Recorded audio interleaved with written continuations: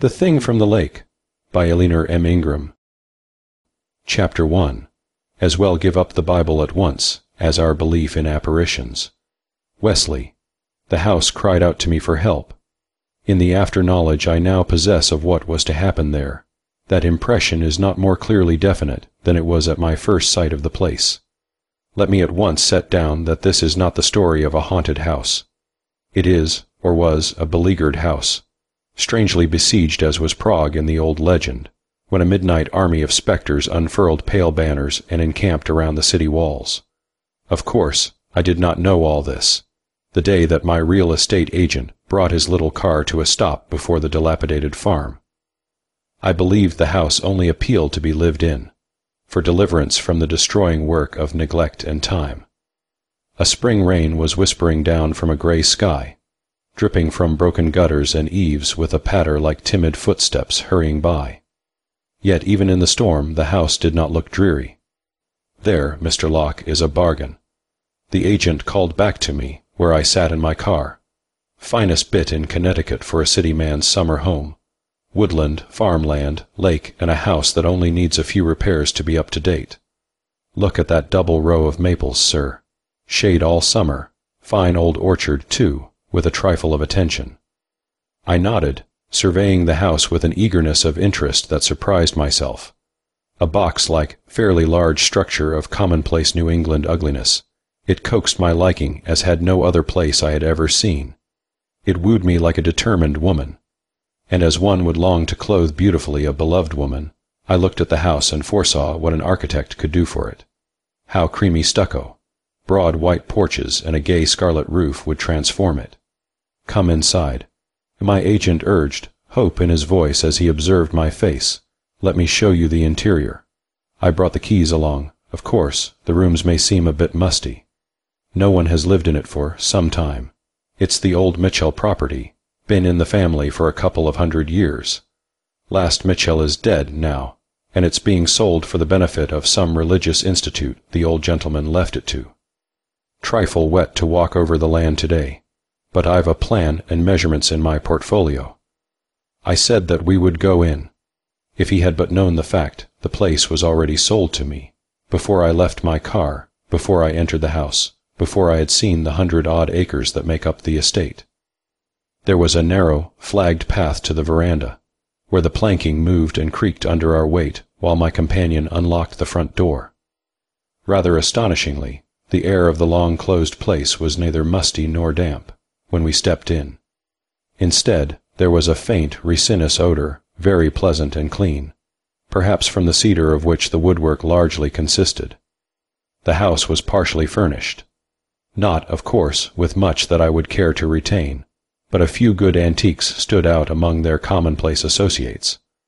A large bedroom on the north side, which I appointed as my own at first sight, held an old rosewood set including a 4-posted, pineapple-carved bed. I threw open the shutters in this room and looked out. I received the first jar to my satisfaction. On this side of the place, the grounds ran down a slight slope for perhaps half a block to the 5-acre hollow of shallow water and lush growth which the agent called a lake. From it flowed a considerable creek, winding behind the house and away on its journey to the Sound. For that underwater marsh I felt a shock of violent dislike. You don't care for the lake. My companion deprecated at my elbow. Fine trout in that stream, though I'd like you to see it in the sunshine. I should care more for it if it was a lake, not a swamp. I answered, Oh, but that is only because the old dam is down. He exclaimed eagerly, That lets all the water out, you see. Why, if the dam were put back, you'd have as pretty a lake for a canoe as there is in the state. Its natural depth is 4 or 5 feet all over, and about 8 or 10 where the stream flows through to the dam. Even yet, a few wild duck stop there spring and fall, and when I was a boy I've seen heron. Put back the dam, Mr. Locke, and I'll guarantee you'll never say swamp again. We will try it. I said, Now let us find a lawyer and see how quickly I can be put in possession. We drove back to the little town from which we had that morning started out, and where my agent lived, my sleek car following his small one with somewhat the effect of a long-limbed panther striding behind an agitated mouse. It appeared that the sale was simply consummated. I do not mean that all the formalities were completed in a day, but by nightfall I could feel myself the owner of the place. Perhaps it was the giddiness of being a landowner for the first time, or perhaps it was the abject wretchedness of the only hotel in town that inspired the whim which seized me during my solitary dinner. I had spent one night here, and did not welcome the prospect of a second. A return to New York was not practicable, because I had arranged to meet several contractors and an architect at the farm next morning to discuss the alterations I wanted made. Why not drive out to my new house this evening and sleep tonight in the rosewood furnished bedroom? The idea gained favor as I contemplated it. I could go over the house tonight and sketch more clearly what I wanted done, while I would be on the ground when my men arrived next morning. There was an allure of camping out about it, too. In the end I went, of course. It was dark when I stabled my roadster in the barn that was part of my new possessions, where the car seemed to glitter disdain of the hay-littered, ragged shelter. Equipped with a flashlight, suitcase, and bundle, I followed a faint path that wound its way to the house through wet blackberry vines whose thorns had outlived the winter. My steps broke the blank silence that brooded over the place. At this season there was no insect life, nor any other stirring thing within hearing or sight. But just as I stepped upon the veranda, I heard a vague sound from the lake that lay a few hundred feet to the north. There was no wind, yet the water had seemed to move with a sound like the smacking of soft, glutinous lips, or as if some soft body drew itself from a bed of clinging mud.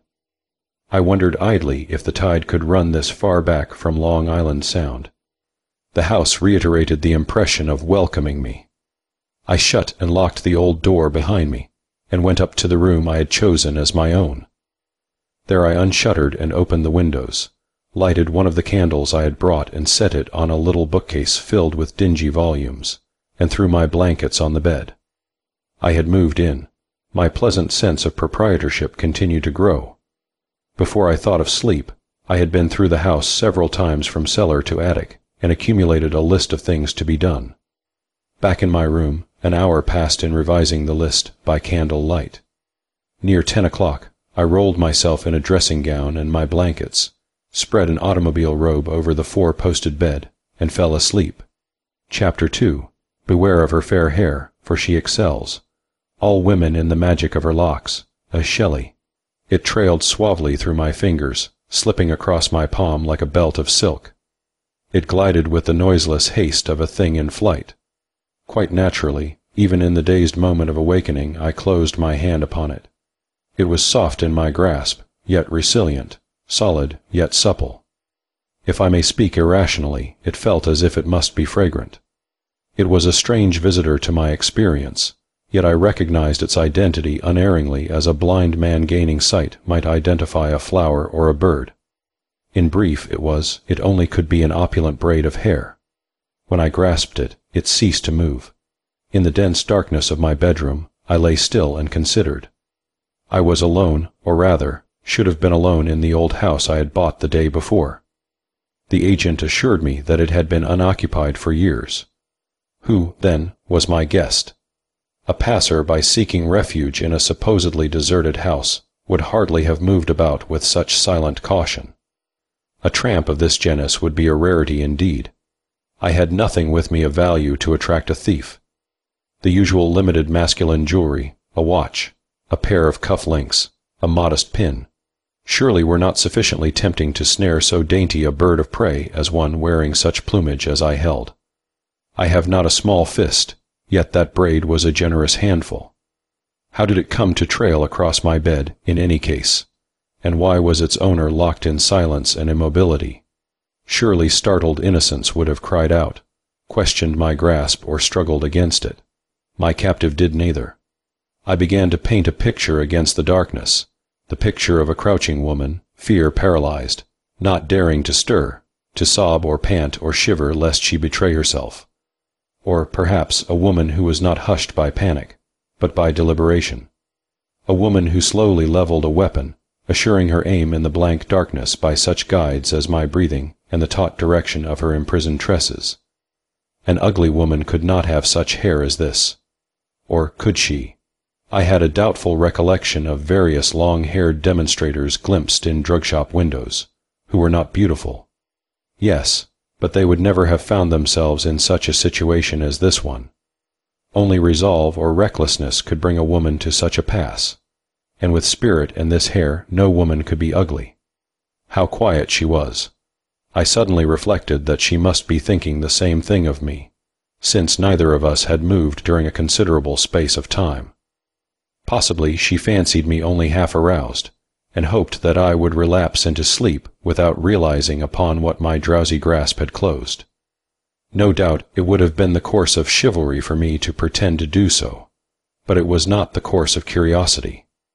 The deadlock could not last indefinitely. Apparently, though, it must be I who should break it. As quietly as possible, I brought my left hand forward to grope along that silken line which certainly must guide me to the intruder herself.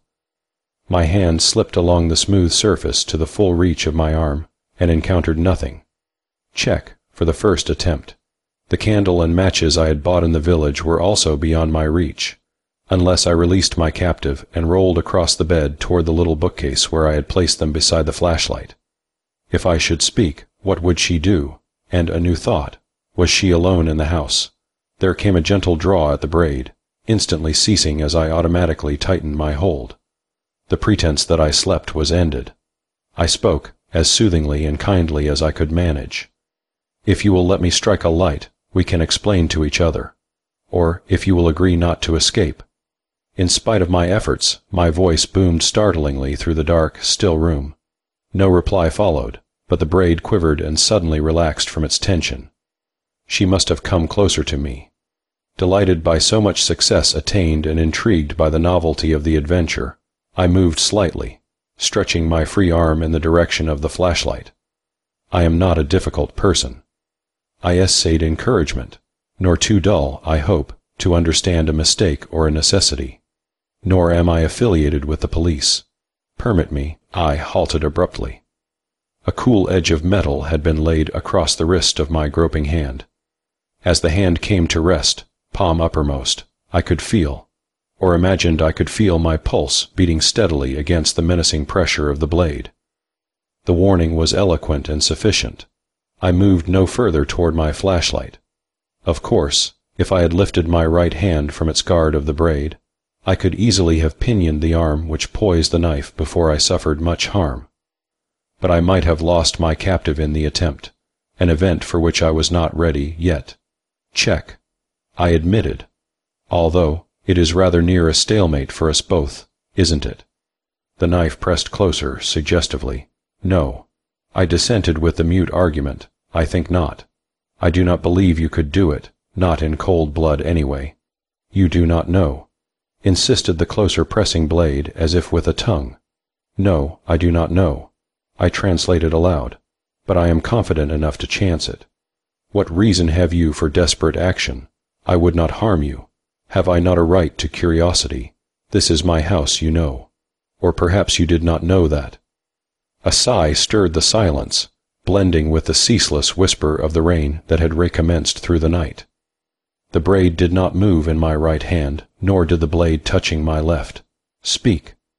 I begged, with an abrupt urgency that surprised myself. You are the invader. Why, what would you have from me? If I am to let you go, at least speak to me first. This is uncanny. There is magic in the third time of asking. Came a breathed, just audible whisper. Yet be warned, call not to you that which you may neither hold nor forbid. But I do call, if that will make you speak to me. I returned, my pulses tingling triumph. Although, as to not holding you, you fancy you hold me. It is not you who are master of this moment, but I who am its mistress. Her voice had gained in strength, a soft voice, yet not weak, used with a delicate deliberation that gave her speech the effect of being a caprice of her own rather than a result of my compulsion. Yet, I thought, she must be crouched or kneeling beside me, on the floor, held like the lady of the beautiful tresses. Still, I doubt if you have the disposition to use your advantage. I began. You mean the cruelty. She corrected me. I am from New York. I smiled. Let me say the nerve. If you pressed that knife, I might bleed to death, you know. Would you hear a story of a woman of my house, and her anger, before you doubt too far? Tell me." I consented, and smiled in the darkness at the transparent plan to distract my attention from that imprisoned braid. She was silent for so long that I fancied the plan abandoned, perhaps for lack of a tale to tell. Then her voice leaped suddenly out of the blackness that closed us in, speaking always in muted tones, but with a strange, impassioned urgency and force that startled like a cry. The words hurried upon one another like breaking surf. "See, see, the fire leaps in the chimney. It breathes sparks like a dreadful beast. It is hungry. Its red tongues lick for that which they may not yet have. Already its breath is hot upon the wax image on the hearth. But the image is round of limb and sound. Yes, though it is but toy large, it is perfect and firm. See how it stands in the red shine, the image of a man, cunningly made to show his stalwartness and strength and bravery of velvet and lace. The image of a great man, surely, one high in place and power, one above fear and beyond the reach of hate. The woman sits in her low chair behind the image. The fire shine is bright in her eyes and in her hair. On either side her hair flows down to the floor. Her eyes look on the image and are dreadfully glad. Ha, was not beauty the lure, and shall it not be the vengeance? The 9 lamps have been lighted. The feathers have been laid in a circle. The spell has been spoken. The spell of Hai, son of Set, first man to slay man by the dark art. The man is at the door of the woman's house. Yes, he who came in pride to woo, and prove traitor to the loved one, he is at her door in weakness and pain. As the wax wastes, the man wastes. As the mannequin is gone, the man dies. On her doorstep, he begs for life. He is coward and broken. He suffers and is consumed. He calls to her the love names they both know, and the woman laughs, and the door is barred. The door is barred, but what shall bar out the enemy who creeps to the 9 lamps? See, the fire shines through the wax. The image is grown thin and wan. 3 days, 3 nights, it has shrunk before the flames. 3 days, 3 nights, the woman has watched. As the fire is not weary, she is not weary. As the fire is beautiful, she is beautiful. The man is borne to her door again. He lifts up his hands and cries to her. But now he begs for death. Now he knows anguish stronger than fear. And the woman laughs, and the door is barred. The fire shines on a lump of wax. The man is dead. From her chair the woman has arisen and stands, triumphant. But what crouches behind her, unseen? The lamps are cast down. The pentagram is crossed. The horror takes its own. The impassioned speech broke off with the effect of a snapped bar of thin metal. In the silence, the steady whisper of rain came to my ears again, continuing patiently. I became aware of a rich yet delicate fragrance in the air I breathed. It was not any perfume I could identify, either as a composition or as a flower scent. If I may hope to be understood, it sparkled upon the senses. It produced a thirst for itself, so that the nostrils expanded for it with an eagerness for the new pleasure. I found myself breathing deeply, almost greedily, before answering my prisoner's story. "Sister Helen," I quoted as lightly as I could. "And do you think Rossetti had no truth to base his poem upon?" Her quiet voice flowed out of the darkness, seeming scarcely the same speech as the swift, irregular utterance of a moment before. "Do you think that all the traditions and learning of the younger world meant nothing? Are you asking me to believe in witchcraft and sorcery? I ask nothing. Not even to believe that you will press the knife if I refuse to free you. Not even that, now." Compunction smote me. Her voice sounded more faint, as if from fatigue or discouragement. It seemed to me that the blade against my wrist had relaxed its menace of pressure and just rested in position. I seemed to read my lady's weariness in the slackened vigilance. Perhaps she was really frightened, now that her brave attempt to lull me into incaution had failed. "Listen, please." I spoke earnestly. "I am going to set you free. I apologize for keeping you captive so long, but you will admit the provocation to my curiosity. You will forgive me." A sigh drifted across the darkness. "I ask no questions," I urged. "But will you not trust me to make a light and give what help I can? You are welcome to use the house as you please. Or, if you are lost or stormbound, my car is in the old barn, and I will drive you anywhere that you say. Let us not spoil our adventure by suspicion. In good faith, I opened my hand, releasing the lovely rope by which I had detained my prisoner. Then, with a quickening pulse, I waited. Would she stay? Would she spring up and escape? Would she thank me? Or would she reply with some eccentricity unpredictable as her whim to tell me that tale? She did none of these things. The braid of hair, freed entirely, continued to lie supinely across my open palm. The coolness of the blade still lightly touched my wrist. She might be debating her course of action, I reflected. Well, I was in no haste to conclude the episode. When the silence had lasted many moments, however, I began to grow restive. Anxiety tinged my speculations. Suppose she had fainted, or did she doubt my intentions, and was her quietness that of one on guard? I stirred tentatively. Two things happened simultaneously with my movement. The braid glided away from me, while the knife slipped from its position and tinkled upon the floor. I started up, perception of the truth seizing my slow wits, and reached for my flashlight. There was no one in the room except myself. Down my blank, it was slipping a severed braid of hair, perhaps a foot in length, jaggedly cut across at the end farthest from my hand. Leaning over, I saw on the floor beside the bed a paper knife of my own, a sharp, serviceable tool that formed part of my writing kit. Before going to bed, I had taken it from my suitcase to trim a candle wick, and had left it upon the bookstand. Now I understood why her voice had sounded more distant than seemed reasonable while I held her beside me. No doubt she had hacked off the detaining braid almost as soon as I grasped it. The knife she had pressed against my wrist to keep me where I lay while she made ready for flight, or amused herself with me. Flight. Say rather that she had leisurely withdrawn. Perhaps she had not even heard my magnanimous speech offering her the freedom that she already possessed. If she had stayed to hear me, probably she had laughed. Perhaps she was still in the house. I rose and lighted a candle, under the impulsion of that idea, reserving my flashlight for the search. But there was no one in any of the dusty, sparsely furnished rooms and halls through which I hunted. The ancient locks on doors and windows were fastened as I had left them, although my lady certainly had entered and left at her pleasure. Puzzled and amused, I finally returned to my bedchamber. There was some difference in that room. I was conscious of the fact as soon as I entered and closed the door behind me. The candle still burned where I had left it, flickering slightly in some current of air.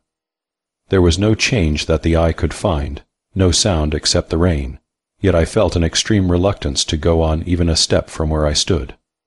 What I wanted to do was to tear open the door behind me, to rush out into the hall and slam the door shut between this room and myself. Why, I looked around me, sending the beam of the flashlight playing over the quiet place. Nothing, of course. I walked over to the bookcase, took up the braid I had left there, and sat down in an old armchair to study my trophy. On principle and by habit, I had no intention of being mastered by nerves. It was humiliating to discover that I could be made nervous by the mere fact of being in an unoccupied farmhouse after midnight. The braid was magnificent. It was as broad as my palm, yet compressed so tightly that it was thick and solid to the touch. If released over someone's shoulders, it would have been a sumptuous cloak indeed. In what madness of panic had the girl sacrificed this beauty? How she must hate me, now the panic was past. The color, too, was unique in my experience, a gold as vivid as auburn. Or was it tinged with auburn? As I leaned forward to catch the candle light, a drift of that fragrance worn by my visitor floated from her braid. At once I knew what had changed in the room. The air that had been so pure when the house was opened, now was heavy with an odor of damp and mold that had seeped into the atmosphere as moisture will seep through cellar walls. One would have said that the door of some hideous vault had been opened into my bedchamber. This stench struggled, as it were, with the volatile perfume that clung about the braid, so that my senses were thrust back and forth between disgust and delight in the strangest wavering of sensation. I made the strongest effort to put away the effect this wavering had upon me. I forced myself to sit still and think of normal things, of the men whom I was to see next morning, of the plans I meant to discuss with them. Useless. The stench was making me ill. A wave of giddiness swept over me and passed. My heart was beating slowly and heavily. Something in my head pulsed in unison. I felt a frightful depression that suddenly burst into an attack of fear gripping me like hysteria. I wanted to shriek aloud like a woman, to cover my eyes and run blindly. But at the same time my muscles failed me. Will and strength were arrested like frozen water. As I sat there, facing the door of the room, I became aware of something at the window behind my back. Something that pressed against the open window and stared at me with a hideous covetousness beside which the greed of a beast for its prey is a natural, innocent appetite. I felt that thing's hungry malignance like a soft, dreadful mouth sucking toward me, yet held away from me by some force vaguely based on my own resistance, and I understood how a man may die of horror. Yet presently I turned around. Weak and sick, with dragging effort I turned in my chair and faced the black, uncurtained window where I felt it to be. Nothing was there, to sight or hearing. I sat still and combated that which I knew was there. In the profound stillness, I heard the wind stir the naked branches of the trees, the flowing water through the fragments of the one-time dam, the sputtering of my candle which needed trimming. Sweat ran down my face and body, drenching me with cold. It crouched against the empty window, staring at me. After a time, the presence seemed not so close. At last, I seemed to know it was gone. In the gush of that enormous relief, my remaining strength was swept away like a swimmer in a torrent, and I collapsed half fainting in my chair. When I was able, I rose and walked through the house again. Again the room showed nothing to my flashlight except dull furniture, walls peeling here and there from long neglect, pictures of no merit and dreary subject. I had expected nothing, and I found nothing. It was on my way upstairs to my bedroom that a sentence from the invisible lady's story came back to my mind. What crouches behind her, unseen? The horror takes its own. The bedroom door opened quietly under my hand. The rain had ceased, and a freshening breeze came from the west, filling the room with sweet country air. The candle had burned down. While I stood there, the flame flickered out. After a brief indecision, I made my way to the bed, rolled myself in the blankets, and laid down between the 4 pineapple-topped posts. This time I kept the flashlight at my hand, but almost at once I slept, and slept heavily far into a bright, windy March morning. Chapter 3. Wide is the seat of the man gentle of speech. Instruction of Key Gemini. On the second day after my return to New York, my Aunt Caroline Knox called me up on the telephone. There are reasons why I always feel myself at a disadvantage with Aunt Caroline. The first of these brings me to a trifling matter that I should have set down before, but which I have made a habit of ignoring so far as possible in both thought and speech. As was Lord Byron, I am slightly lame. I admit that is the only quality in common. Still, I like the romantic association. Now, my limp is very slight, and I never have found it interfered much with things I care to do. In fact, I am otherwise somewhat above the average in strength and vigor. But from my boyhood, Aunt Caroline always made a point of alluding to the physical fact as often as possible. She considered that course a healthful discipline. My nephew. She was accustomed to introduce me, lame since he was 7. Roger, do not scowl. Yes, run over trying to save a pet dog, a mongrel of no value whatever, which would have left some doubt as to whether she referred to poor Tatters or to me, had it not been for her exceeding pride in our family tree. The second reason for my disadvantage before her was her utter contempt for my profession as a composer of popular music. Today her voice came thinly to me across the long-distance wire. Your cousin Phillida has failed in her examinations again, she announced to me, with a species of tragic repose. In view of her father's intellect and my family's, her mental status is inexplicable. Although, of course, there is your own case. Why, she is the most educated girl I know. I protested hastily. I presume you mean best educated, Roger. Pray do not quite lose your command of language. I meant exactly what I had said. Phillida has studied since she was 3 years old, exhaustively and exhaustedly. A vision of her plain, pale little face rose before me when I spoke. It is a burden to be the only child of a professor, particularly for a meek girl. She has studied insufficiently. Aunt Caroline pursued. She is 19, and her position at Vassar is deplorable. Her health, I murmured, would not have hampered her had she given proper attention to athletics. However, I did not call up to hear you defend Phillida in a matter of which you are necessarily ignorant. Her father and I are somewhat better judges, I should suppose, than a young man who is not a student in any true sense of the word, and ignores knowledge as a purpose in life. Not that I wish to wound or depreciate you, Roger. There is, I may say, a steadiness of moral character beneath your frivolity of mind and pursuit. If my poor brother had trained you more wisely, if you had been my son, thank you, Aunt. I acknowledge the benevolent intention, with an inward quailing at the clank of fetters suggested. Was there something I can do for you? Will you meet Phillida at the Grand Central and bring her home? I cannot have her cross New York alone and take a second train out here. Her father has a lecture this afternoon, and I have a club meeting at the house. With pleasure, Aunt. What time does her train get in? 4:30. Thank you, Roger. And she looks on you as an elder brother. I believe an attitude of cool disapproval on your part might impress upon her how she has disappointed the family. Leave it to me, Aunt. May I take her to tea between trains and get out to your place on the 6 o'clock express? If you think best, you might advise her seriously over the tea. A dash of lemon, as it were. I reflected. Certainly, Aunt, I could. Very well. I am really obliged. The pleasure is mine, Aunt. But that it was going to be Phillida's I had already decided. She would need the support of tea and French pastry before facing her home. As for treating her with cool disapproval, I would sooner have spent a year at Vassar myself. It was my intention to meet her with a box of chocolates instead of advice. Phil was not allowed candy, her complexion being under cultivation.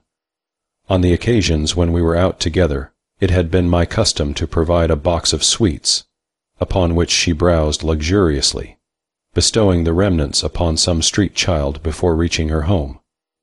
From the telephone I turned back to that frivolous pursuit of which my aunt had spoken with such tactfully veiled contempt. She was not softened by the respectable fortune I had made from several successful musical comedies and a number of efforts which my publishers advertise as high-class parlor pieces for the home. In fact, she felt it to be a grievance that my lightness should be better paid than the professor's learning, in which she was no doubt right. Ever since my return from my newly purchased farm in Connecticut, however, I had not been working for money or popular approval, but for my own pleasure.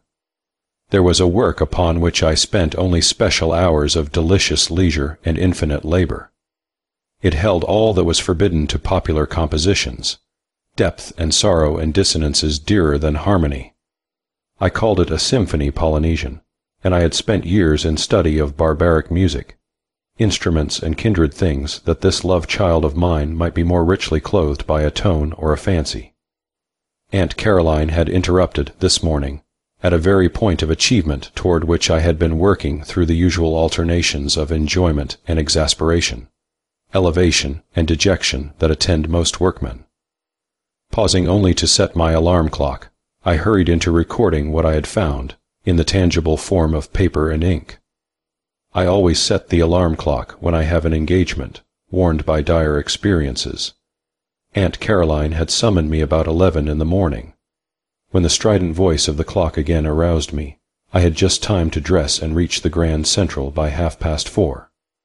I recognized that I was hungry, that the vicinity was snowed over with sheets of paper, that the piano keys had acquired another ink stain, and my pipe had charred another black spot on the desktop. Well, it had been a good day, and Phillida's tea would have to be my belated luncheon or early dinner. Even so, it was necessary to make haste. It was in that haste of making ready that I uncovered the braid of glittering hair which I had brought from Connecticut. I use no exaggeration when I say it glittered. It did. Each hair was lustrous with a peculiar, shining vitality, and crinkled slightly along its full length. With a renewed self-reproach at sight of its humbled exile and captivity, I took up the trophy of my one adventure. While I am without much experience, such a quantity seemed unusual. Also, I had not known such a mass of hair could be so soft and supple in the hand. My mother and little sister died before I can remember, and while I have many good friends, I have none intimate enough to educate me in such matters.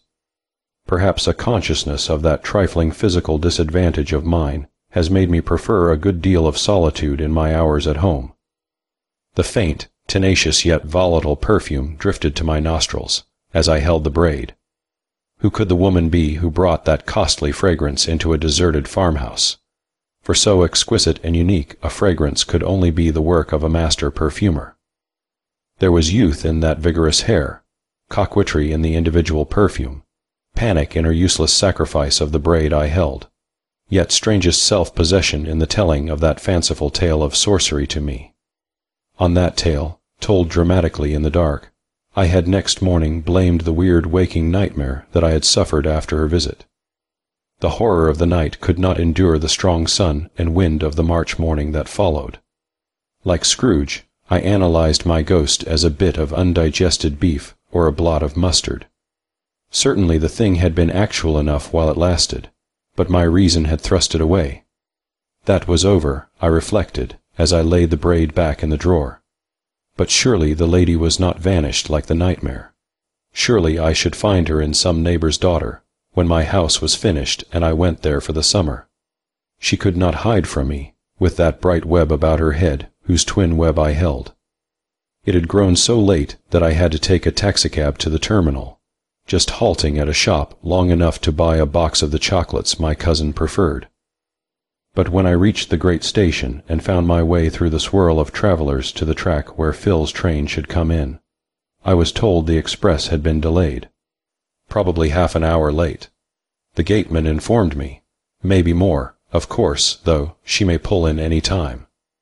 Which meant no tea for Phillida. Instead, a rush across town to the Pennsylvania station to catch the train for her home. As I could not leave my post lest she arrive in my absence, it also meant nothing to eat for me until we reached Aunt Caroline's hospitality, which was cool and restrained rather than festive. I foresaw the heavy atmosphere that would brood over all like a cold fog, this evening of Phil's disgraceful return from the Scholastic Arena. Ascertaining from the gateman that the airing train was certain not to pull in during the next 10 minutes, I sought a telephone booth. Aunt Caroline, Phil's train is going to be very late, possibly an hour late. I misinformed my kinswoman when her voice answered me. I have had nothing to eat since breakfast, and she will be hungry long before we reach your house. May I not take her to dinner here in town? Please do not call your cousin Phil. She rebuked me and paused to deliberate. You had no luncheon, you say? None. Why not? Were you ill? No, just busy. I forgot lunch. I am beginning to feel it now. Still, if you wish us to come straight home, do not consider me. I knew of old how submission mollified Aunt Caroline. She relented now. Well, you are very good, Roger, to save your uncle a trip into the city to meet her. I must not impose upon you. But a quiet hotel. Certainly, Aunt. Phillida does not deserve pampering enjoyment. I am consenting for your sake. Thank you, Aunt. I wonder, then, if you would mind if we stopped to see a show that I especially want to look over for business reasons. We could come out on the theater express, as we have done before, you remember. Yes, but thank you. I'll take good care of her. Goodbye. The receiver was still talking when I hung up. There is no other form of conversation so incomparably convenient. The train arrived within the half hour. With the inrush of travelers, I sighted Phillida's sober young figure moving along the cement platform. She walked with dejection. Her gray suit represented a compromise between fashion and her mother's opinion of decorum, thus attaining a length and fullness not enough for grace yet too much for jauntiness. Her solemn gray hat was set too squarely upon the pale brown hair, brushed back from her forehead. Her nice, young girl's eyes looked out through a pair of shell-rimmed spectacles. She was too thin and too pale to content me. When she saw me coming toward her, her face brightened and colored quite warmly. She waved her bag with actual abandon, and her lagging step quickened to a run. "Cousin Roger," she exclaimed breathlessly. "Oh, how good of you to come."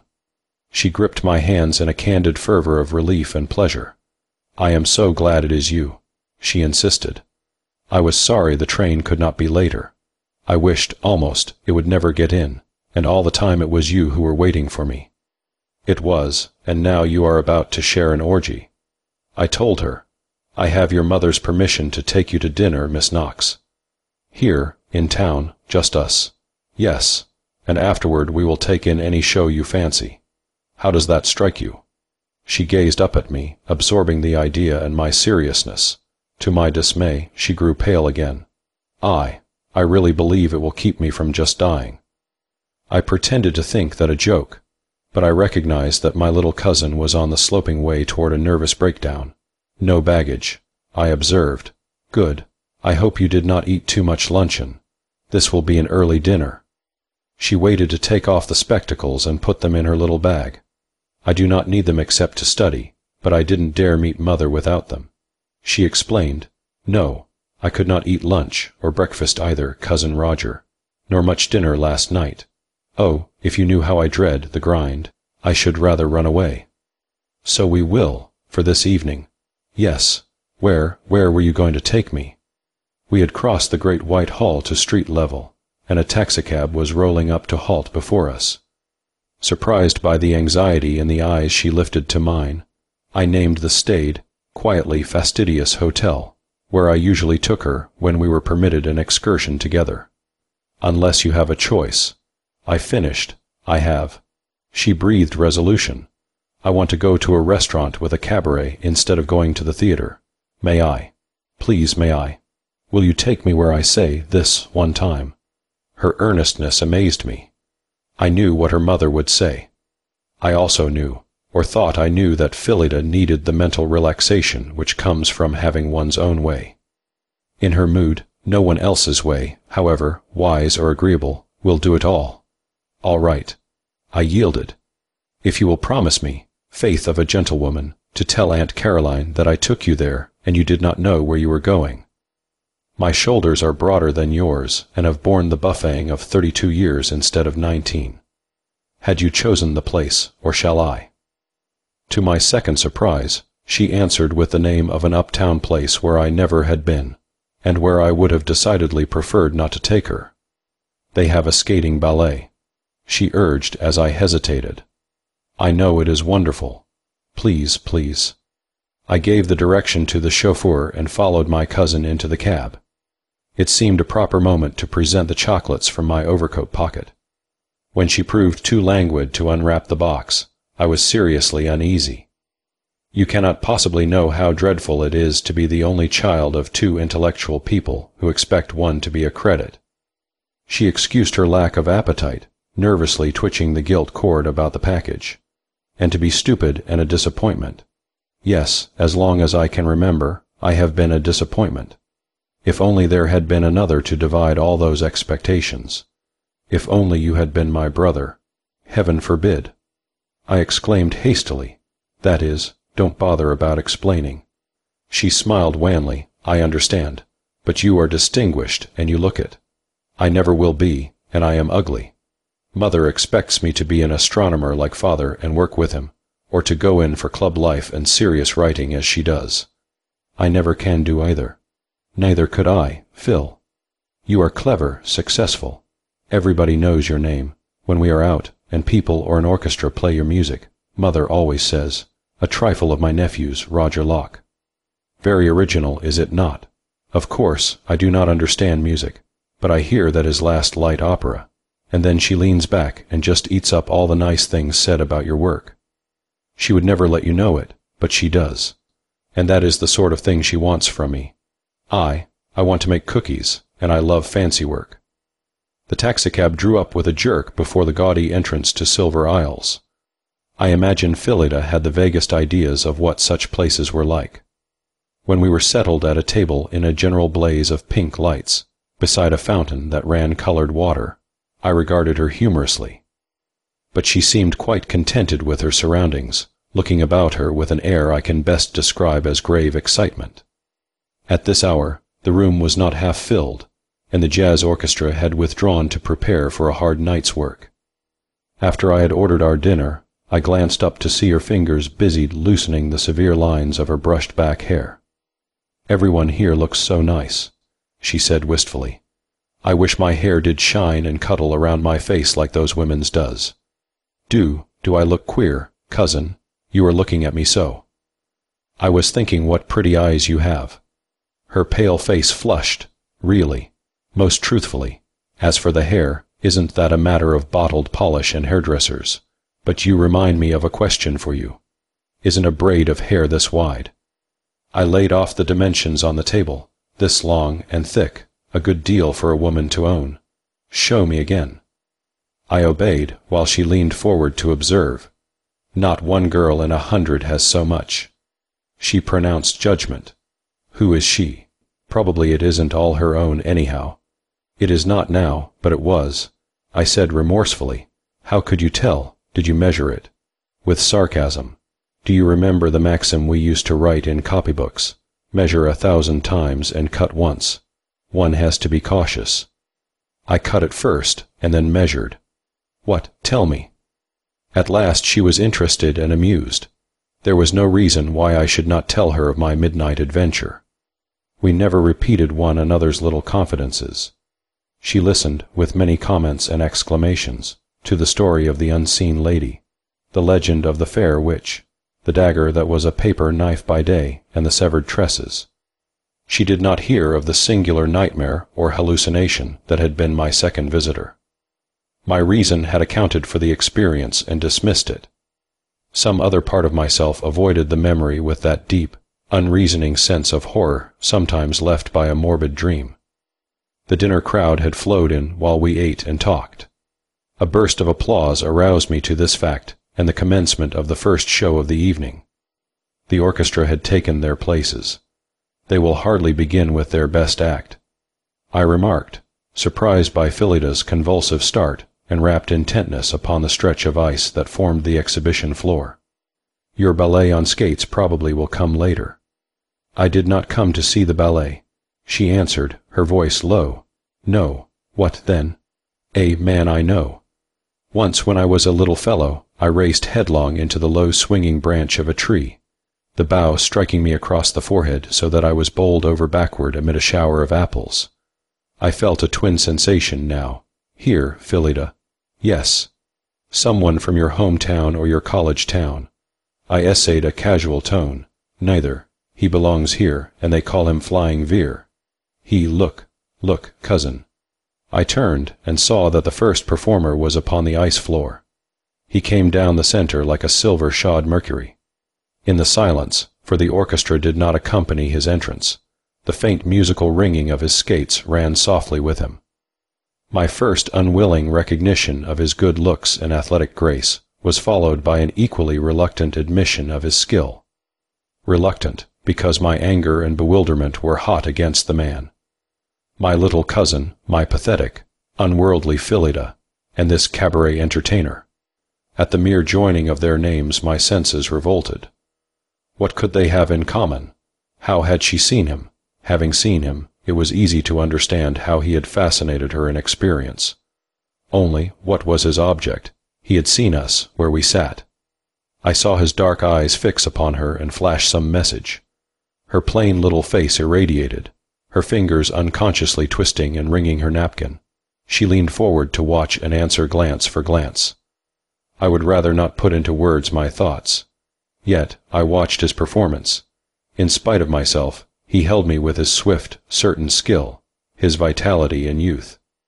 He was gone with the swooping suddenness of his appearance. The jazz music clattered out. Phillida turned back to me and began to speak with a hushed rapture that baffled and infuriated me. "You understand, Cousin Roger. Now that you have seen him, you do understand. No, let me talk, please. Let me tell you if I can. It began last summer at the school where I was cramming for college work. Oh, how tired I was of study.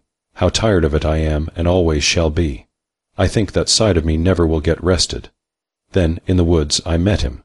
He was stopping at a hotel not far away. I waited for her to go on.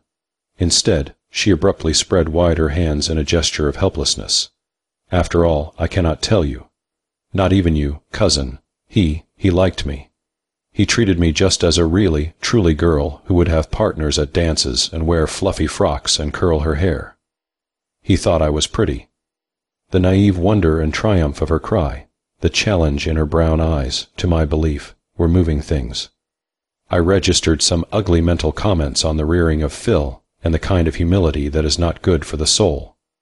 Why not? I demanded, of course. She shook her head. No, thank you, but no, not pretty except to him, only to him because he loves me. I do not know what impatience I exclaimed. She checked me, leaning across the table to grasp my hand in both hers.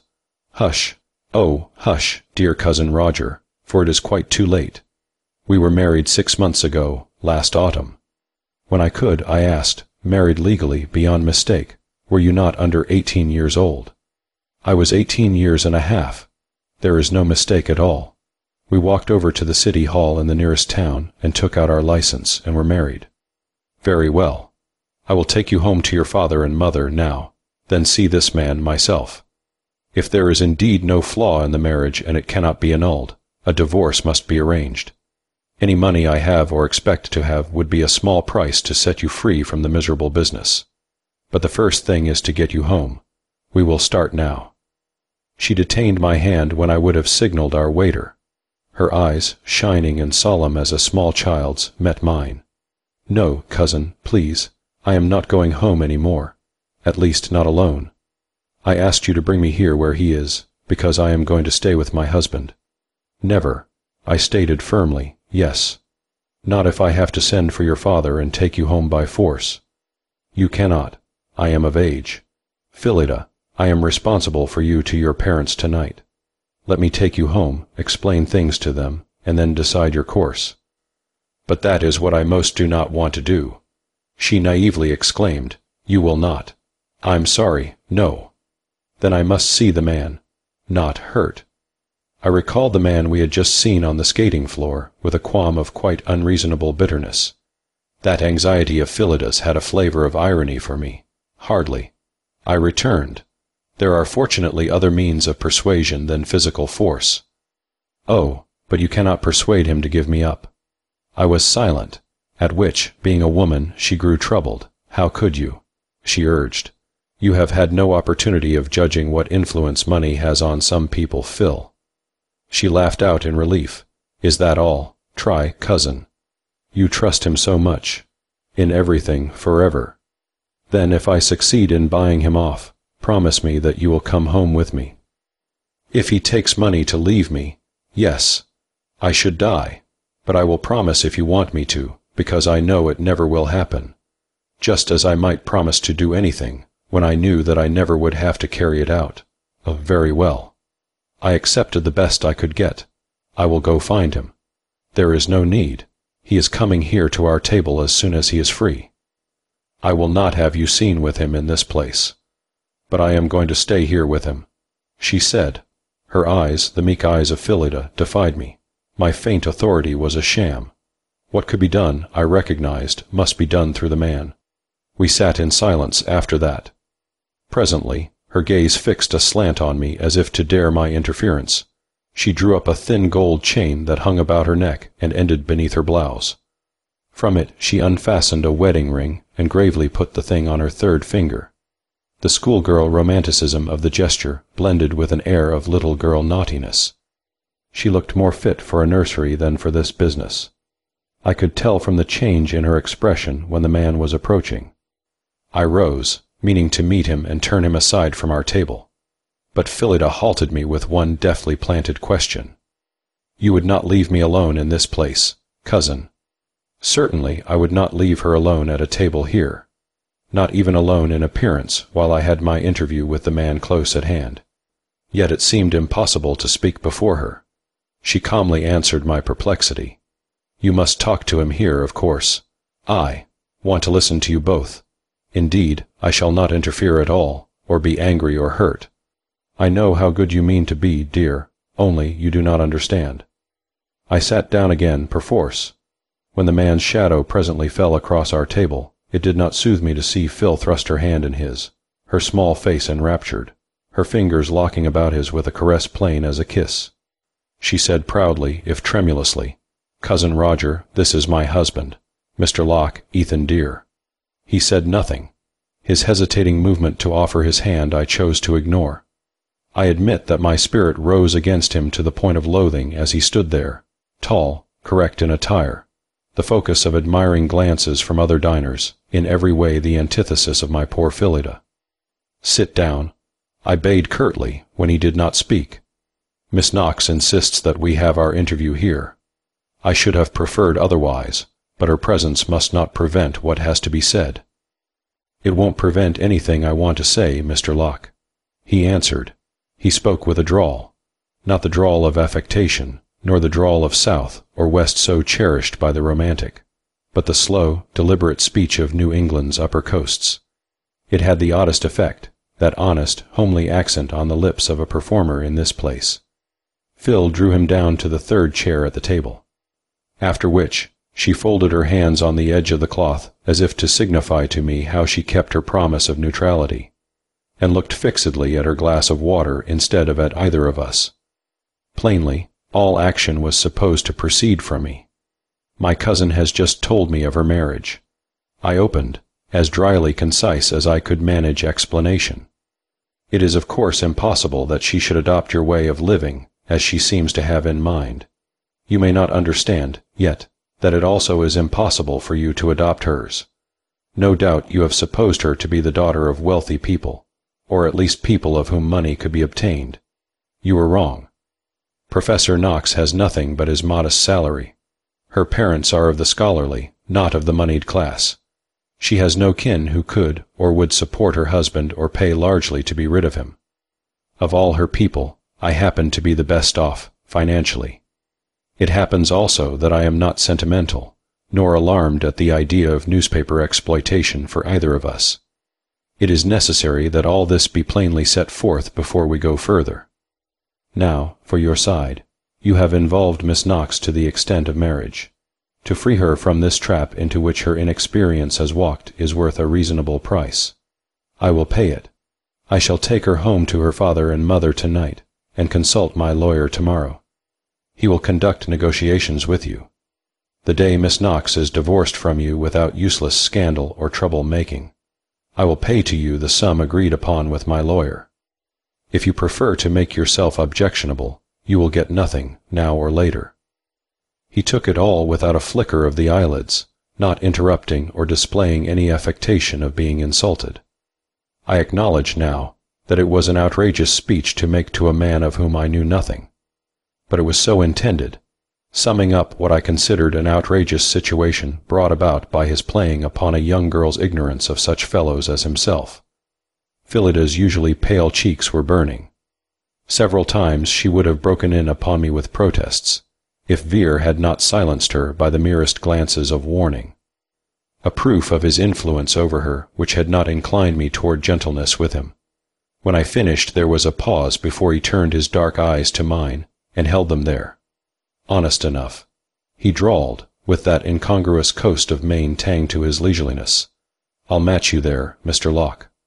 I don't care whether you make 50,000 a year with your music writing, or whether you grind a street piano with a tin cup on top.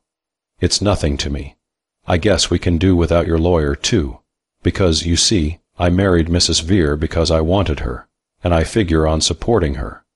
If her folks are too cultivated to stand me, I'm sorry, but they won't have to see me, so that's settled." He was honest. His glance drove that fact home to me with a fist-like impact. There was nothing I was so poorly prepared to meet. Phillida's hands went out to him in an impulsive movement. He covered them both with one of his for a moment before gently putting them in her lap with a gesture of reminder toward the revelers all about us. The delicacy of that thought for her was another disclosure of character, unconsciously made. Worthy or unworthy, he did love Phil. I am not too dully obstinate to recognize a mistake of my own. Whatever my bitterness against the man, I had to accord him some respect. I sat for a while striving to align my forces to attack this new front. "I don't blame you for thinking what you said, Mr. Locke." His voice presently spoke across my perplexity. "I can see the way things came to you, finding me here, and all. I'm glad to have had this chance to talk it out with one of my wife's relations. I'd like them to know she'll be taken care of. Outside of that, I guess there is nothing we have to say to each other." "I suppose I owe you both an apology," I said stiffly.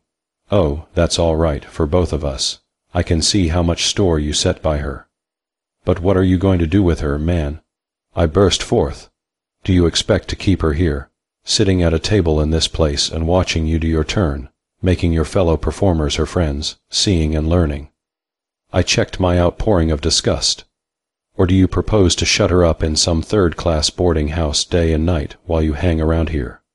Good heavens, Veer, do you realize what either life would be for a 19-year-old girl brought up as she has been?" He colored. "As for bringing up," he retorted, "I guess she couldn't be a lot more miserable than her folks worried her into being. But you're right about the rest. That's why I was going to leave her with her folks yet a while, until I had a place for her. I mean, while I saved up enough to get the place. But I wrote to him when I failed in my exams, Cousin Roger." Phillida broke in. "I told him that I would not go home. I could not bear it. I was coming to him, and he would just have to keep me with him or I should die. Indeed, I do not care about places. I think it will be lovely fun to sit here and watch him, or go behind the scenes with him and make friends with the other people. I am surprised that you are so narrow, Cousin Roger, when all your own best friends are theatrical people and artists, and you think so highly of them." I answered nothing to that. The distance between the stage and this class of cabaret show was not to be traversed in a few 7-league words. I looked at Veer, who returned my look squarely and soberly. "You needn't worry about her being here, Mr. Locke," he said. "I know better than that, but she has to come to me. It's her right, don't you think? I'll promise you to take her to a better place as soon as I can manage." "What kind of a place?" "I'm saving to get a place in the country," he answered diffidently. "I'm a countryman, and Phillida thinks she'd like it." "You!" I exclaimed, unable to smother my derision and unbelief. My glance summed up his fastidious apparel and grooming, the gloss on his curling dark hair, and the dubious diamond on his little finger. He reddened through his clear, dark skin, but his eyes were not those of a man taken in a lie. "Did you take notice of what I do here?" he asked me, with the first touch of humility I had seen in him. I couldn't dance or sing or do parlor tricks. I wasn't bred to parlors or indoors, but I learned to skate pretty fancy from a boy up. My folks' farm was on one side of a lake and the schoolhouse on the other. About November that lake used to freeze solid. My brother and I used to skate 5 miles to school and back again before we were 6 years old. We lived on skates about half the year, I guess. Well, you don't care about the rest, how the farm was just about big enough to support my elder brother and his family, and I came to New York. Nor how I found New York pretty well filled up with folks who knew considerably more than I did. It was the manager of this place who advertised for expert skaters, who dressed me up like this, and paid me the first living wages I'd had in the city. All the same, I was bred a farmer, and I mean to get back to it. Always have. You're a man, Mr. Locke, and I'd hate you to think I was a shimmy dancer on ice and nothing else, or I wouldn't mention it. My father would have taken the buggy whip to me, I guess, if he'd lived to see me in this rig. Soon as I've enough put by, I'll shed this perfumed suit and the cheap jewelry and take my wife where she can have a chance to forget I ever wore them. But I like them," put in Phillida ardently. "Please do not fuss so, Ethan, because I really do." "Do you?" I turned upon her. "Are you sure, then, that it is not all this cabaret glamour you really are in love with? Would you care for him as an ordinary, hard-working fellow in a pair of overalls and a flannel shirt? No applause, no lights, no stage." She laughed up at me. "You have forgotten that I met Ethan while he was on a vacation from his work here and roughing it. When I married him, I had hardly seen him in anything except his navy flannel shirt, scrubby trousers, and funny blunt-toed shoes." "You served in the war." I asked him. He nodded. "Yes, on a submarine chaser, got pneumonia from exposure and was invalided home just before the armistice. And you came back here. I came here. He corrected me. I enlisted from Maine. I was discharged in New York. That was when I couldn't find anything I could do until this skating trick came along. I sat thinking for a time, as long thoughts as I could command. The obvious course was to send for Phillida's father. Yet what could that vague and learned gentleman do that I could not? I visioned the professor standing in this riotous, gaudy restaurant, swinging his eyeglasses by their silk ribbon and peering at Vere in helpless distaste and consternation. It was practically certain that Phil would refuse to go home with him. What if she did go home? I could picture the scene there when the truth came out. The mortification of her people, the gossip in the little town, her outcast position among the girls and boys with whom she had grown up. What a martyrdom for a sensitive spirit! Of course, the only possible thing considered by Aunt Caroline would be a prompt divorce. If Phillida refused to consent to a divorce, how could she live at home as the wife of a man her parents had pronounced unfit to receive? If she yielded and gave up Vere, would she be much better off? An embarrassment to her family, the heroine of a stolen marriage and Reno freedom. What chance of happiness would she have in her conventional circle? Especially as she neither was a beauty nor the dashing type of girl who might make capital of such a reputation. Probably she would bury herself in nun-like seclusion, stay in her room when callers came, and wear a veil when she went out to walk. Meanwhile, she would break her heart for Vere. Could matters be any worse if she tried life with him, even if the experiment eventually proved a failure and ended in a divorce instead of beginning there? Might not her parents be spared much they most dreaded, if their friends could be told simply that Phillida had made a love match and was with her husband? Finally, Phillida was a human creature with the right to manage her own life. Had any of us the right to lay hands upon her existence and mold it to our fancy? I looked up from my reverie to find the eyes of both of them fixed on me as if I held their doom balanced upon my palm. Perhaps, in a sense, I did. "Phil, will you come home to your father and mother, and consider all this a bit more before you decide?" I asked her. I thought I knew the answer to this, and I did. "No, Cousin Roger." She refused firmly. "Please forgive me. I know how kind you mean to be, but no, I shall stay with Ethan. If ever you love anyone, you will understand." I accepted the decision. There was no reason why I should think of the woman who had spoken to me across the darkness in a voice of melody and power, or why I should seem to feel again the exquisite, live softness of her braid within my hand. But it was so. "Very well," I said. "Vere, it is to you, then, as Phillida's husband, that I must address any plans. I do not pretend to like the course she has taken. I do not know what action her parents may take, although I believe they will listen to my advice. Putting all that aside, she refuses to come with me, and you agree that she cannot stay here. I have just bought a farm in Connecticut, intending to use it as a summer home. There are some alterations and repairs being made, but little is to be changed inside the house, and it is in perfectly livable shape. Here is my offer. Take Phillida there, and I will make you manager of the place. I will pay all reasonable expenses of putting the land into proper condition and getting such stock and equipment as you judge best. All expenses and upkeep of the house and whatever salary usually is drawn by such managers of small estates. I shall be there, on and off, but you and Phillida must take charge of everything. I am neither a farmer nor a housekeeper, and do not wish to be either. I bought the place only because New York is too hot to work in during 3 months of the year, and I hate summer resorts. Keep my room ready, and you will find I disturb you little. Of course, hire what servants are necessary. Now, if you make the place self-supporting inside of 5 years, I will deed the whole thing to you too. To put it better, if you succeed in making the farm pay a living for yourselves, I will make it over to you and withdraw. If you fail, well, I suppose you will be no worse off than you are now." They were stricken speechless. Perhaps my attitude had not pointed to such a conclusion of our interview. Phillida told me long afterward that she expected me to bid them good evening and abandon them forever, as my mildest course. with alternative possibilities such as summoning a policeman and having Veer haled to prison. Seeing their condition, I rose. I will stroll about and leave you a chance to talk it over, I declared, although there are few ordeals I dislike more than displaying my limp about such public rooms. Veer stopped me, rising as I rose. No need of that for us, he answered, facing me across the little table. About giving us your farm, Mr. Locke, that's for the future. Just now, the manager's job is plenty big enough to thank you for. I wish I could say it better. If you'll stay here with Phillida for 10 minutes, until I can get back, I'll be obliged. Where are you going? To resign here and get my outfit into a suitcase. He had taken up my challenge like a man, at least.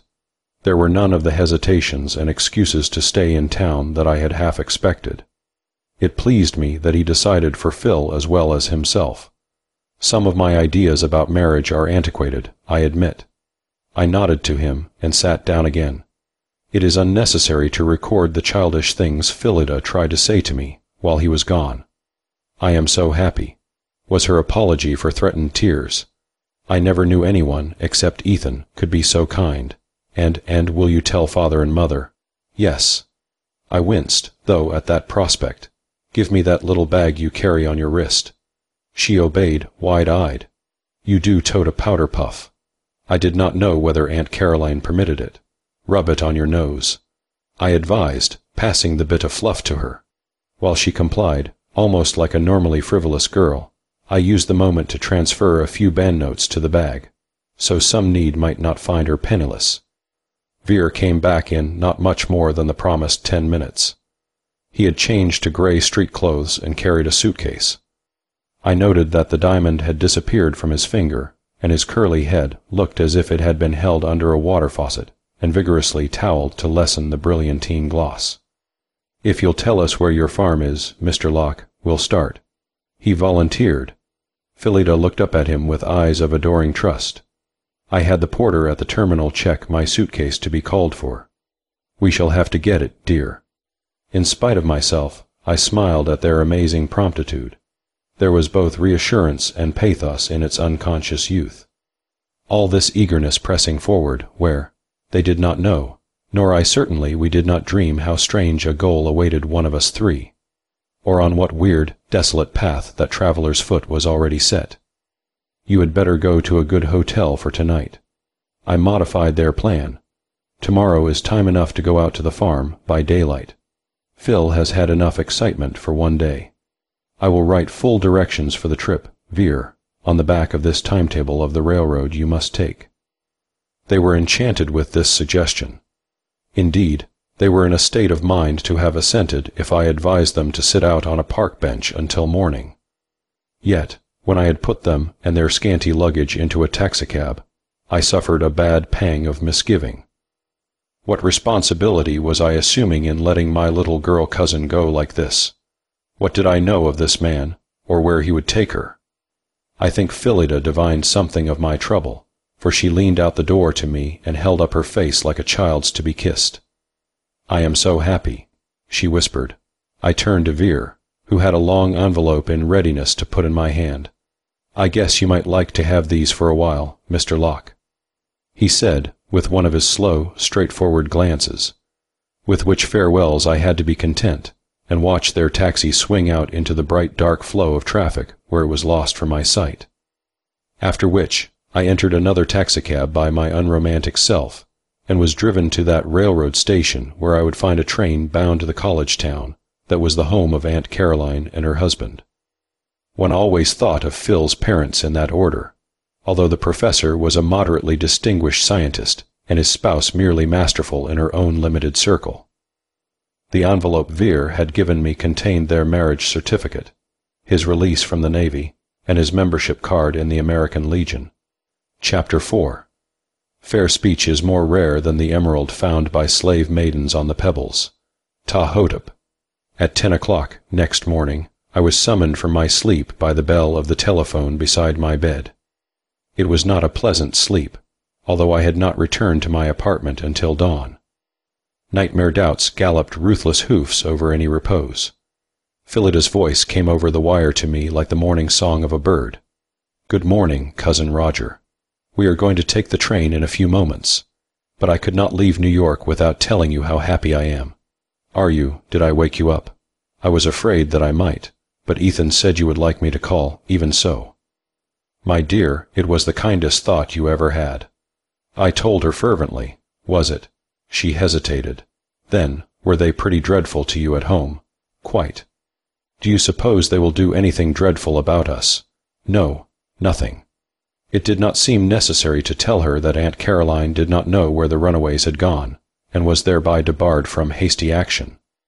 Phillida's father had privately agreed with me in this. "I am so very happy, Cousin Roger." "I am glad, Phil." "And you will come to the farm soon?" "Soon." I promised. So the nightmares of immediate anxiety for her galloped themselves away, routed for that time. Like my gold fish when their bowl has been unduly shaken, I sank down again into the quieted waters of my little world and absorption in my own affairs. There have been hours when I wondered if I was of more importance than they, as a matter of cosmic fact. A month passed before I kept my promise to go to the farm in Connecticut. As a first reason, I wanted to leave my young couple alone for a period of adjustment. Also, I was curious to see how they would handle the business left to them. I held telephone conversations with Phillida, and with various contractors now and then. I sent out the furnishings for my own room. Everything else I purposely left to the experimenters. There was a second reason, more obscure. I wanted to keep for a while the little mystery of the lady who had come to the farmhouse room in the dark of the night. She was pure romance, a rare incident in a prosaic age. My table had been bare of such delicately spiced morsels, and I relished the savor of this one upon my palate. I was not quite ready to find her in the matter-of-fact daughter of some neighbor, who had sought shelter from the storm in that supposedly empty house, and probably mistaken me for a tramp.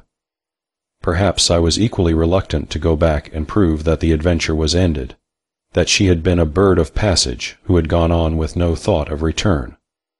With all these delays, and the fact that my work really kept me busy in town, April was verging toward May when I finally saw the last of my luggage put into the car and started on my 50-mile drive to the house by the lake. I did not take this first visit very seriously, or intend it to be over long. To be a constraint upon the household I had established, or assume a right there, was far from the course I planned. It was not certain Vere and I would be comfortable housemates, but to stay away altogether would have hurt Phillida as much as to stay too long, I considered. Probably a week would be about enough for this time. So lightly, so ignorantly, I stepped from the first great division of my life into the second, not hearing the closing of the gate through which there was no turning back. Chapter 5. The very room, cause she was in, seemed warm from floor to ceiling. The Courtin. I arrived at noon, when a bright sun set the country air afloat with motes like dust of gold. The place seemed drenched in golden light. Even the young grass had gold in its green, and the lake glittered hot with yellow sparkles. The house was transformed. The cream-colored stucco that hid its homely walls, deep, arched porches that took the place of the old shallow affairs, scarlet Spanish tiles where bleached shingles had been, all united in giving it the gayest, most modern air imaginable. A gravel drive curved in beneath the new porte-cochere, inviting the wheels of my car to explore. Grass had been put in order, flower beds laid out. The new dam was up, and the miniature lake no longer suggested a swamp. If the place had appealed to me in its dreary neglect, now it held out its arms to me and laughed an invitation. As I stepped from my car, I heard running feet, and a girl sped around the veranda to meet me. She cast herself into my arms before I fairly realized this was Phillida. A Phillida as new to my eyes as the house. After the first greetings I held her off to analyze the change. She was tanned and actually rosy. The corners of her once sad little mouth turned up instead of down and developed. I looked twice. Yes, developed a dimple. The dull hair I always had seen brushed plainly back, now was parted on one side and fluffed itself across her forehead and about her cheeks with an astonishing effectiveness. She was attired in a china blue linen frock with a scarlet sash knotted in front quite daringly, for Phillida. "Why, Phil, how pretty we are." I admired. She looked up at me like a praised little girl, and smoothed the sash. I noticed she wore above her wedding ring that diamond, which once had adorned Vere's finger so distastefully to me. It shone bravely in the sunlight with quite a display of fire. Tracing my gaze, she held out her hand for me to see. Yes, it was his cousin Roger. Of course, we have not very much money yet, and I do not care about all the engagement rings that ever were thought of. But I was afraid people up here might notice that I had none and think slightingly of Ethan. So I asked him, and we went to a jeweler who made it smaller to fit me. It is not a false stone, you know. It is a white topaz, and I love it better than the biggest diamond. Then you are still happy? Forever and ever, world without end. She answered solemnly. We went in. Sun and sweet wind had worked white magic in the long-closed house. Quaint furniture, no longer dust-grimed but lustrous with cleanliness and polish, had quite a different air. Fresh upholstery in cheerful tints, fresh paper on the walls, good rugs, order and daintiness everywhere changed the interior out of my recognition. Already the atmosphere of home and cheer was established. "Come see your rooms," Phillida invited, enraptured by my admiration. "They are so pretty." She ran up the stairs, around the passage, and ushered me into the room of graceful adventure and grotesque nightmare. I stopped on the threshold. I had ordered the partition removed between the two chambers on this side, giving me one large room. This, with the little bathroom attached, occupied the entire large frontage of the house. This long, spacious room, floors covered by my Chinese rugs, walls echoing the rugs' smoke blue, my piano in a bright corner, my special easy-chairs and writing table in their due places, welcomed me with such familiar comfort that I could not identify the neglected chamber where I had slept one night in the old bed with the 4 pineapple-topped posts. The windows were opened, and white curtains with their overdraperies of blue silk were swinging in and out on a fresh breeze where the horror of my dream had seemed to press itself against the black panes. Decidedly, I must have had a bad attack of indigestion that night. See how nice. Phillida was urging appreciation at my side. We swung those lovely old hangings from the arch, so they can be drawn across the bedroom end of your room, if you like. Although I do not know why you should like, everything is so pretty. Your long Venetian mirror came safely, and all your darling lamps. And I hope you like it so well, Cousin Roger, that you will stay here always. When she left me alone, I walked to the different windows, contemplating the stretches of lawn dotted with budding apple trees, and the lake that lay beyond shining in the sun. Was Phillida's charming wish to become a fact, I wondered. Could this rest and calm hold me content here, where I had meant merely to pause and pass on? I looked at the yellow country road meandering past the lake into unseen distance. Should I ever see my lady of the beautiful tresses come that way, or travel that road to where she lived? If I did meet her, would she forgive me the loss of her braid? There would be a test for the sweetness of her disposition. When a chiming dinner gong summoned me downstairs, I found Vere awaiting me beside Phillida. We shook hands, and he made some brief, pleasant speech about their having expected me sooner. If pale, timid Phil had become a surprising butterfly, Vere had taken the reverse progress toward the sober grub. I like him better in outing clothes, although he showed even more the unusual good looks which so unreasonably prejudiced me against him. If he felt any strain in our meeting, his slow, tranquil trick of speech and manner covered it. I hope I did as well. It was then I discovered that his wife's pet name for him fitted like a glove. She called him Drawls. The luncheon was good, cooked and served by a middle-aged Swedish woman named Christina. Afterward, I was conducted into the kitchen by the lady of the house, to view the new fittings and improvements. Most odd and pretty it was to see Phillida in that role of housewife, and to watch her pride in Vere and deference to him. Let me record that I never saw the daughter of Aunt Caroline fail in this settled course toward her husband. Whether it was born of revulsion from her mother's hectoring domestic methods, or of consciousness that outsiders might rate Vere below his wife in station and education, so her respect for him must forbid their slight, I do not know. but I never saw her oppose him or speak rudely to him before other people. I suppose they may have had the usual conjugal differings, neither of them being angelic. If so, no outsider ever glimpsed the fact. We spoke of nothing serious on that first day. They both showed me the various improvements finished or progressing, indoors or out. We dined as agreeably as we had lunched. Quite early, afterward, I excused myself and left together the two who were still on their honeymoon. At the door of my room, I pushed a wall switch that lighted simultaneously 3 lamps. In this, I had repeated the arrangement used by me for years in my city apartment. I have a demand for light somewhere in my make-up, and no reason for not indulging it. There flashed out of the dusk a large lamp upon my writing table, a tall floor lamp beside the piano, and a reading lamp on a stand beside my bed at the far end of the room. All 3 were shaded in a smoke blue and rose color effect that long since had caught my fancy for night work. The shades inset with imitation, semi-precious stones, rough-cut things of sapphire, tourmaline pink, and baroque pearl. I lay emphasis upon this, to make clear how normal, serene, and even familiar in effect was the room into which I came.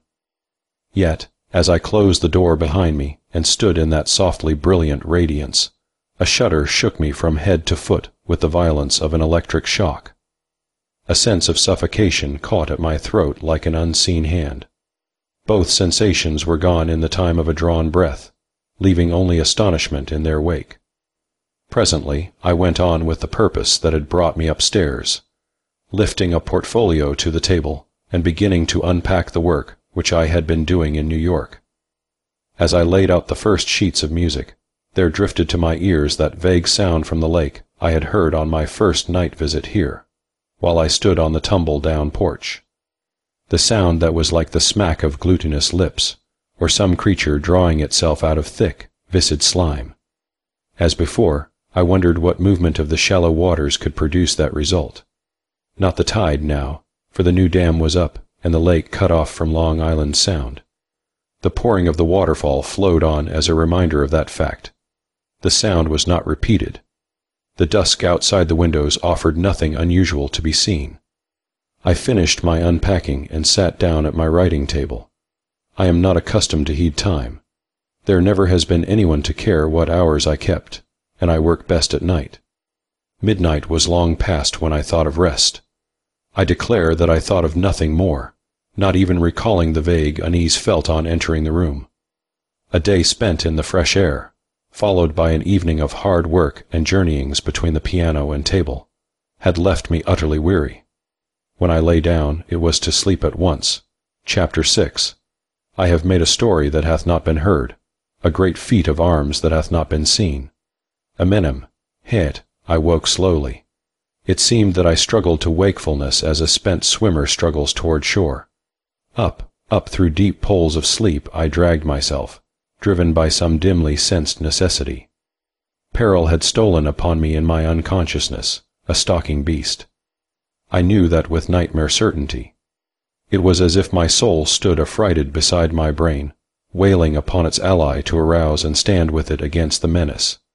And my brain answered, but with infinite difficulty, like a drugged warrior who hears the clang of battle and forces numbed limbs to stir. Arise and grasp the sword. I was awake. Suddenly, the swimmer reaching the surface, how shall I describe fear incarnate? The horror was at the open window opposite the foot of my bed, staring in upon me with slavering covetousness of the prey it watched. I lay there, and felt it seek for me across the darkness with tentacles of evil that groped for some part of me upon which it might lay hold. The room was still. Between the draperies, the window showed nothing to the eye except a dark square faintly tinged with the night luminance of the sky. There was nothing to see, nothing to hear. But gradually I became aware of a hideous odor of mold and mildew, of must and damp decay that loaded the air with disgust. I lay there and opposed the approach of the thing with all the will of resistance in me. The sweat poured from my whole body, so that I lay as in water, and the drenched linen of my sleeping suit clung coldly to me. It could not pass the defense of my will. I felt the malevolent fury of its striving. Like the antennae of some monstrous insect brushing about my body, I felt its evil desires wavering about my mental self, examining, searching where it might seize. It had not yet found the weakness it sought. If it did, the sickening, vault-like air I must breathe fought for it. So did the darkness. All this time, or the time that seemed so long, I had no more command of my body than a cataleptic patient. Every ounce of force in me had rushed to support the two warriors of the battle, the brain and will that opposed the clutching menace. But now, as I grew more and more fully awake, out of very loathing and danger I drew determination. Slowly, painfully, I began to free my right arm and hand from this paralysis. As I advanced in resolution, the thing seemed to recoil. Inch by inch, I moved my hand across the bed toward my reading lamp on the stand beside me. In proportion as I moved, the dreadful tentacles drew back and away. A last effort, and the chain was in my fingers. I jerked spasmodically. Rosy light from the lamp flashed over the room. All the quiet comfort of the place sprang into view as if to reassure me. The piano open as I had left it, the table strewn with my evening's work, each bit of furniture, each drapery or trinket undisturbed. The thing was gone. In the hush I heard my panting breath and the tick of my watch on the stand. It was 2 o'clock in the morning. As I mechanically read the hour, a cock somewhere shrilled its second call before dawn. The horror had been true to the legendary time of apparitions. Weak and chilled, I presently made an attempt to rise. But at the movement, a wave of sickness swept through me. The room seemed to rock and swing. I had just time to recognize the grip of faintness before I fell back on the pillow. Vivifying sweetness was in my nostrils, which expanded avidly for this new air. Perfume that was a tonic, a subtle elixir, that sparkled upon the senses, sank suavely and healingly through me, so that I seemed to draw refreshment with each breath. Reluctantly, I aroused more and more in response to this unusual stimulant, which somehow gave delicious rest yet drew me from it into life. I could have sworn someone had touched me. With some exclamation on my lips, I started up, to find myself in darkness. The lamps I had left lighted burned no longer. This time there was no terror in my awakening. No thing of nightmare pressed against my window space. The fragrance persisted. The ghastly smell of mold and corruption was gone. But I wanted light for all that. Reaching for the lamp beside me on its stand, I found the little chain. I felt the chain draw on my fingers and heard the click that should have meant light. But no answering brightness sprang up. Instead, across the dark came a voice low-pitched, soft without weakness, keen with exultation. Victory, victory. You have no need of light, who conquered in darkness. The enemy has fled. It has covered the unspeakable eyes from the eyes of a man. By the will of a man its will has been forbidden. It has dragged itself back to the barrier and cowers there for this time. Oh, soldier on the dreadful frontier, be proud, putting off your armor tonight. Be proud and rest. Those practical people who are never unnerved by the intangible may gauge if they can the weirdness of this address following my first experience, and then smile their contempt of me. For I confess to a moment of uncanny chill. The voice was that of the woman who had trailed her braid of hair into my grasp, the night I first slept here. But how did she know of the thing's visit to me? I had not spoken nor uttered a cry throughout its visitation. How could she have knowledge of that silent struggle between it and me, or of my escape so narrowly won? How, unless she too? I groped for a glass of water left on my stand. I drank and felt my dry throat relax. Who are you? I asked. A sigh trembled toward me. I am one who stands on the threshold of your beautiful world, as a traveler stands outside a lighted palace, gazing where she may not enter, and feeling the winter about her. Do not suppose me quite a superstitious fool. I said brusquely, you are a woman, the woman who left a very real braid of hair in my hands not long ago to save herself from capture.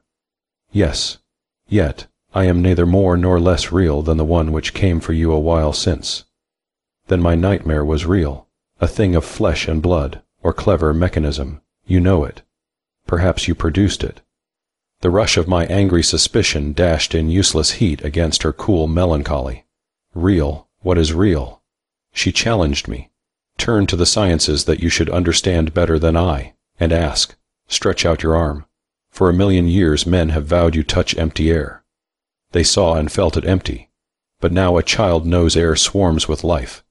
In that thin nothingness, crowd and move the distributors of death, disease, health, vigor, existence itself. The water you have just tasted is pure and clear in the glass. Pure. Each drop is an ocean of inhabitants, clean and unclean. I speak commonplaces. But is there no knowledge not yet commonplace?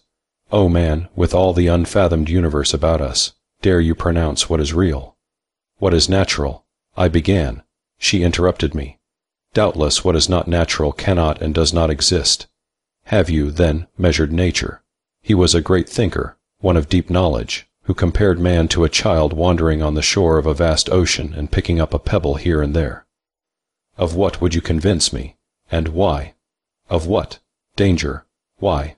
Would you watch a man enter a jungle where some hideous beast crouched in ambush, while you neither warned nor armed him? I am here to turn you back. I am the native of that country who runs to cry warning to a stranger, to put into his hand the weapon of understanding. So solemn, so urgent a sincerity was in her voice, that again chill touched me. The clammy dampness of my garments hung on my limbs as a reminder of the thing, real or unreal, that twice had made its presence felt beyond denial. Wild as her words might be, their incredible suggestion was matched by my experience. I sought with my eyes for her before answering. The room was dark, yet the darker bulk of furniture loomed out enough to be distinguishable. No figure was visible, even traced by the direction of her voice. I was certain that any movement to seek her would mean her flight. Do you mean that you want me to go away from this place? I questioned. The sigh came again, just audibly. Yes. Why should you die? Was I wrong in fancying the sigh regretful? Did I not hear a wistful reluctance in her tone?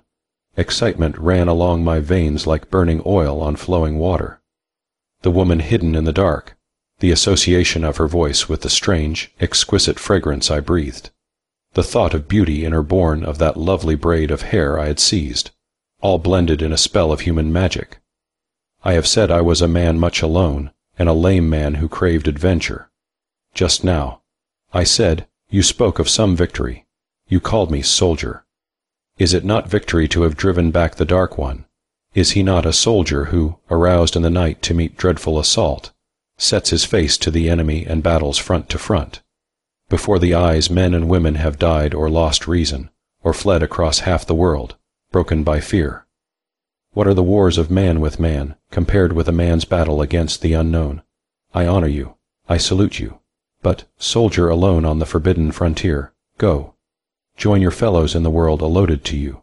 Love, nor seek to tread where mankind is not sent. How can there be wrong in facing a situation that I did not cause? There is no wrong.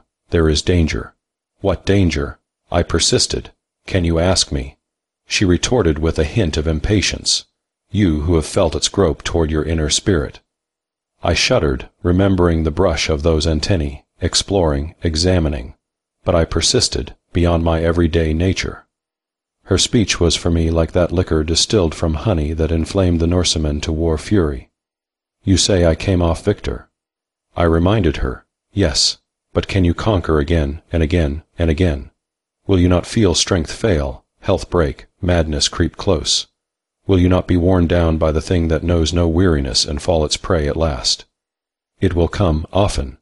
Until one conquers, it will come. I forced away a qualm of panic. How can you know? I demanded. Ask me not. I do know. But, look here. I argued. If, as you say, this creature was not meant to meet mankind, how can it come after me this way? She seemed to pause, finally answering with reluctance. Because, 2 centuries ago one of the race of man here broke through the awful barrier that rears a wall between humankind and those dark forms of life to which it belongs. For know that a human will to evil can force a breach in that barrier, which those on the other side never could pass without such aid. I neither understood nor believed. At least, I told myself that I did not believe her wild, legendary explanation of the nightmare thing that visited me. I did not want to believe. Neither did I wish to offend her by saying so. You will go." She presently mistook my silence for surrender. "You are wise as well as brave. Good go with you. Good walk beside you in that happy world where you live. Wait." I cried sharply. Her voice had seemed to recede from me, a retreating whisper at the last word. "No, I will not go. I will know more of you. You are no phantom. Who are you? Where, when can I see you in daylight?" "Never." "Why not?" "I came to hold a light before the dreadful path. The warning is given. But you will come again." "Never." "What? The thing will come, and not you. What have I to do with it, who am more helpless before it than you? Go, and give thanks that you may." "Listen," I commanded as firmly as I could. "I am not going away from this house without better reason. All this is too sudden and too new to me. If you have more knowledge than I, you have no right to desert me half convinced of what I should do. I can stay no longer. Why can you not come again? You plan to trap me." She reproached. "No, word of honor. You shall come and go as you please. I will not make a movement toward you. Not try to see me even." She hesitated. "Not even that, if you forbid." There was a long pause. Perhaps, drifted to me, a faint distant word on the wind that had begun to stir the tree branches and flutter through my room. She was gone. There sounded a click whose meaning did not at once strike me, intent as I was upon the girl. Twice I spoke to her, receiving no reply, before judging that I might rise without breaking my promise. Then I recognized the click of a moment before as that of the electric switch beside my door. No doubt she had turned off my lights at her entrance and now restored them. I pulled the chain of my reading lamp, and this time light flashed over the room. I had known no one would be there, and no one was. Yet I was disappointed. As I drew on my dressing gown, I heard a clock downstairs strike 4. Not a breath or a step stirred in the house. The damp freshness of coming dawn crept in my windows, bringing scents of tansy and bitter sweet from the fields to strive against the unknown fragrance in my room. The melancholy depression of the hour weighed upon me. Beneath the gentle strife of sweet odors, my nostrils seemed to detect a lurking foulness of mold and decay. I sat down at my desk to wait beside the lamp for the coming of sunrise. Chapter 7. For it is well known that Paris and such delicate beings live upon sweet odors as food, but all evil spirits abominate perfumes. Oriental mythology. The breakfast bell, or rather Phillida's Chinese chimes, merrily summoned me to the dining room, a homely spell to exorcise the phantoms of the night. My little cousin, rosy beyond belief, trim in white midi blouse and blue skirt, was already in her place behind the coffee-pot. Vere sat opposite her at the round table. They were holding hands across the rolls and bacon and eggs, their glances interlocked in a shining content that made my solitariness rather drab and dull to my own contemplation. At my clumsy step the picture dissolved, of course. Vere rose while Phillida welcomed me to my chair and went into a young housewife's pretty solicitude about my fruit and hot eggs. The sun glinted across the table. The very servant had a smiling air of enjoying the occasion. I never had a more pleasant breakfast. A big brindle cat purred on the window-sill beside Phillida. No dainty Persian or Angora, but a battered veteran whose nicked ears and scarred tail proved him a battling cat of ring experience. I planned to have a wee white kitten, Phil explained, while putting a saucer of milk before the feline tough. One that would wear a ribbon, you know. You remember, Cousin Roger, how Mother always forbade pets because she believed animals carry germs. I meant to have a puss, if ever I had a home of my own. This one just walked into the kitchen on the first day we came here. Ethan said it was a lucky sign when a cat came to a new home. He gave it the meat out of his sandwiches that we had brought for lunch, and it stayed. So I decided to keep it instead of a kitten. It really is more cat. What footing was here for dreary terrors? In a mirror across the room I glimpsed my own countenance looking quite as usual. No overnight white hairs appeared. No upstanding look such as the legend gave to Sir Sintram after he met the little master. After the meal, Vere asked me to walk over to the lake with him. We strolled through the old orchard toward the dam. This was my side of the house. In passing, I looked up at the window against which the thing had seemed to press itself with sickening lust for me. Phillida was framed in the open square, and shook a dustcloth at us by way of greeting and evidence of her busyness. The wide, shallow lake lay almost without movement, except at the head of the dam. There the water poured over with foam and tumult, an amber-brown cataract some 20-odd feet across, to rush on below in a winding stream that grew calmer as it flowed. We must put our lake in order, Veer, I observed, as we stood on a knoll at the head of the dam. All this growth of rank vegetation ought to be pulled up, the banks graded and turfed perhaps, the bottom cleaned up. Water lilies would look better than cat-tails. To my surprise, he did not assent. Instead, he set his foot on a boulder and rested his arm upon his knee, looking into the clear water. Mr. Locke, I just about hate saying what I have to. He told me in his sober, leisurely fashion, I expect you won't like it, not at all. Well, best said before you get deeper in. I can't see my way to make farming this place pay. I was bitterly disappointed. Even at the worst estimate of Veer, I had imagined he would stick the thing out a little longer than this. Poor Phillida's time of happiness should have lasted more than these few weeks. But the call of New York, of the lounge lizard's ease and unhealthy excitement, had won already, it seemed. I said nothing at all. The blow was too sore. There are too few acres of arable land, and they're used up. Veer was continuing. I've seen plenty of impoverished, run-out farms in New England. You could pour money into the soil out of a gold pitcher these 5 years to come, before it began to pay you back.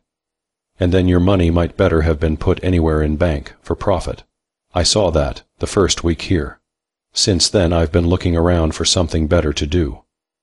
And have found it, of course, I said bitingly, or else you would be drawing your salary as manager and saying nothing to me of all this. Well, where does poor Phil go, and when?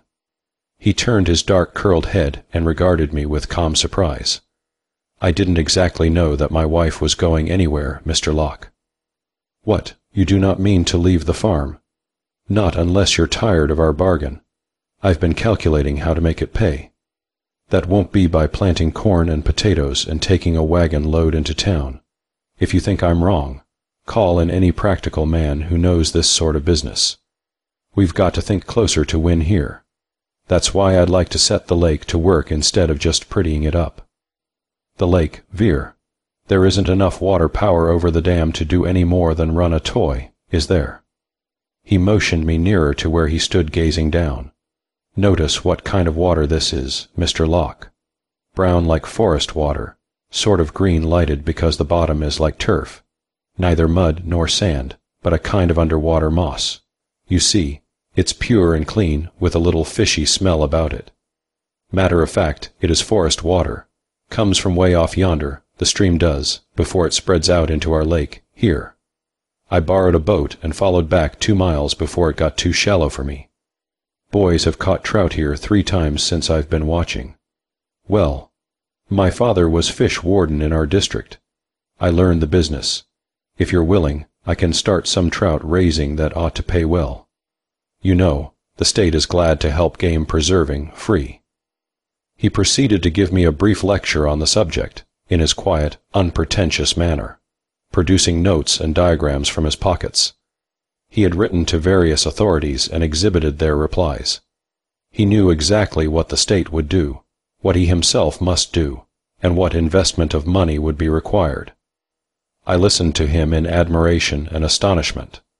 From fish raising, he went on to discuss each acre of the farm, its best use in view of its situation, condition, and our needs. We could afford so much labor, it appeared, and no more.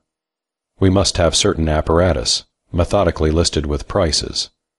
If we used a certain sheltered south field for a peach orchard, the trees planted should be such an age, and have giant powder blast deep beds for them, in order that they might soon bear fruit. When at last he ended his deceptive speech that sounded so lazy while implying so much energy, and turned his black eyes from the papers on his knee to my face, I had been routed long since. Veer, I said abruptly, did you know that I thought you were going to desert the farm when you began to speak? He nodded.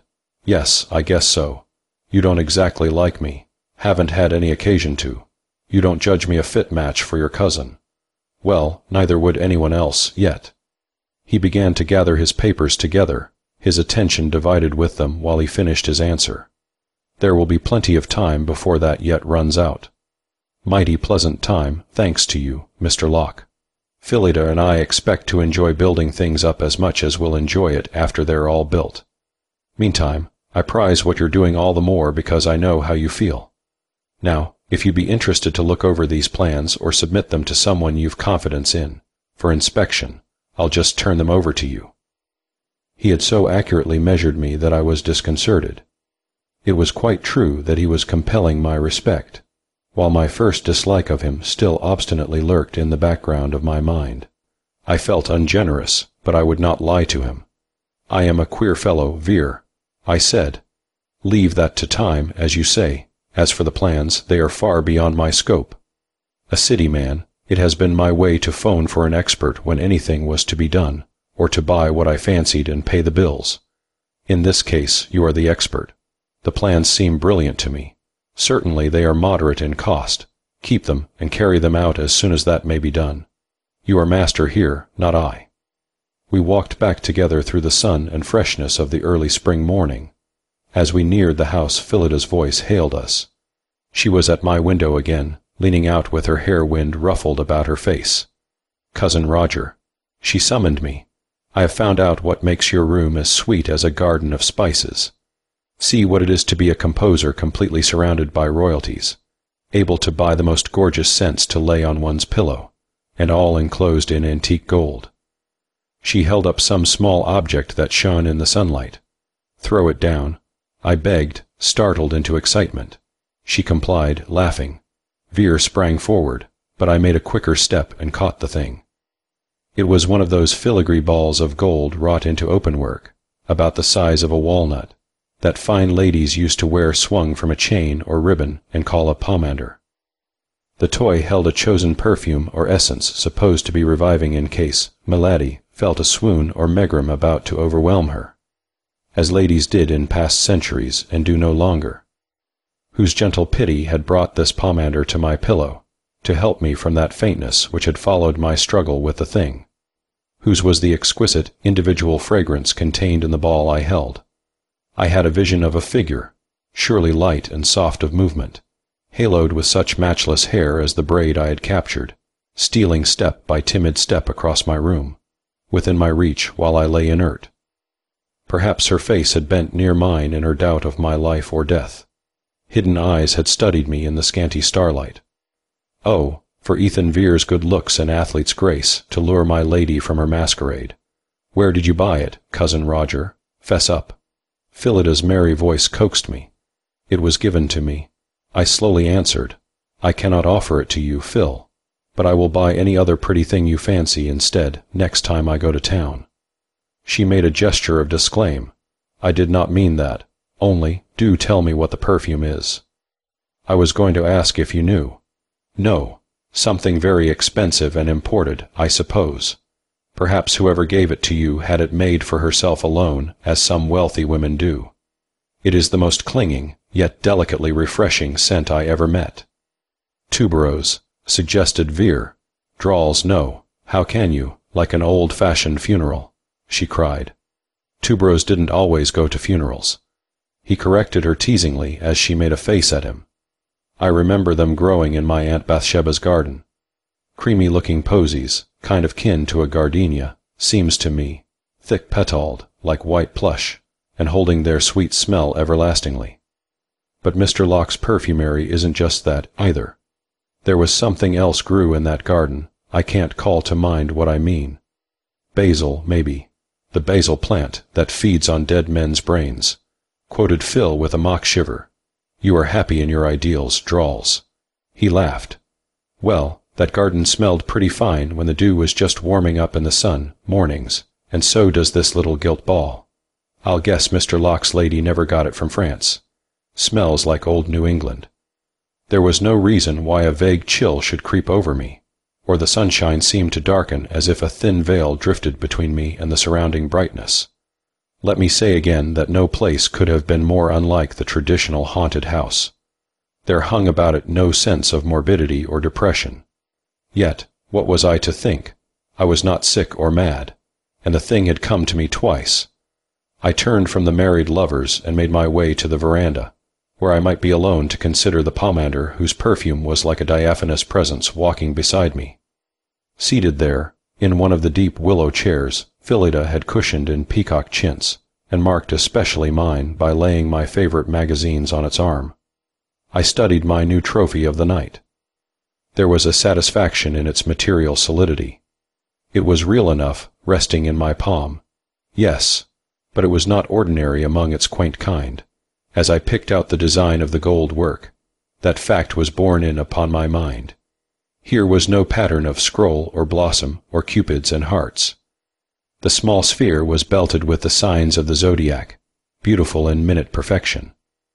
All the rest of the globe was covered with lace fine work repeating one group of characters over and over. I was not learned enough to tell what the characters were, but the whole plainly belonged to those strange, outcast academies of astrology, alchemy, magic, in short. It contained what appeared to be a pinkish ball, originally a scented paste rolled round and dried. I judged by peering through the interstices of the gold. Had the old-world trinket been left to bewilder me? Why muffle her identity in mystery? Why the indefinable quaintness of language, the choice of words that made her speech so different from even the college-bred Phillida's? She urged me to leave the house. If she, or anyone associated with her, wanted the place left vacant for some reason, why did not the thing and the warning come to others of our household group? Veer, Phillida, the Swedish woman, Christina, all had lived here for weeks without any experiences like mine. I had not been told to leave my room, but the house. The danger, then, was only for me. Well, was I to run away, hands over my eyes, at the first alarm? The gray cat came purring about me and presently leaped upon my knee. On impulse, I offered the pomander to its nostrils. The unwinking yellow eyes shut, the beast's powerful claws closed and unclosed with convulsive pleasure. It breathed with that thirsty eagerness for the scent so familiar to my own senses. Better than catnip, Bagheera. I questioned. You wouldn't bolt from it, either, would you? Phillida's battered pet relaxed luxuriously by way of answer, sniffed toward the hand I withdrew, and composed itself to sleep. I put the pomander in my waistcoat pocket. I could not deny as mere nightmare the thing which had visited me. Better confront that fact. It was real. Only, real in what sense? What human agency could produce an effect so frightful? An illusion so hideous that I could scarcely bear to recall it here in full daylight, without the use of a sight or sound to confuse the brain. Had the girl told the truth in her wild explanation? A truth hinted at by alchemists, Pythagoreans, Rosicrucians, pale students of sorcery and magnificent charlatans, these many centuries. Were there other races between earth and heaven? Strange tribes of the middle spaces whose destinies were fixed and complete as our own, but between whose lives and ours were fixed barriers not to be crossed? Had I met one of these beings, inimical to man as a cobra, intelligent as man, hunting its victim by methods unknown to us? Was I a cheated fool, or a pioneer on the borders of a new country? Could I meet that thing tonight, and tomorrow night? Could I bear the agony of its presence, the stench of death and corruption that was its atmosphere? At the mere memory my forehead grew wet. The postman's buggy had stopped at our mailbox. Phillida ran down to meet the event of the morning. Her laughing chatter came back to me while she waited, fists thrust in middy pockets, for the old man to sort our letters from his bags. It did not appear so hard to make a woman happy, I mused.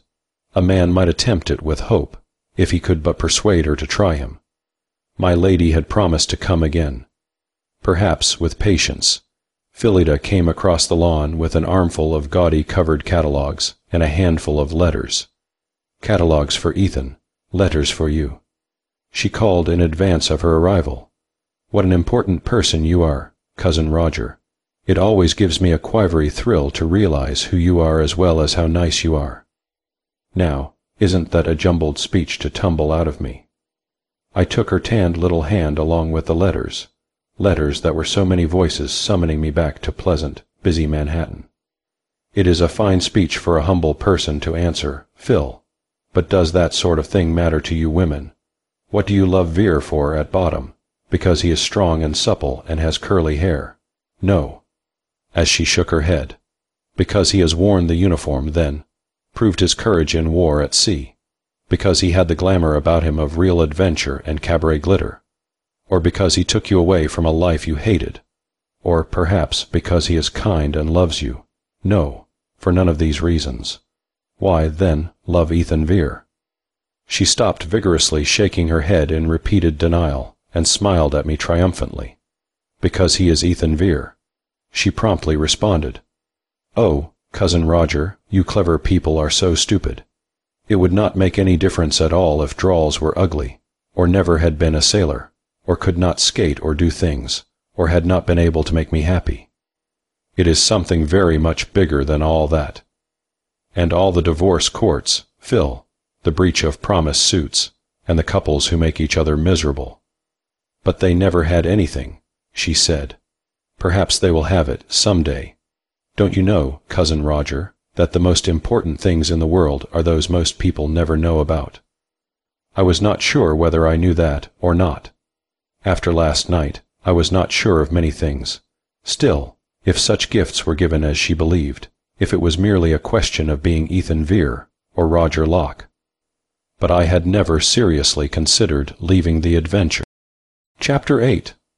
The heart is a small thing, but desireth great matters. It is not sufficient for a kite's dinner, yet the whole world is not sufficient for it. Hugo de Anima. That evening Vere and I settled the business details of the developments he had planned. Also, while we three were quietly together, I launched a discussion that had been gathering in my mind all day while I watched Phillida. "You are doing as efficient work as Vere," I told her. "In fact, you are a most moderate pair. I gave you an open bank account, Phil, and you have furnished the house for so little that I am amazed. And it is all so gay, so freshly pretty. Being an ignorant man, the details are beyond me. But one servant, aren't you working yourself too hard? I had expected you to need several. Of course, we are not counting Vere's outdoor force." She turned in her low chair beside the lamp and glanced toward the window behind her before replying. I noticed the action because a moment before Vere had turned precisely the same way. "It is good of you to think of those things, Cousin Roger," she declared, "but I want to be a real wife to Drawls. I do, indeed, and I have it all to learn because I was not brought up for that. Look at this dish towel I am hemming. Christina would laugh at the stitches if she dared, yet they are better than when I began. Some day I shall sew fine things. So it is with all my housekeeping. I think we should begin as we mean to go on, so I have furnished the house for us. Perhaps if it had been for you alone, I should have chosen satin wood and tapestry instead of willow and cretonne. The same way about Christina. If Ethan and I are to save and earn this lovely place, as you offered, we cannot afford more than one maid. You understand what I am trying to explain, don't you?" "Yes," I assented. "Surely. What were you looking for just now behind you?" "I? Oh, nothing. I just fancied someone had passed by the window and stared in. I can't imagine what made me fancy that. Unless the cat—" She hesitated. "Bagheera is asleep under Mr. Locke's chair." Vere observed casually. "Truly, Cousin Roger, I love the way we are living," she resumed. "It is very miserable of me, I dare say, not to be more intellectual after all father and mother labored with me. But it is so. I want to live this way all my life, to be busy, and plan things with Ethan, and make them come true together."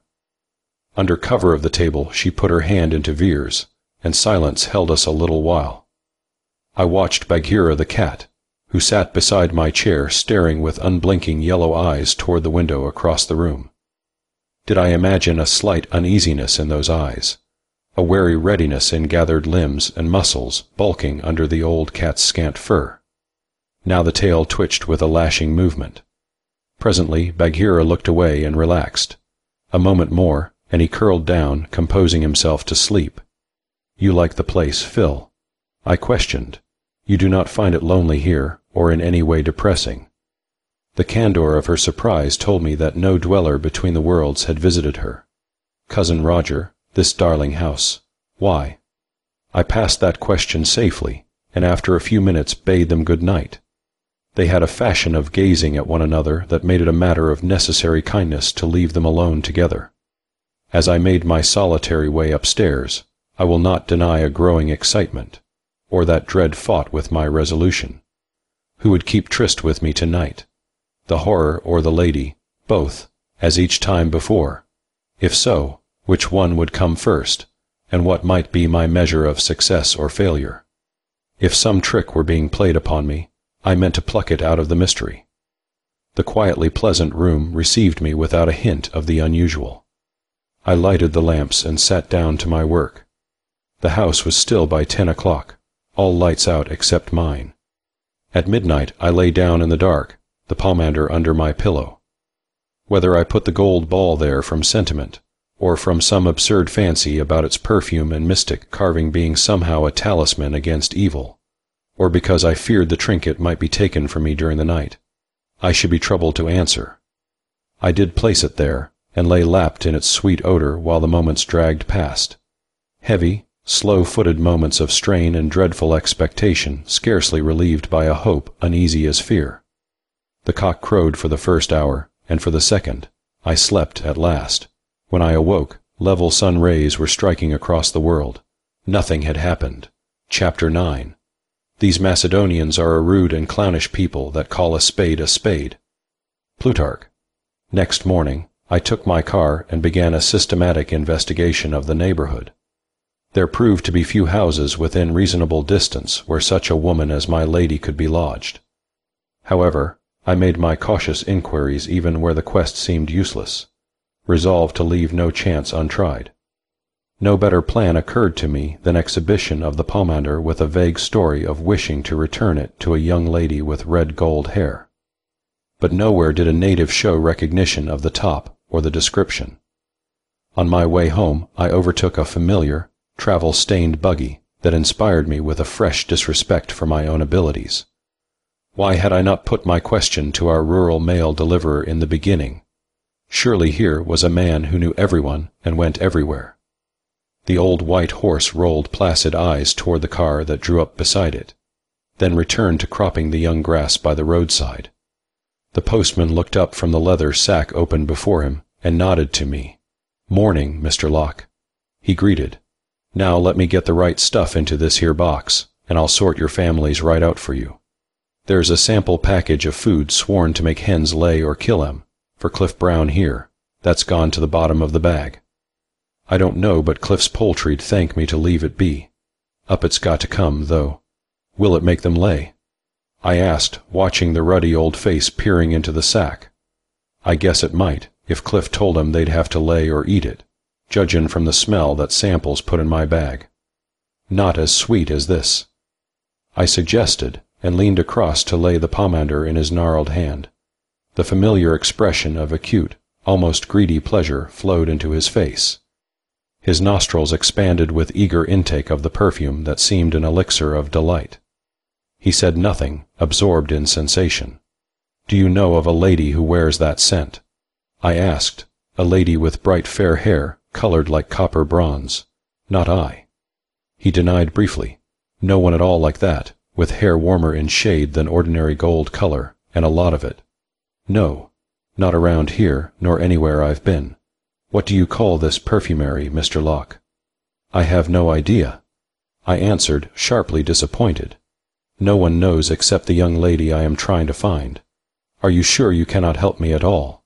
There is no newcomer in the neighborhood, no visitor at any house who might be the one I am looking for." He shook his head, giving back the pomander with marked reluctance.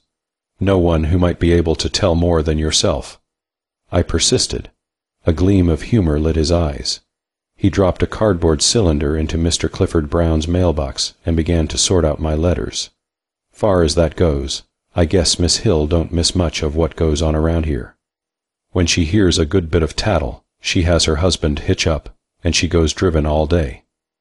Ain't a house she knows that don't get to hear the whole yarn. You know Miss Royal Hill. Miss Vere gets butter and cheese from her. Might ask her, I thanked him and drove on. Mrs. Hill, garrulous wife of the farmer who owned the place next to ours, was on her porch when I came to a halt before the house. She granted me more interest than the other natives upon whom I had called that morning, inviting me into her parlor to sit. When she had identified me, but she knew nothing of the object of my quest. I guessed you must be the new owner up to the Mitchell place. She observed, her beady, faded brown eyes busy with my appearance, picking up details and avid, darting little glances suggestive of a bird pecking crumbs. Cliff Brown said a lame feller had bought it. I don't see as that little limp cripples you much, the way you can ramp us round in that fast automobile of yours. Now, I'm perfectly sound, and I wouldn't be paid to drive the thing. You'd ought to get the other fellow to run it for you, the handsome one. I guess you like to do it, though, writer, ain't you? Books or newspapers. I rallied my scattered faculties to answer the machine-gun attack. Music. She echoed, her narrow, sun-dried face wrinkling into new lines of inquisitiveness. They said you had a piano in your bedroom, but I thought they were just fool. In me. Seems I never heard of having a piano upstairs. Most folks like to show 'em off in the parlor. Must be kind of funny, tacking your company upstairs to play for him. But then it's kind of a funny thing for a man to take to anyhow. I got a niece 10 years old next August who can play piano so good there don't seem anything left to learn her, so.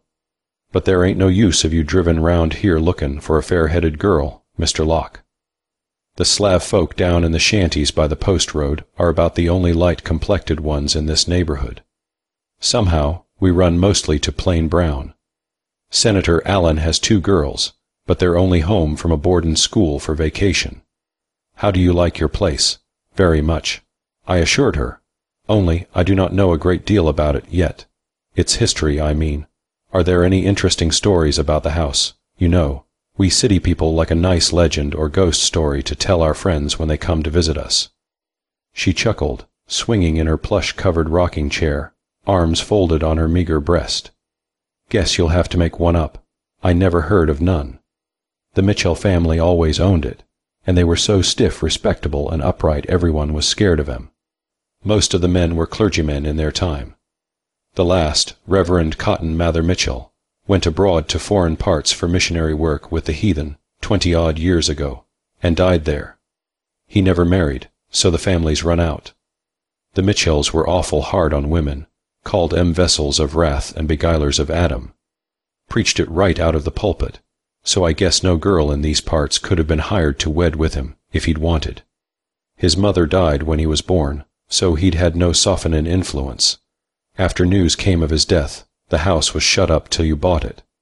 My, how you've changed it, already. I'd admire to go through it. When I had invited her to call on Phillida and inspect our domicile, and paid due thanks for information received, she followed me out to the car. All this land round here is old and full of Indian relics, she remarked.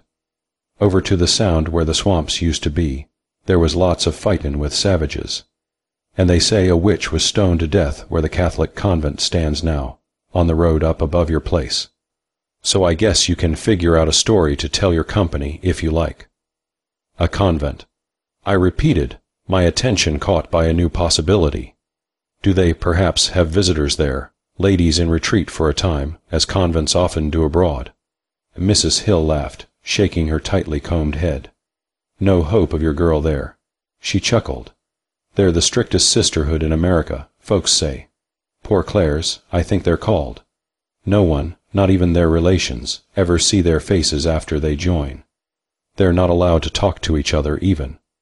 Just stay in their cells and pray, even in the middle of the night, and shave their heads and live on a few vegetables and dry bread. I laughed with her. Certainly no convent would harbor my lady of marvelous tresses and magical perfume, of wild fancies and heretical theories. That thought of mine was indeed far afield. But where, then, was I next to seek? I made a detour and used some strategy to gain a view of the senator's daughters. They proved to be brunettes who wore their locks cropped after the fashion of certain Greenwich villagers. My disappointment was not great. My lady was not suggestive of a boarding school miss. But I had hoped to find somewhere a trace of the copper bronze head, whose royalty of hair I had shorn as the traders shore King Childeric's Gothic locks. I drove home with a sense of blankness upon me. Suppose she never came again. Suppose the episode was ended. Not even freedom from the thing could compensate for the baffled adventure. Think of the lame feller with an adventure. Chapter 10. Plato expresses 4 kinds of mania. Firstly, the musical. Secondly, the telastic or mystic. Thirdly, the prophetic. And fourthly, that which belongs to love. Preface to Zanoni. For myself, I have always found that excitement stimulates imagination. There are others, I know, who can do no creative work except when all within and without is lulled and calm. Perhaps I have too much calm as an ordinary thing. That evening, when I went to my room, lighted my lamps and closed my door, I stood alone for a while breathing the mingled sweetness of the country air and the pomander ball. In that interval there came to me, complete and whole as a gift thrust into my hand, the melody which an enthusiastic publisher since assured me has reached every ear in America. As to that extravagant statement, I can only measure by the preposterous amount of money the melody has brought me. Perhaps there is a magic about it. For myself, I cannot hear it, ground on a street organ, given on the stage, played on a phonograph record or delicately rendered by an orchestra, without feeling again the exaltation and enchantment of that night. I flung myself down at my writing table, tossing my former work right and left to make room for this. If it should escape before I could set it down, if the least of those airy cadences should be lost, at 3 o'clock in the morning I came back to realization of time and place. The composition was finished. It stood up before me like a flower raised overnight. 8 hours had passed since I sat down to the work, after dinner. I was tired. As I began to draw into a pile the sheets of paper I had covered with notes, weariness gripped me like a hand. 8 hours. If I had shoveled in a ditch twice that long, I could have felt no more exhausted. Yielding to drained fatigue of mind and body, I dropped my head upon the arms I folded upon the table. My hot, strained eyes closed with relief, my stiff fingers relaxed. Rest and content flowed over me. My work was done and good. Rest passed into sleep, no doubt. The sleep could not have been long, for not many hours remained before dawn. When I started awake and lifted my head, I found the room in darkness. A perfume was in the air, and the sense of a presence scarcely more tangible than the perfume. Even in the first dazed moment, I knew my lady had come again. Do not rise. Her murmuring voice cautioned me. Unless you wish me to go. No. I am here because I promised to come. It was not wise of you to ask that of me. Then I prefer folly to wisdom. I answered, steadying myself to full wakefulness. Or rather, I am not sure that you can decide for me which is which. Why? After all, why? Just curiosity. You, who speak so learnedly of magic and sorcery. I retorted, smiling under cover of the darkness. Have you never heard of the white magic conjured by a tress of hair, a perfume ball, and a voice sweeter than the perfume? An image of wax does not melt before a witch's fire so easily as a man before these things. My hair pleased you. She questioned naively, or so easily as a woman melts before admiration. I supplemented. I am delighted to prove you human, mystic lady. Please me. Could anyone fail to be pleased with that most magnificent braid? But how can either you or I forgive the cruelty that took it from its owner? Why did you cut it off? So little of it, and I did not know you then. Little, that braid. It reached below my knee, now it is but little less. She answered with indifference. We all have such hair. I gasped. My imagination painted the picture of all that shining richness enwrapping a slim young body. It was fantastic beyond belief to sit there at my desk, beneath my fingers the tools of sober, workaday life, and stare into the dark room that held the reality of my vision. She was there, but I could not rise and find her.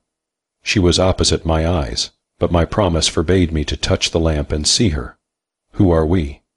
I slowly followed her last sentence. A sigh answered me. On the silence, a memory floated to me of the story she had told while I held her prisoner that first night. The woman sits in her low chair. The fire shine is bright in her eyes and in her hair. On either side, her hair flows down to the floor. Yes, by legend young witches had such hair, sylphs, undines, and all of the airy race of Lilith. I thrust absurdities away from me and offered a quotation to fill the pause. I met a lady in the meads full beautiful, a fairy's child. Her hair was long, her foot was light, and her eyes were wild. She did not laugh, or put away the suggestion. When I had decided that she did not mean to reply, and was seeking my mind for new speech to detain her with me, she finally spoke what seemed another quotation. A spirit, one of the invisible inhabitants of this planet, neither departed souls nor angels, concerning whom Josephus and Michael Celis of Constantinople may be consulted. They are very numerous, and there is no climate or element without one or more. Have you read the writings of the learned Jew or of the Platonist, you who are so very bold? Neither, I meekly admitted, but neither ancient gentleman could convince me that you are unhuman. Her answer was just audible, not I, but it. Now I was silenced, for dreadful and uncanny was that whisper in the dark to a man who had met here in this room what I had met. Tell me more of this thing without a name. I urged, mastering my reluctance to evoke even the idea of what the blood curdled to recall. Why does it hate me? What can I tell you? Even in your world, does not evil hate good as naturally as good recoils from evil? But this one has another cause also. She hesitated. And you yourself, how have you challenged and mocked it this very night? Here, where it glooms, you have dared bring the high joy of the artist who creates. Oh, brave, brave! He who could await alone the visit of the unspeakable in the chamber into which the loathsome eyes have looked, and write the music of hope and beauty. I started with a hot rush of surprise and pleasure. She had heard my work. She approved it. More than that, not to her was I the lame fellow who ought to get a better man to drive his car, nor should you, who have two worlds of your own. She added in a lower tone, doubt the existence of many both dark and bright. Go, then, out of this haunted place where a human madness broke through the barrier. Be satisfied with the victories you have had. Let the visits of the dark one fade into mere nightmare, and know I am no more a living woman than Franchina Descartes. Who was she? Have you not read that early in the 17th century there appeared in Paris the philosopher Descartes, accompanied by the figure of a beautiful woman? She moved, spoke, and seemed life itself. But Descartes declared she was an automaton, a masterpiece of mechanism he himself had made. Yet many refused to believe his story, declaring he had by sorcery compelled a spirit to serve him in this form. He called her Franchina, his daughter. And the truth. I have told you all the record tells. She was soon lost.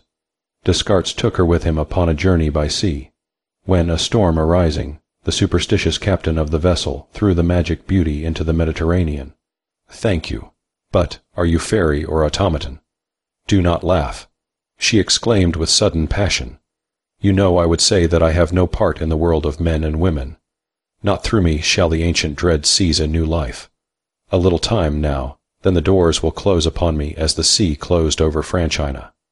I will not take with me the memory of a wrong done to you. I shall never come to this house after tonight. If you would give me a happiness, promise me you will leave too. I had known we should come to this point. After a moment, I spoke as quietly as I could. Tell me your name. She had not expected that question. I think she might have withheld the answer, given time to reflect. But as it was, she replied docilely as a bidden child, Desire Mitchell. The name fell quaintly on both hearing and fancy, with a rustle of early New England tradition. Desire, I repeated it inwardly with satisfaction before I answered her. Thank you. Now I, Roger Locke, do promise you, Desire Mitchell, that I will not leave this house until these matters are plainer to my understanding, whether you go or stay. But if you go and come no more, then I surely shall stay until I find a way to trace you, or until the thing kills me. No. Yes. There was a pause. Then, to my utter dismay, I heard her sobbing through the dark. Why do you tempt me? She reproached. Is it not hard enough, my duty? For me it is such pleasure to be here, to leave for a while the loneliness and chill of my narrow place. But you, so rich in all things, free and happy, how should it matter to you if a voice in the dark speaks or is silent? Let me go. Wonder and exulting sense of power filled me. I can keep you, then? I asked. I am so weak. Desire Mitchell, I am as alone as you can be in my real life. I have gone apart from much that occupies men and women, gaining and losing in different ways.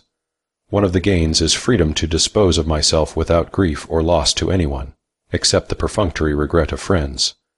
Will you believe there is no risk that I would not take for a few hours with you, even with your voice in the dark? Come to me as you can. Let us take what time we may, and the chances be mine. But that is folly, you do not know. To protect you, I must go. I refuse the protection. Stay, if there is sorrow in knowing you, I accept it. I understand nothing. I only beg you not to turn me back to the commonplace emptiness of life before I found you. Indeed, I will not be sent away. If I yield, you will reproach me some day. Never. It could only be like this, that we should speak a few times before the gates close upon me. What gates? I cannot tell you. Very well. I took what the moment would grant me. That is a bargain. Yet, what safety lies in secrecy between us? If we are to help each other, as I hope, would not plain openness be best? You will tell me no more about yourself. Very well. Tell me something more about the enemy in the dark whom I am to meet. You have hinted that it has a special motive for fixing hate upon me beyond mere malignance toward mankind. What is that motive? Ask me not. She faintly refused me.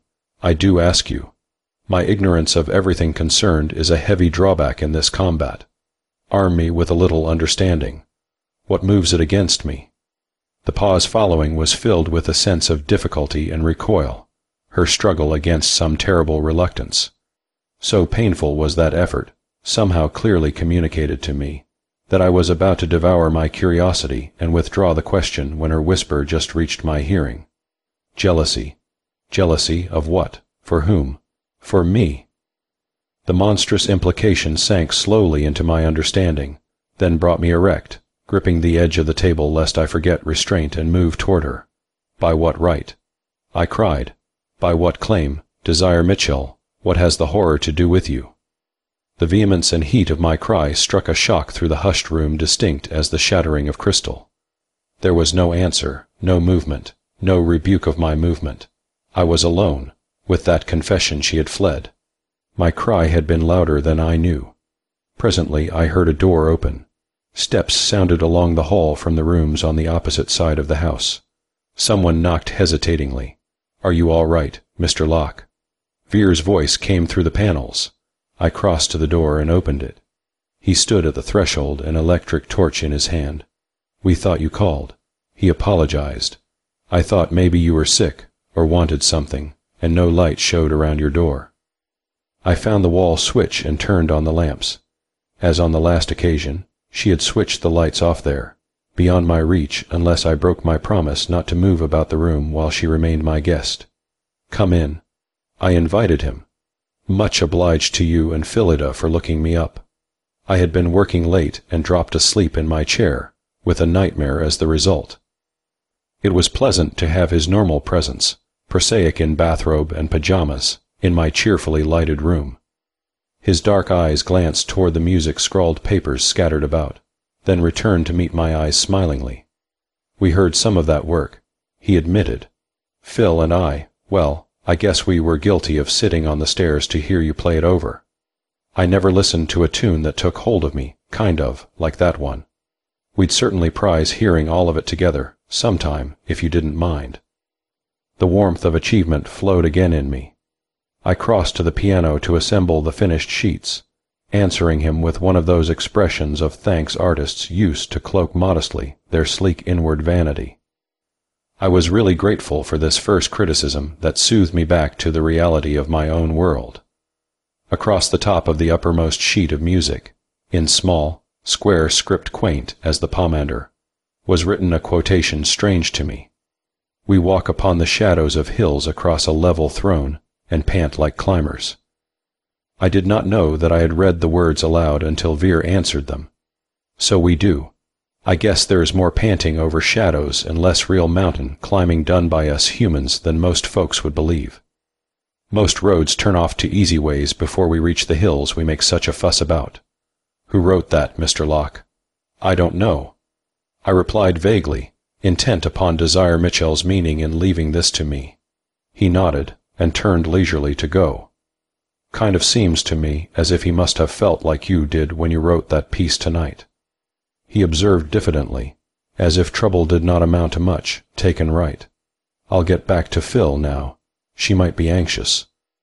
Could that be what Desire had meant me to understand? Was there indeed some quality of courage? That is why my most successful composition from the standpoint of money and popularity went to the publisher under the title, Shadows of Hills. Of course, no one connected the allusion. The general interpretation was best expressed by the cover design of the first printing.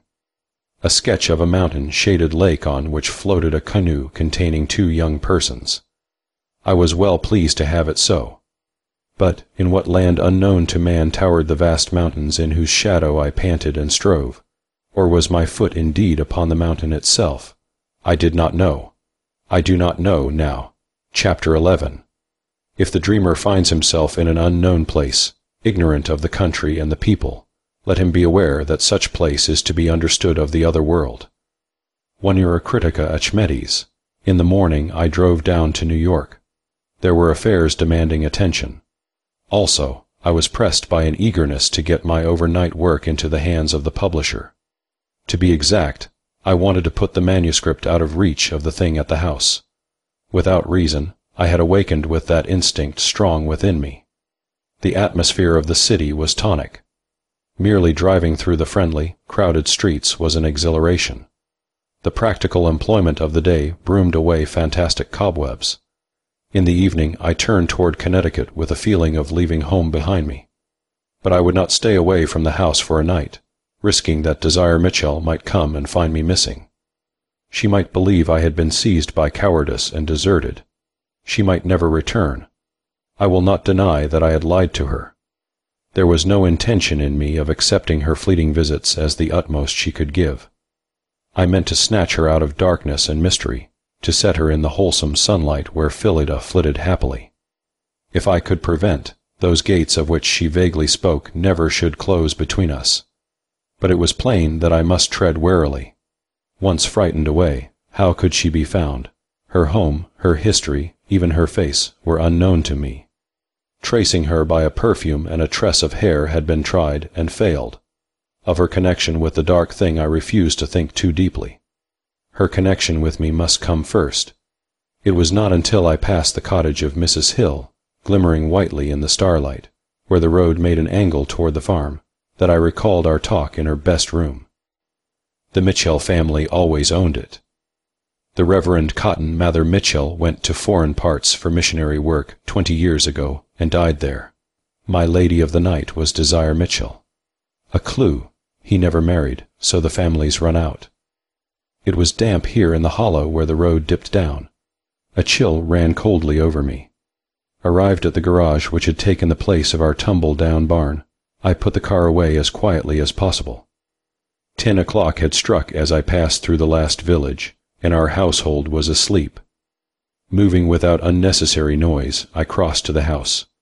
Bagheera, the cat, padded across the porch to meet me and rubbed himself around my legs while I stooped to put the latch key in the lock.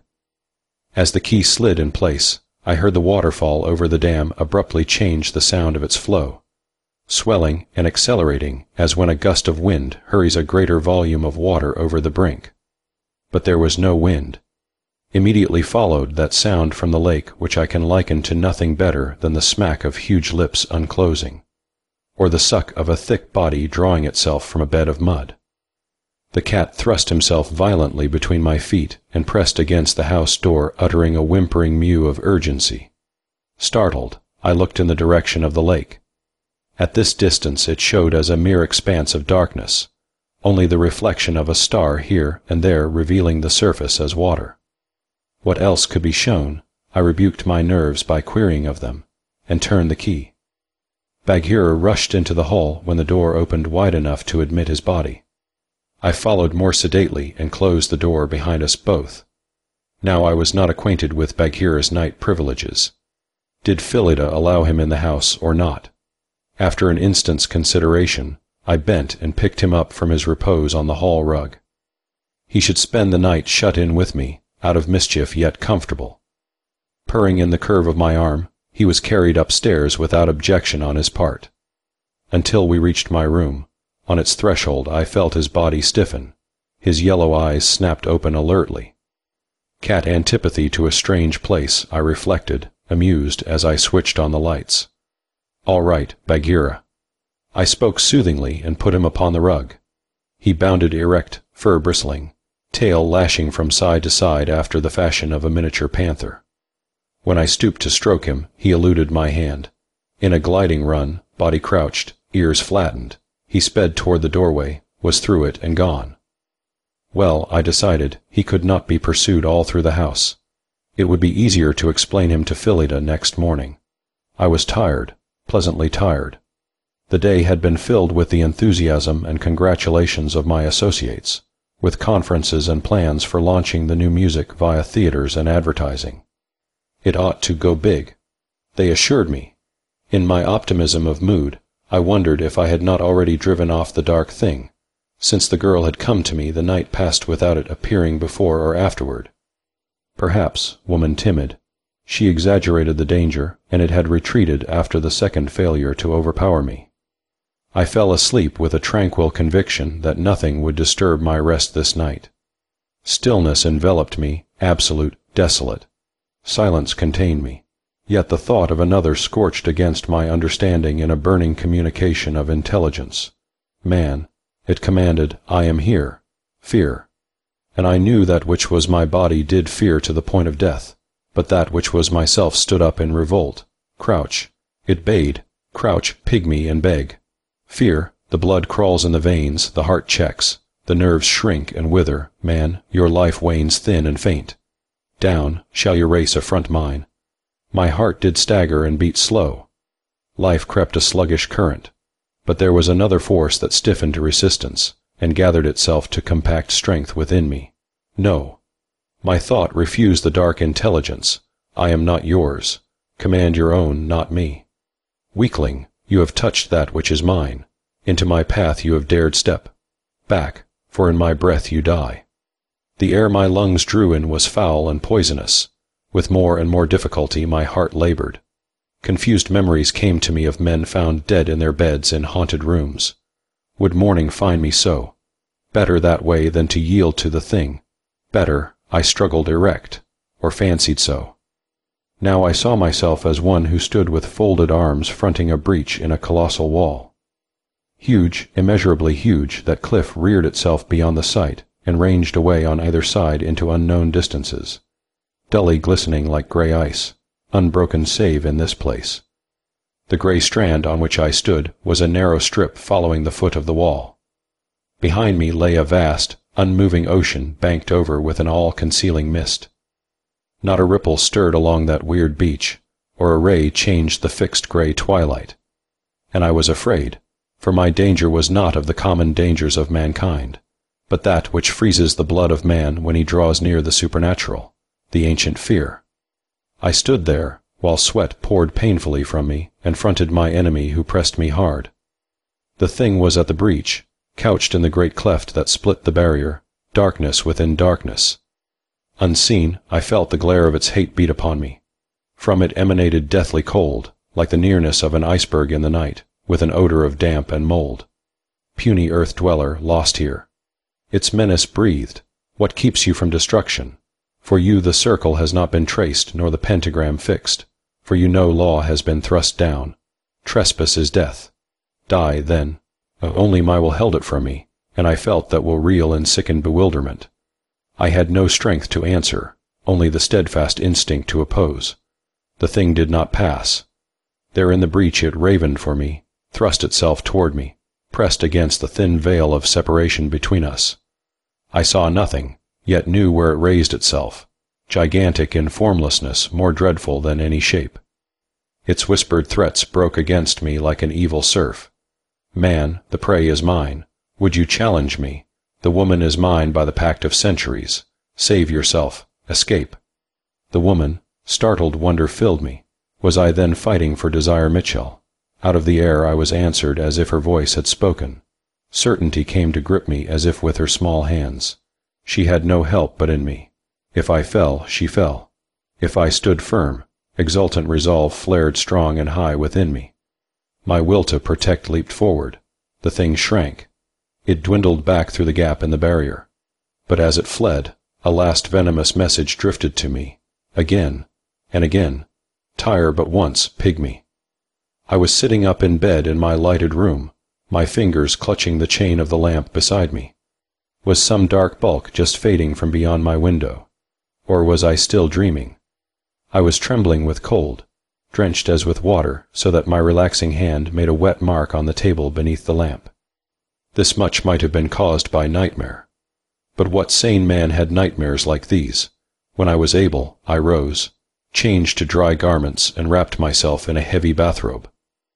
There was an electric coffee service in my room kept for occasions when I worked late into the night. I made strong black coffee now and drank it as near boiling as practicable. Presently the blood again moved warmly in my veins. Then I knew that the chill in the room was not a delusion of my chilled body. I was warm, yet the air around me remained moist and cold, unlike a summer night.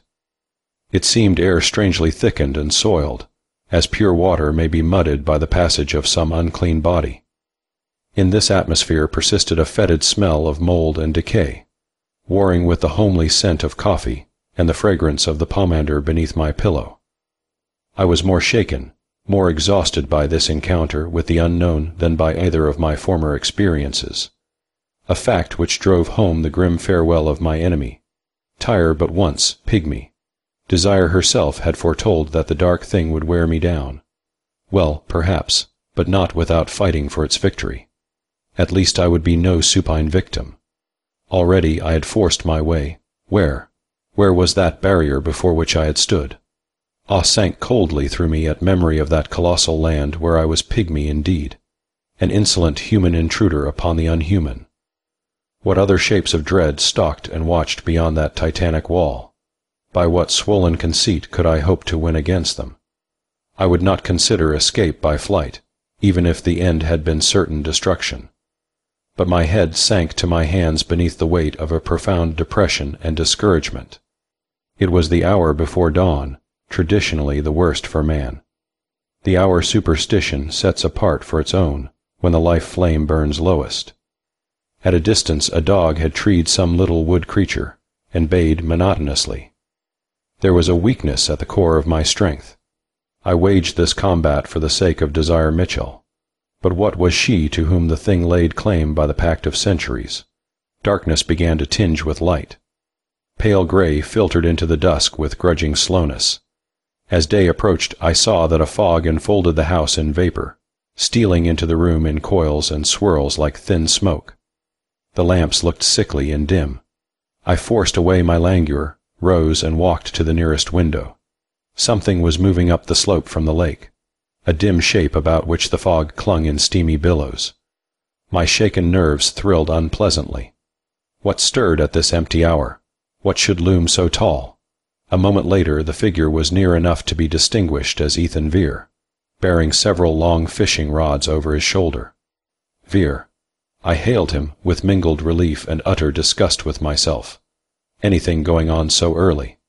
He looked up at me. I never saw Vere startled, and came on to stop beneath the window.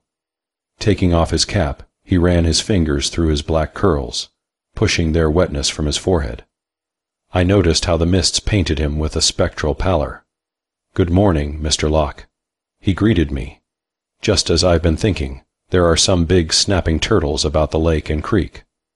I guessed there'd be some war between them and me before that water was safe for use. One of the fellows dragged a duck under, drowned it, and started feeding right before my eyes just now. We will have to get a canoe." He nodded placid assent. "That'll look pretty on the lake. Phillida will like it. But I guess I'll keep a homely old flat-bottomed punt out of sight around some corner for work. The other craft goes over too prompt for jobs like mine, and don't hold enough. I'm going to fetch my rifle now.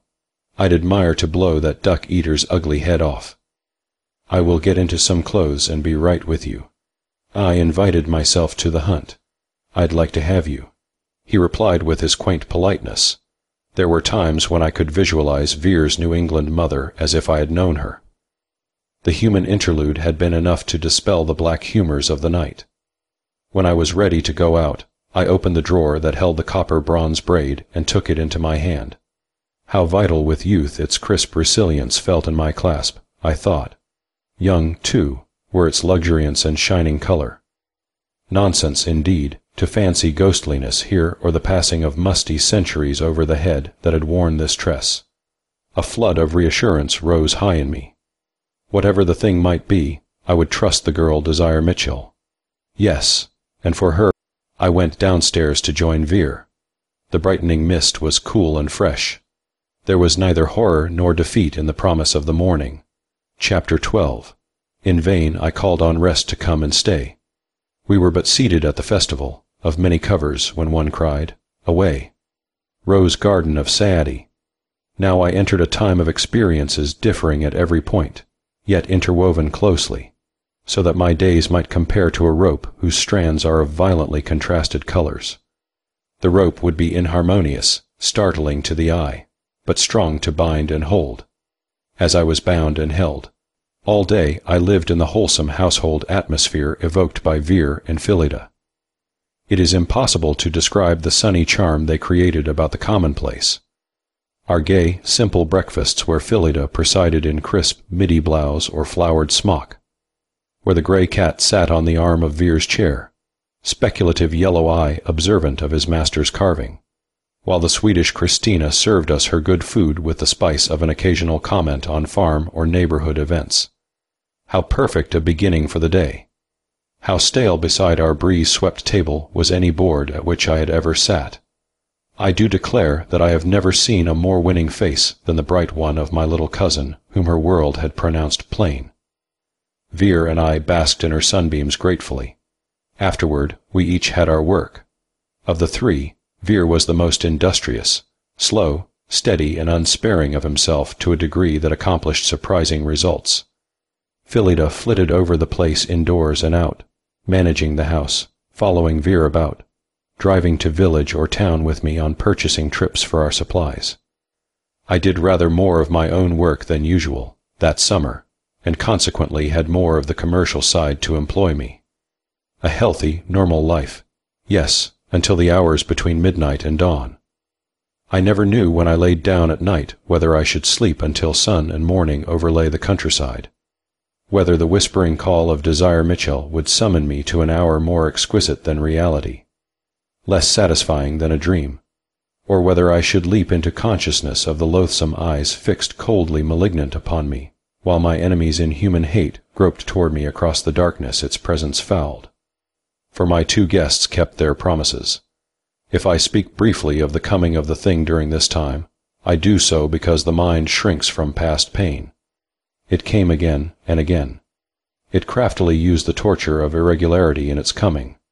For days there might be a respite, then it would haunt me nights in succession until my physical endurance was almost spent. I have stood before the breach in that barrier, fighting that nightmare duel, until the place of colossal desolation, last frontier the human race might hope to keep, became as well known to me as a landscape on earth. Yet the effect of the thing's assaults upon me never lessened. On the contrary, the horror gained in strength. A dreadful familiarity grew between it and me. Communication flowed more readily between us with use. I will not set down, perhaps I dare not set down the intolerable wickedness of its alternate menaces and offered bribes. Contact with its intelligence poisoned. There were nights when it was dumb, when all its monstrous power concentrated and bore upon me, its will to destroy locked with my will. My victory was that I lived. In the shadow, Desire Mitchell and I drew closer to one another. How can I tell of a love that grew without sight? So much of the love of romance and history is a matter of flower-petal complexions, heart-consuming eyes, satin lips, and all the form and color that make beauty. How can I make clear a love that grew strong and passionately demanding, new delicate coquetries of advance and evasion, intimacy of minds like the meeting of eyes in understanding, all in the dark. The blind might comprehend, but the blind have a physical communication we had not. Touch has enchantments of its own. Every night, near midnight, I switched off the lights and waited in the chair at my writing table, where I was accustomed to work. If she had not come by 2 o'clock, I learned to know she would not visit me that night. I might sleep in that certainty. A strange tryst I kept there in the dark, listening to the flow of the waterfall from the lake, loud in that dead hour's stillness, or hearing the soft, incessant sounds of insect life awake in trees and fields. If she came, a drift of perfume, a movement slight as a curtain stirred by the wind. Then an hour with such a companion as the ancient magician might have drawn out of the air to his 9 mystic lamps. Strange, fantastic tales she told me, spun of fancies luminous and frail as threads of glass. She could not speak without betraying her deep learning in sciences rejected and forgotten by the modern world. Alchemy, astrology, geomancy furnished her speech with allusions blank to my ignorance, which she most gently and politely enlightened when I confessed. I learned that the green lion of Paracelsus was not a beast, but a recipe for making gold, that salamander's feather was better known today as asbestos, and that the emerald table was by no means an article of furniture. I give these examples merely by way of illustration. On the other side of the shield held between us, I soon discovered that she knew no more of modern city life than a well-taught child who has never left home. She listened eagerly to accounts of theaters and restaurants. The history of Phillida and Ethan Vere seemed to her more moving and wonderful than any story she could tell me. I was amazed and humbled to find that she rated my ability to make music as a lofty art among the occult sciences. Of the evil thing that haunted me, we came to say little. To press her with questions meant to end her visit, I found by experience. When I spoke of that strand between the barrier and the gray mist-hidden sea, her passion of distress closed all intercourse with the plea that I go away at once, while escape was possible, while life remained mine. So for the most part I curbed my tongue and my consuming curiosity, not from consideration, but of necessity. One night I asked her how the dark thing spoke to me, by what medium of communication. Spirits of all orders can speak to man in every language, so long as they are face to face. She answered, with a faint surprise at my lack of knowledge. When they turn to man, they come into use of his language and no longer remember their own. But as soon as they turn from man, they resume their own language and forget his. But they themselves are unaware of this fact, for they utter thought to thought by direct intelligence. So if angel or demon turns his back to you, Roger, you may not make him hear you, though you call with great force. How do you know that, desire? But by simple reading. Do not Ennemoser and many writers record it? Have you spoken to such beings, desire? The question was rash, but it escaped me before I could check the impulse. To my relief, she answered without resentment, No. No. The thing, the enemy that comes to me has never spoken to you. No. I was silent in amazement and incredulity. The dark creature claimed her. She declared herself helpless to escape from that dominion into normal life, and yet it never had spoken to her. It spoke to me, a stranger most ignorant, and not to the seeress who was familiar with its existence and the lore which linked humanity to its fearful kind. You do not believe me. Her voice came quietly across my thoughts. I believe you, of course. I stammered. I was only astonished. You have described it and the barrier so often, from the first night. I supposed you had seen all I have and more. All you have seen. Now tell me with what eyes you have seen the barrier and the far frontier. The eyes of the body, or that vision by which man sees in a dream, and which is to the sight as the speech of spirits is to the hearing. I suppose with the inner sight. Then understand me when I say that I have seen with the eyes of another, by a sight not mine, and yet my own. You mean, I floundered in vague doubts and jealousy of her human associations of which I knew nothing. You mean hypnotism. She laughed with half-sad raillery. How shall I answer you, Roger? Once upon a time, The jewel-called beryl was thought unrivaled as a mirror into which a magician might look to see reflected events taking place at a distance, or reflections of the future. But by and by magicians grew wiser. They found any crystal would serve as well as a beryl. Later still, they found a little water poured in a basin or held in the hollow of the hand showed as true a phantasm. So one wrote, "There is neither crystallomancy nor hydromancy, but the magic is in the seer himself." Well, Desire. Well, Roger, if to see with the sight of another is hypnotism, then every man who writes a book or tells a good tale is a hypnotist. Every historian who makes us see the past is a necromancer. You read of the thing?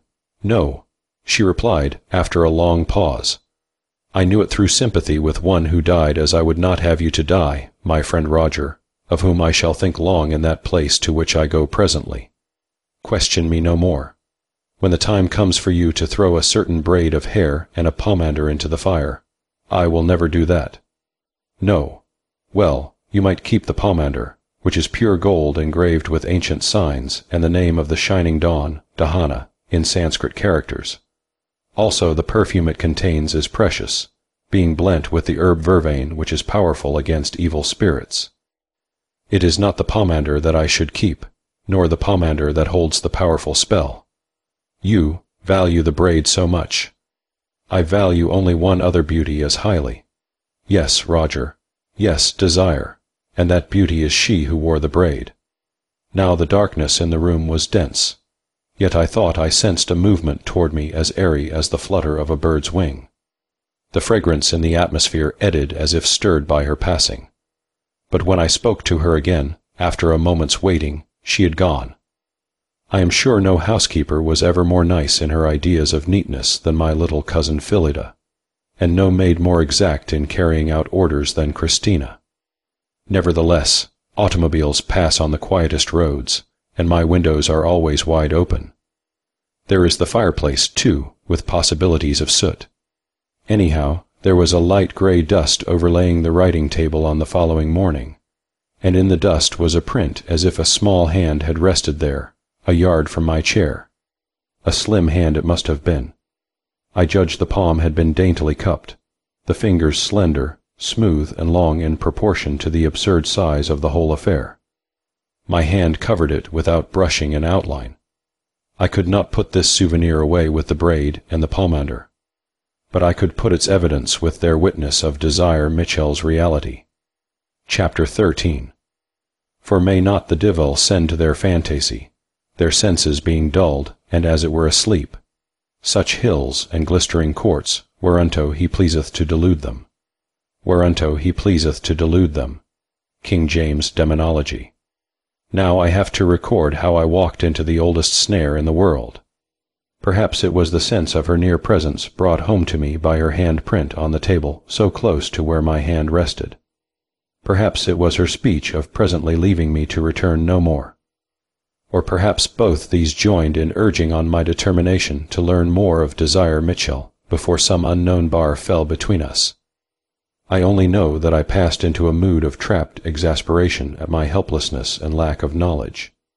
It seemed imperative that I should act to save us both, act soon and surely, yet inaction was bound upon me by my ignorance.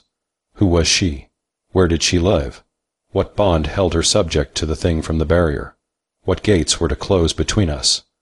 Why could she not put her hand in mine any night, and let me take her away from this haunted place? Why, at least, not come to me in the light, and let me see her face to face? I was a man groping in a labyrinth, while outside something precious to him is being stolen. For the first time I found myself unable to work, unable to share our household life with Phillida and Vere, or to find relaxation in driving about the countryside. Anger against Desire herself stirred at the bottom of my mind. Desire, who hampered me by the word of honor in which she had netted me so securely. It was then that my enemy from the unknown places began to whisper of the book. I encountered that enemy in a new mood. We did not meet at the breach in the mighty wall, confronted in death conflict between its will and mine. Instead, night after night it crept to my window as at our first meeting. I started awake to find its awful presence blackening the starlight where it crouched opposite me, its intelligence breathing against mine. As always, my human organism shrank from its unhuman neighborhood. Chill and repugnance shook my body, while that part of me which was not body battled against nightmare paralysis of horror. But now it did not menace or strive against me. It displayed a dreadful suavity I might liken to the coiling and uncoiling of those great snakes, who are reported to mesmerize their prey by looping movements and figures melting from change to change in the hunger dance of Ka. There was a book that held all I longed to know, it whispered to me. A book telling of the woman she did not wish me to read, for fear I should grow overwise and make her mine. The book was here in my house. I might arise and find, if I would be guided by it. I thrust the whispers away. How could I trust my enemy? If such a book existed, which seemed improbable, there was a taint of disloyalty to desire in the thought of reading without her knowledge. The thing was not turned away.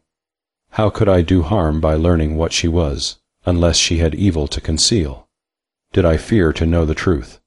As for the book's existence, I had only to accept guidance from it. I persisted in refusal. But the idea of the book followed me through my days like a wizard's familiar dogging me. Where could such a volume be hidden? In what secret nook in wall or floor? How came a book to be written about the girl I supposed young, unknown and set apart from the world? Was I letting slip an opportunity by my fastidious notions of delicacy? Indecision and curiosity tormented me beyond rest. Phillida and Veer began to consider me with puzzled eyes. Christina developed a habit of cooking individual dishes of especial succulence, and triumphantly setting them before me as a surprise. A kindness which of course obliged me to eat whether I was hungry or not. I suspect my little cousin abetted her in this transparent ruse. I pleaded the heat as an excuse for all. We were in late August now.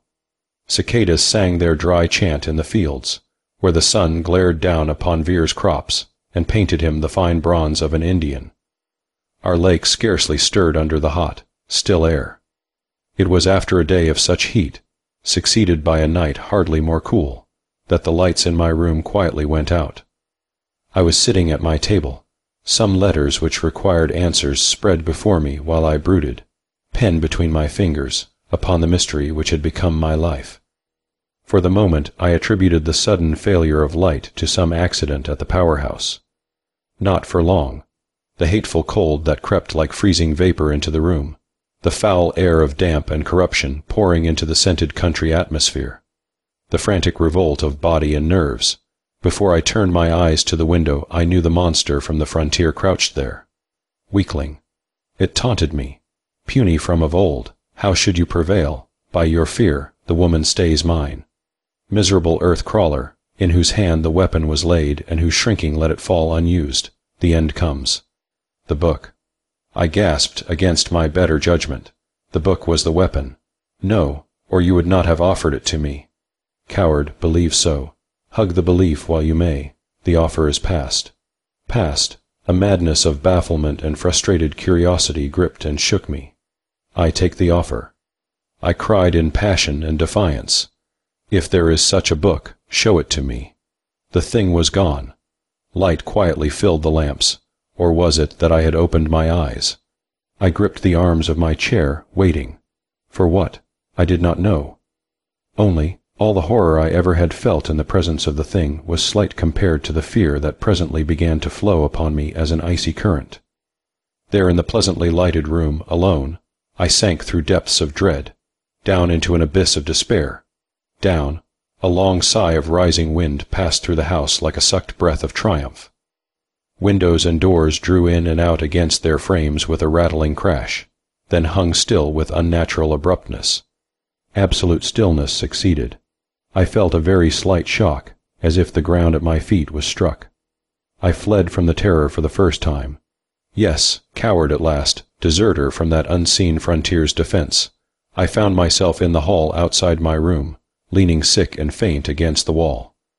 Behind me the door shut violently, yet I felt no current of air to move it. From the other side of the house there sounded the click of latch, then a patter of soft shod feet. Phillida came hurrying down the hall toward me. She was wrapped in some silky pink flowered garment. Her short hair stood out around her head like a little girl's well-brushed crop. She presented as endearingly natural a figure, I thought, as any man could seek or imagine. The wisdom of Ethan Vere, who had garnered his love here. "Cousin," she exclaimed, "the hall light is so dim, you almost frightened me when I glimpsed you standing there. Did the wind wake you too? I think we are going to have a thunderstorm, it is so hot and gusty." I heard poor Bagheera mewing and scratching at the door, so I was just going down to let him in before the rain comes. Yes, I achieved. Then, finding my voice secure, I will let in the cat. Where is Vere? He did not wake up, so I tiptoed out. Why? I do not like to have you going about the house alone at this hour.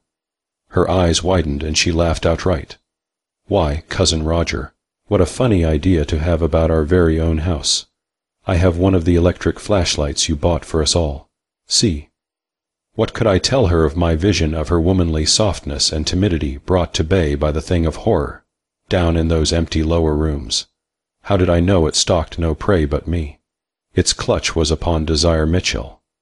These were its hours between midnight and dawn. Tramps. I explained evasively. Give me the light.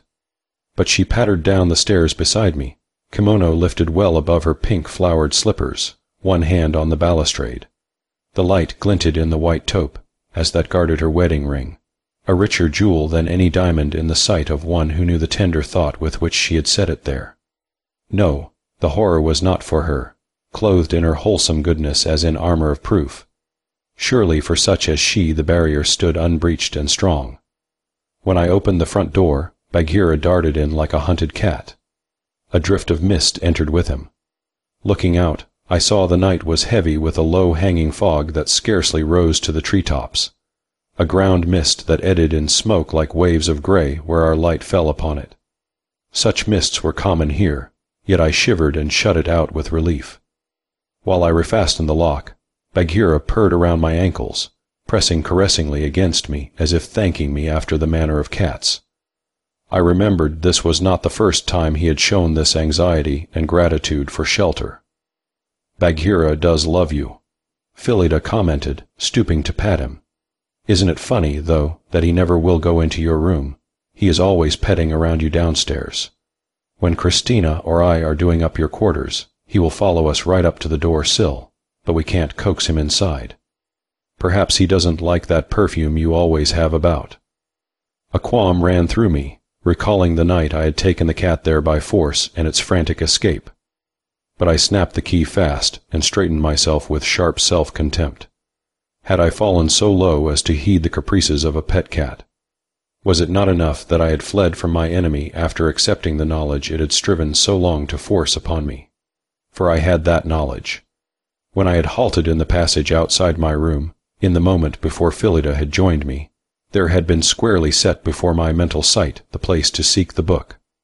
"Phillida, there was a bookcase in this house when it was bought," I said. "I believe it stood in my room before the place was altered. A small stand. I remember putting my candle on its top the first night I slept here. Have you seen it?" Some tone in my question seemed to touch her expression with surprise as she lifted her eyes to mine. Or perhaps it was the hour I chose for the inquiry. "Oh, yes," she answered readily. "I supposed you had noticed it long ago. I mean where it stands. The quaintest bit, a genuine antique. And holding the stuffiest collection of old books, too. I believe they may be valuable out-of-print early editions. If," her voice faltered wistfully, "if Father ever forgives me for being happy with Ethan, and comes to visit us, he would love every musty old volume. Do you think Mother and he ever will, Cousin Roger?" "I am sure they will, Phil. Feuds and tragic parents are out of date. They must adjust themselves gradually when they realize Vere is, himself. Before you go upstairs to him, will you tell me where to find that bookcase? Now, why, of course. She led me across the hall to her sewing room. I cannot say that she sewed there very much, but she had chosen that title in preference to boudoir or study as more becoming a housewife.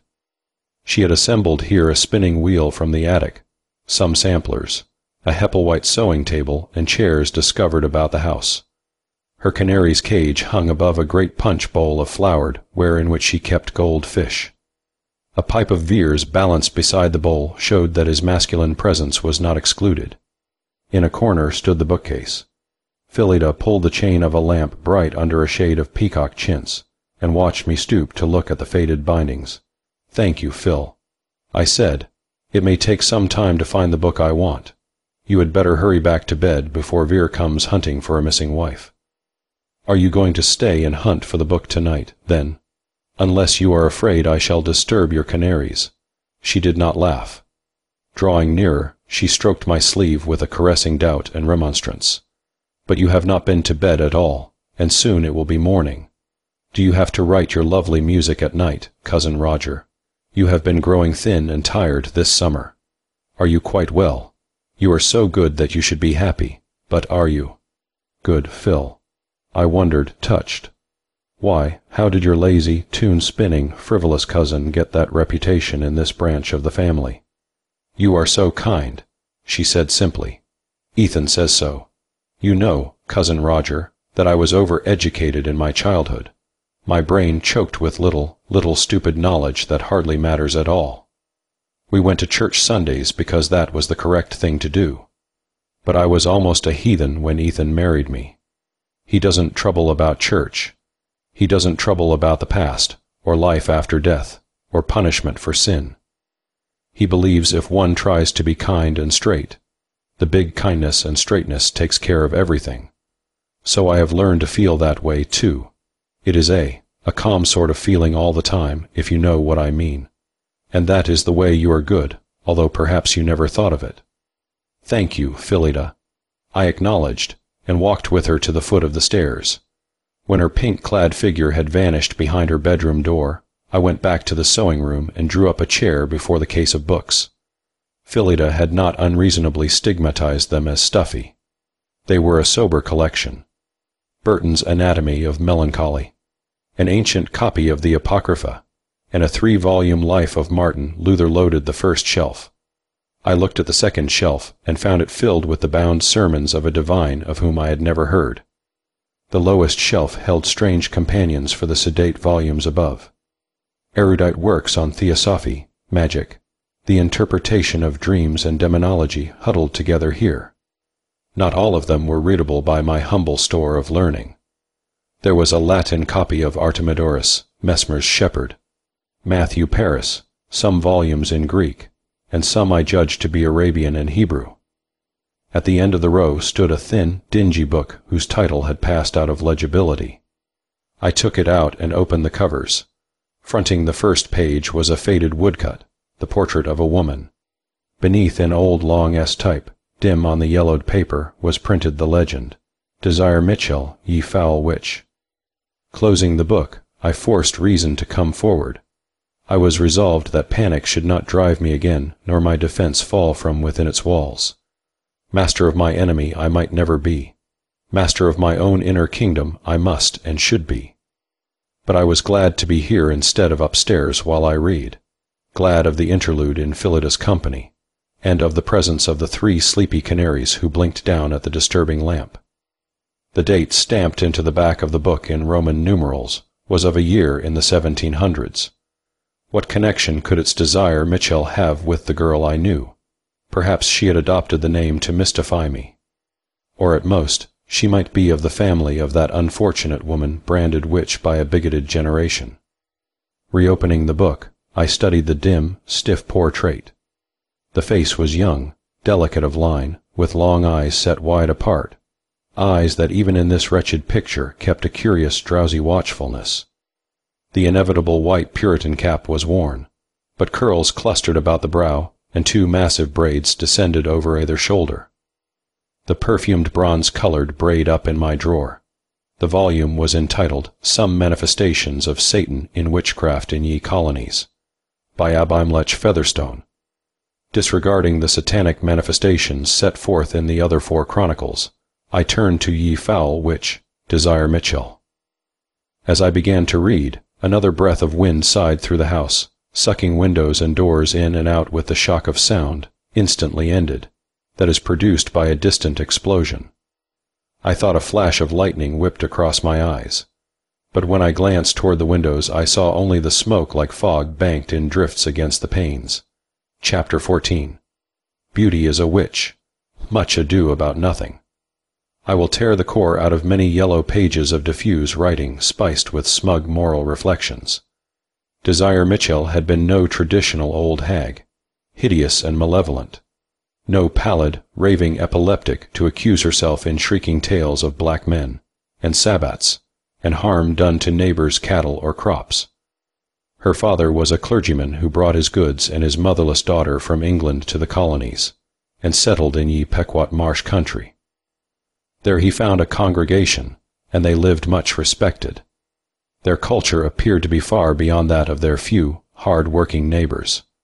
Young Mistress Mitchell was reputed learned in the use of simples, among other arts, and to have been of a beauty exceeding the custom among godly women, to so great degree that sorcery should have been suspected of her. However, sorcery was not suspected, not even when her fame spread among near-dwelling Indian tribes, who gave her a name signifying water on which the sun is shining. Admiration was her portion, then, with all the suitors the vicinity held. But from fastidiousness or ambition she refused every proposal made to her father for her. She walked aloof and alone, until another sort of wooer came to the gate of the minister's house. This man's full name was not given, apparently through the writer's cautious respect for place and influence. He was vaguely described as goodly in appearance, of high family, but not abundantly supplied with riches. However he chanced to come to the obscure settlement was not stated. He did come, saw Desire Mitchell, and fell as abjectly prostrate before her as any youth who never had left the village. He pressed his courtship hard and eagerly. At first he was welcome at the minister's house, but a day came when Master Mitchell forbade him to cross that door, and rumor whispered, scandalized, that Sir Austen's suit had not been honorable to the maid. Sir Austen sulked a week at the village inn. Then he broke under the torment of not seeing Desire Mitchell. Their betrothal was made public, and he rode away to prepare his home for their marriage in the spring. Travel was slow in the winter. News trickled slowly across snowbound distances. With spring came no bridegroom. Instead, word arrived of his affair with an heiress recently come to New York from England. She was rich in gold and grants of land from the crown. Her husband would be a man of weight and influence, it seemed. Sir Austen had married her. Desire Mitchell shut herself in her father's house. The clergyman did not live many months after the humiliation. Alone the girl lived. Student, wrote Abimelech Featherstone, of black and bitter arts. Or as some say, having, like Bombastus de Hohenheim, a devil's bird enchained to do her will. In his distant home, Sir Austen sickened. He burned with fever, anguish consumed him. Physicians were called to the bedside of the rich man. They could not diagnose his ailment or help him. He screamed for water. When it was brought, his throat locked and he could not swallow.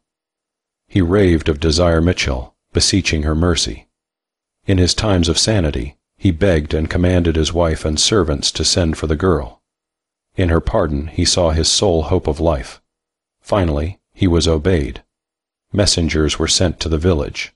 They were not even admitted to the house they sought, or to sight of Mistress Mitchell.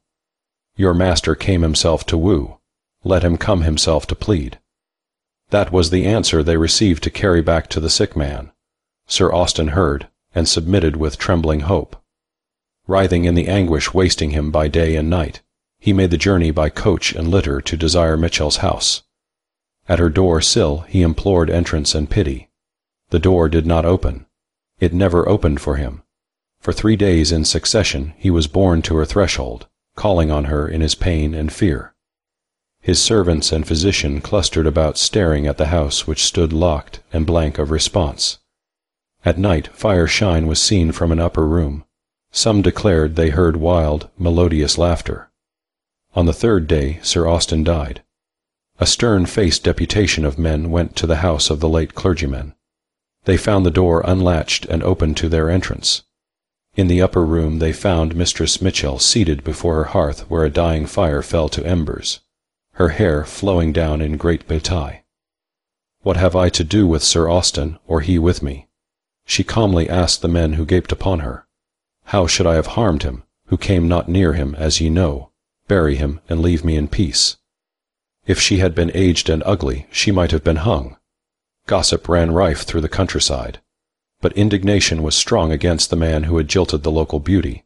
There existed no proof of harm done, and the matter slept for a time. New matters came. A horror grew up around the house.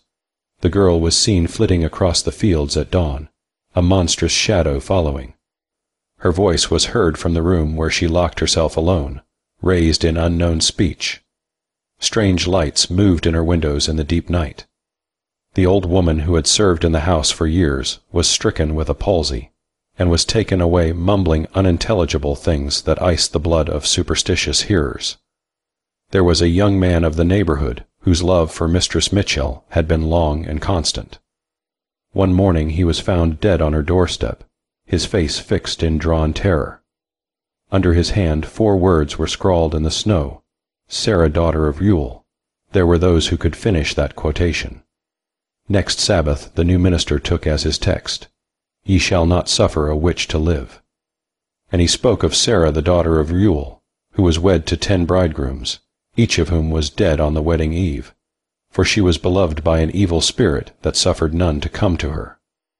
Authority moved at last against Desire Mitchell, but when the officers came to arrest her, she was found dead in her favorite seat before the hearth, fair and upright in her place, scented with a perfume she herself distilled of her learning in such matters, which was said to contain a rare herb of Jerusalem called Lady's Rose, resembling spikenard, with vervain and cedar and secret simples, in which she steeped her hair so that wherever she abode were sweet odors.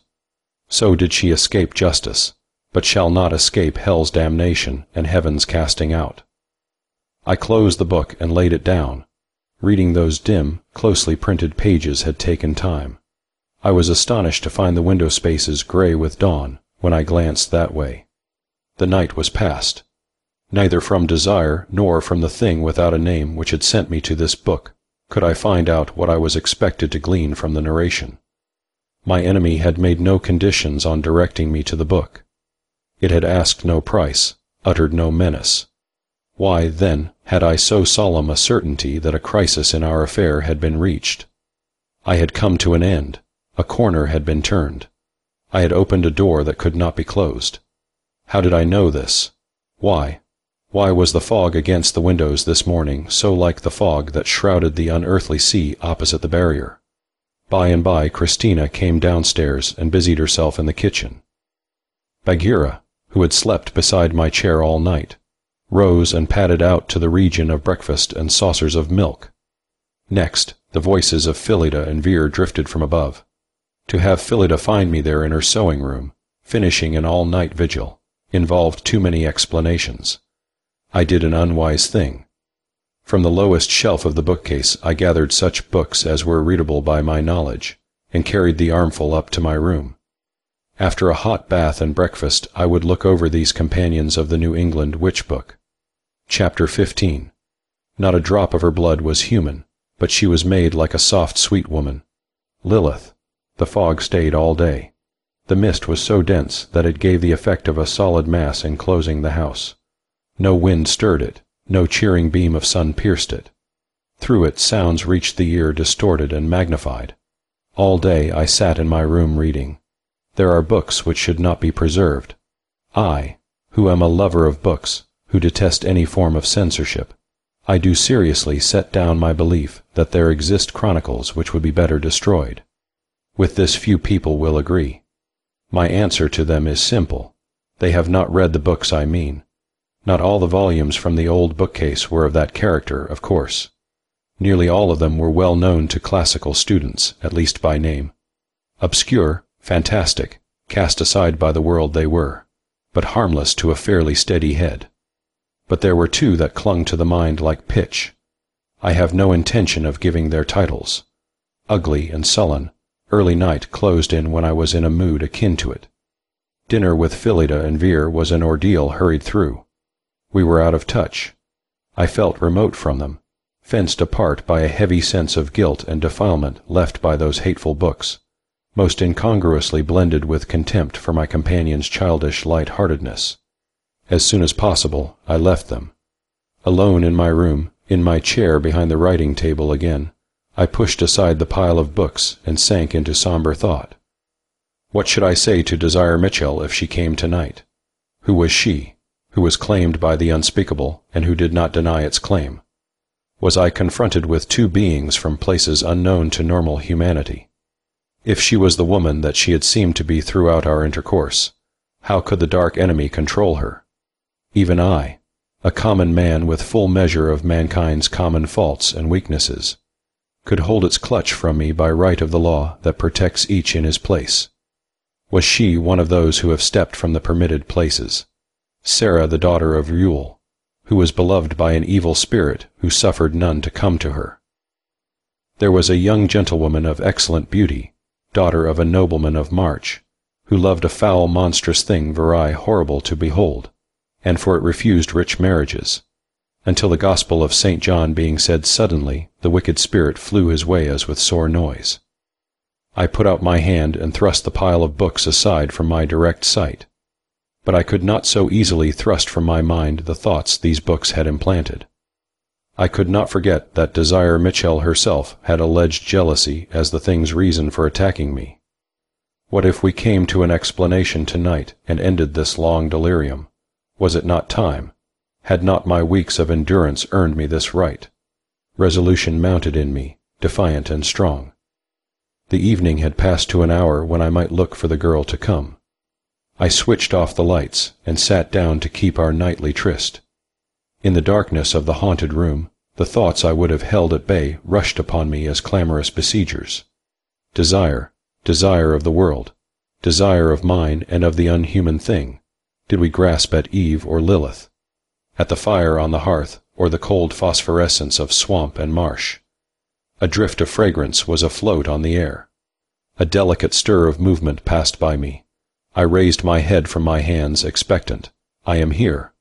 Her familiar voice told me, Desire, you had to come tonight. Some quality in my voice carried to her a message beyond the words, but she did not break into exclamation or question as another woman might. She was mute, as one who stands still to find the path before taking a step. You are angry, she said at last. Something here has gone badly for you. I knew that before I entered this room. How can you say that? I challenged. If you are like other men and women, how can you know what happens when you are absent? How do you know what passes between the thing from the frontier and me? I do not know unless you tell me, Roger. If I feel from afar when you are in sorrow, why, so do many people feel with another in sympathy. You feel more than ordinary sympathy can. I retorted. Then, perhaps it is not an ordinary sympathy I have for you, Roger. Her very gentleness struck wrong on my perverted mood. Was she trying to turn me from my purpose with her soft speech? She had never granted me anything so near an admission of love until now. It is not an ordinary trial that I have borne for these meager meetings where I do not see your face or touch your hand. I answered, but that must end. Put your hand in mine, Desire, and come with me. Let us go out of this room where shadows make our thoughts sickly. You shall stay with my cousin, or if you choose, we will go straight to New York or Boston. I am asking you to be my wife. Let us have done with phantoms and specters. I love you. No, she whispered, you do not love me tonight. Tonight you distrust me. Why? Is it distrusting you to ask you to marry me? Not this way would you have asked that of me when I last came, but I will answer you more honestly than you do me. To go with you would be the greatest happiness the world could give. To think of it dazzles the heart, but it is not for me. Have you forgotten, Roger, that my life is not mine, that I am a prisoner who has crept out for a little while? The gates soon close now upon me. What gates? I demanded. Sacrifice and expiation. Expiation of what? I exclaimed, exasperated. Desire, I have read the book of Desire Mitchell downstairs. I heard her gasp and shrink in the darkness. Silence bound us both. In the hush, it seemed to me that the house suddenly trembled as it had done the night before, a slight shock as from some distant explosion. In my intentness upon the woman opposite me, the tremor passed unheeded. She must answer me now, surely. Now she spoke with a breathless difficulty, spacing her words apart. "How did you find the book?" "It told me the thing from out there." I admitted, sullenly defiant of her opinion. She cried out sharply, You took its gift. You did that fatal madness, and you are here. Oh, you are lost, and the guilt mine. Yet I warned you that danger flowed from knowing me. You accepted the risk and the sorrow, yet you have thrown down all for a bribe of knowledge. Do you not know what it means to take a gift from the dark ones of the borderland, to brave the loathsome eyes so long, and fall this way at last? Yet there may be a hope, since you still live. But go. Not tomorrow, not at dawn, but go now. By all that man can dread for soul or body, go now. Not without you. Me. Oh, how can I make you understand? I shall never come here again. Take with you my gratitude for our hours together, my prayers for all the years to come. There is no blame to you because you could not trust a woman on whom falls the shadow of the awful watcher that stalks behind me. I make no reproach if only you will go. Do not linger. I do most solemnly warn you not to stay alone in this room one moment after I have gone. Desire, I can say honestly that my next action was without intention. On my table lay, as usual, a small electric torch. Every member of our household was provided with one for use in emergencies likely to occur in a country house, the time of candles being past. Now, rising in agitation and repentance, my hand pressed by chance upon the flashlight's button. A beam of light poured across the darkness. What did I see, starting out of the black gloom? A spirit or a woman? Were those a woman's draperies or part of the night fog that showed mere swirl upon swirl of pale gray twisting in the path of light? I glimpsed a face colorless as pearl, the shine of eyes dark and almond-shaped, then a drifting mass of gray smoke, all intermingled with glittering gold flashes, seemed to close between us. The whole apparition sank down out of vision as aghast I lifted my hand and the torch went out. Shaken out of all ability to speak, I stood in my place. Did I hear a movement, or only a stirring of the orchard trees beyond the windows? Desire. I ventured, my voice hoarse to my ears. No answer. I felt myself alone. I would not at once turn on the lamps. My haste might seem an attempt to break faith with her a second time. I sat down again, folding my arms upon the table and resting my forehead upon them. Well, I had seen her at last, but how? A wan loveliness seemingly painted upon the canvas of the dark by a brush dipped in moonlight. A white moth caught fluttering in the ray of the torch. Seen at the instant of her leaving me forever. Insulted by my suspicions, my love hurled coarsely at her like a command. My promise of security for her visits apparently broken. How dared I even hope for her return? Now I knew why my enemy had guided me to those books, that I might read, fill my mind with the poison of vile thoughts, and destroy the comradeship that bound me to Desire Mitchell. How should I find her? How free us both? The clock in the hall downstairs struck a single bell. With dull surprise I realized that considerable time had passed while I sat there. Still I did not move, weighed down by a profound discouragement. Suddenly, as a wave will run up a beach in advance of the incoming tide, impelled by some deep stir in the ocean's secret places, an icy surge rushed about my feet. Deathly cold from that current struck through my whole body. My heart shuddered and staggered in its beating from pure shock. Go. Not tomorrow, not at dawn, but now. The wave seeped back, receded away from me down its invisible beach. Desire's warning hammered at my mind, striving to burst some barred door to reach the consciousness within that had loitered too long. This was the new peril. This was what I had fled from, unknowing the source of my panic, the night before. This was death. A second surge struck me with the heavy shock of a veritable wave from some bitter ocean. This time the tide rose to my knees, boiling and hissing in its rush. Blood and nerves seemed to freeze. I felt my heart stop, then reel on like a broken thing. Flecks of crimson spattered like foam against my eyelids. The wave broke. The mass poured down the beach, tugging at me in its retreat. With the last strength ebbing away from me with that receding current, I dragged the chain of the lamp beside me. The comfort of light springing up in the room, the relief of seeing normal, pleasant surroundings. Truly light is an elixir of courage to man. That cold had paralyzed me. I had no force to rise, nor did I altogether wish to rise and go. I had lost desire tonight. Was I to lose my self-respect also? Was I to run a beaten man from this peril, after standing against my enemy so long? Should I not rather stand on this my ground where I was not the lame feller? Down by the lake, the snarling cry of a terrified cat broke the night stillness. It was Bagheera's voice. The cry was followed by sounds indicating a small animal's frantic flight through the thickets of goldenrod and willow that edged the banks of the stream below the dam. The series of progressive crashes passed back of the house and continued on, dying away down the creek. As I braced my startled nerves after this outbreak of noise, the light was withdrawn from every lamp in the room. At the same moment, the electric torch rolled off my table and fell to the floor. I heard its progress across the muffling softness of the rug, across the polished wood beyond, and final stoppage at some point out of my reach. As vapor rises from some unseen source and forms in vague growing mass within the curdled air, so blackening dark the hideous bulk reared itself in the night and stared in upon me.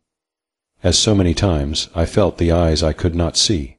The pressure of a colossal hate loomed over me, poised to crush, yet withheld by a force greater than either of us. The venom of its malevolence flowed into the atmosphere about me, fouling the breath I drew. My lungs labored. Pygmy. Its intelligence thrust against mine. Frail and presumptuous will that has dared oppose mine, you are conquered. This is the hour foretold to you, the hour of your weakness and my strength. Weakling, feel the death surf break upon you. Fall down before me. Cower, plead. Now indeed I felt a sickness of self-doubt, for the wash of the invisible sea never had come to me until tonight. And there was desire saying that I had destroyed myself by accepting the thing's gift of knowledge of the book. But I summoned my forces. Never. My thought refused it. Have we not met front to front these many nights? And who has drawn back, breaker of the law? You return, but I live. The duel is not lost. It is lost, man, and to me. Have you not taken my gift that you might spy meanly on the secret of your beloved? Have you not opened your mind to the evil thoughts that creep upon the citadel of strength within and tear down its power? Of your own deed, you are mine. My breath drinks your breath. Your life falls down as a lamp that is thrown from its pedestal. Your spirit rises from its seat and looks toward those spaces where it shall take flight tonight. Man, you die. Again the surge and shock of that frigid sea rushed upon me. I felt the swirl and hiss of the broken wave higher about me before it sank away down whatever dreadful strand it owned. My life ebbed with it, draining low. My enemy spoke the truth. One more such wave, my imagination sprang ahead of the event. In fancy, I saw bright dawn filling this room of mine, shining on the figure of a man who had been myself. His head rested on his folded arms so that his face was hidden. On the table beside him a vase was overturned. A spray of heliotrope lay near, and water had trickled over scattered sheets of music, staining the paper. By and by Vere would come to summon that unanswering figure to the gay little breakfast table. Phillida would leave her place behind the burnished copper percolator she prized so highly and come running up the stairs. In her gentleness she would grieve, no doubt. I was sorry for that. But it was a contentment and pleasure for me to recall that I had settled my financial affairs so that my little cousin would never lack money or know any care that I could spare her. Strange, how she had been rated below more beautiful or more clever women until the waif Ethan Vere had set her dearness in full sun for us to wonder at. Pygmy, will you think of another pygmy now? Rage the thing, yourself. Think of yourself, crouch. Think of death, corruption, the vileness of the grave. Think how you are of the grave. Think how you are alone with me. Think how you are abandoned to me. But with that tenderness for Phillida a warmth had flowed through me like strength. Not so. My defiance answered it. For where I am, I stand by my own will. With where I shall stand, you have nothing to do. Back, then, for with the death of my body your power ends. Back, or else face me, thing of darkness, while we stand in one place. At this mad challenge of mine silence closed down like a shutting trap. Consciousness sank away from me with a sense of swooning quietness. I stood before the barrier on the ghostly frontier, erect, arms folded, fronting the breach in that inconceivably mighty wall. Above, away out of vision on either hand, stretched the gray glimmering cliffs. This I had seen before, but behind me lay that which I had not seen. The mists I believed to be eternal had lifted. Naked, a vast gray sea stretched parallel with the barrier, like it, without end or even a horizon to bound its enormous desolation. Between these two immensities on the narrow strand at the foot of the wall, I stood, pygmy indeed. In the breach, as of old, the thing whose home was there reared itself against me. Man, it spat, would you see me? Would you see the eyes once seen by the witch-woman, who fell blasted out of human ken? Creature of clay, crumbling now in the sea of mortality, do you brave my immemorial age? It reared up, a towering formlessness. It stooped, a lowering menace. Man, whenever man has summoned evil since the youngest days of the world, have I not answered? Have I not brought my presence to the magician's lamp? Have I not shadowed the alchemist at his crucible? When the woman called upon me with ancient knowledge, did I not come? I am the guardian of the barrier. Whoever would pass this way must pass me. Have you the power? Die, then, and begone. With a long heaving sound of waters in movement, the gray sea stirred from its stillness. As if drawn to some center out of sight, the tide began to recede down that strange beach. Then realization came to me that here was the ocean which, invisible, had surged icy death upon me a while past. The ocean now gathered for the final wave that should overwhelm the defeated. Braggart. My thought answered the taunt. If the witch-woman was yours, the girl Desire is mine. This I know, as little as man has to do with you, so little have you to do with the human and the good. Living or dead, our path is not yours. I did not summon you. I do dare look upon you, if you have visible form. Now in the hush a sound that I had faintly heard as a continuing thing seemed to draw nearer. A sound of light, swift footsteps hurrying, the steps of one in pitiful eagerness and haste. But I heeded this slightly. My gaze was upon that which took place within the cleft in the great wall. For there the cold darkness was writhing and turning, visible, yet obscure, as the rapids of a glassy, twisting river might look by night. And as one might glimpse beneath the smooth boil and heave of such a river the dim shape of crocodile or water monster, so in that moving dark there seemed to lie something from which the mind shrank, appalled. Now gigantic tentacles rolled about a central mass, groping out in unsatisfied greed. Now an ape-like shape seemed to stalk there, rearing up its monstrous stature until all that breach was choked with it. It fell down into vagueness, where huge coils upraised and sank their loops. But through all change steadily fixed upon me I felt the eyes of the unseen. I stood my ground. With what pain and draining cost to my poor endurance, there is no need to say. Each instant I anticipated the surge of that returning sea, whose flood should smother out the human spark upon its shore. This I had brought upon myself, yes, and would again to help Desire Mitchell. If I had sheltered her for 1 hour, the thing halted, stooped. Man cast off the woman. It snarled at me. Fool, evil goes with her. For her you suffer. Thrust her from your breast. I looked down, wavering against my breast. Just above my heart glimmered a spot of light. The little hurrying steps had ceased. I thought, if the bright head of Desire Mitchell were rested there against me, how I would strive to shield her from sight of the thing yonder.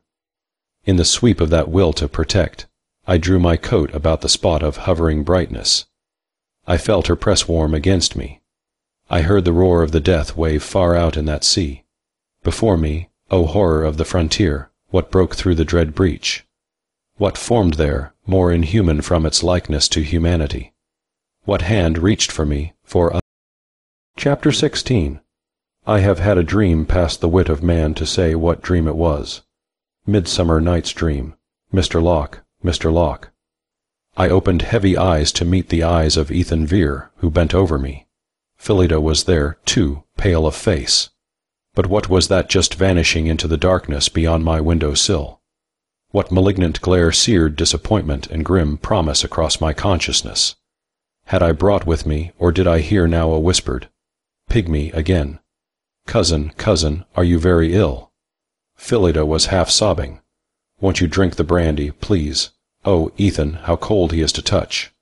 "Hush, dear," Vere bade in his slow, steadfast way. "Mr. Locke, can you swallow some of this?"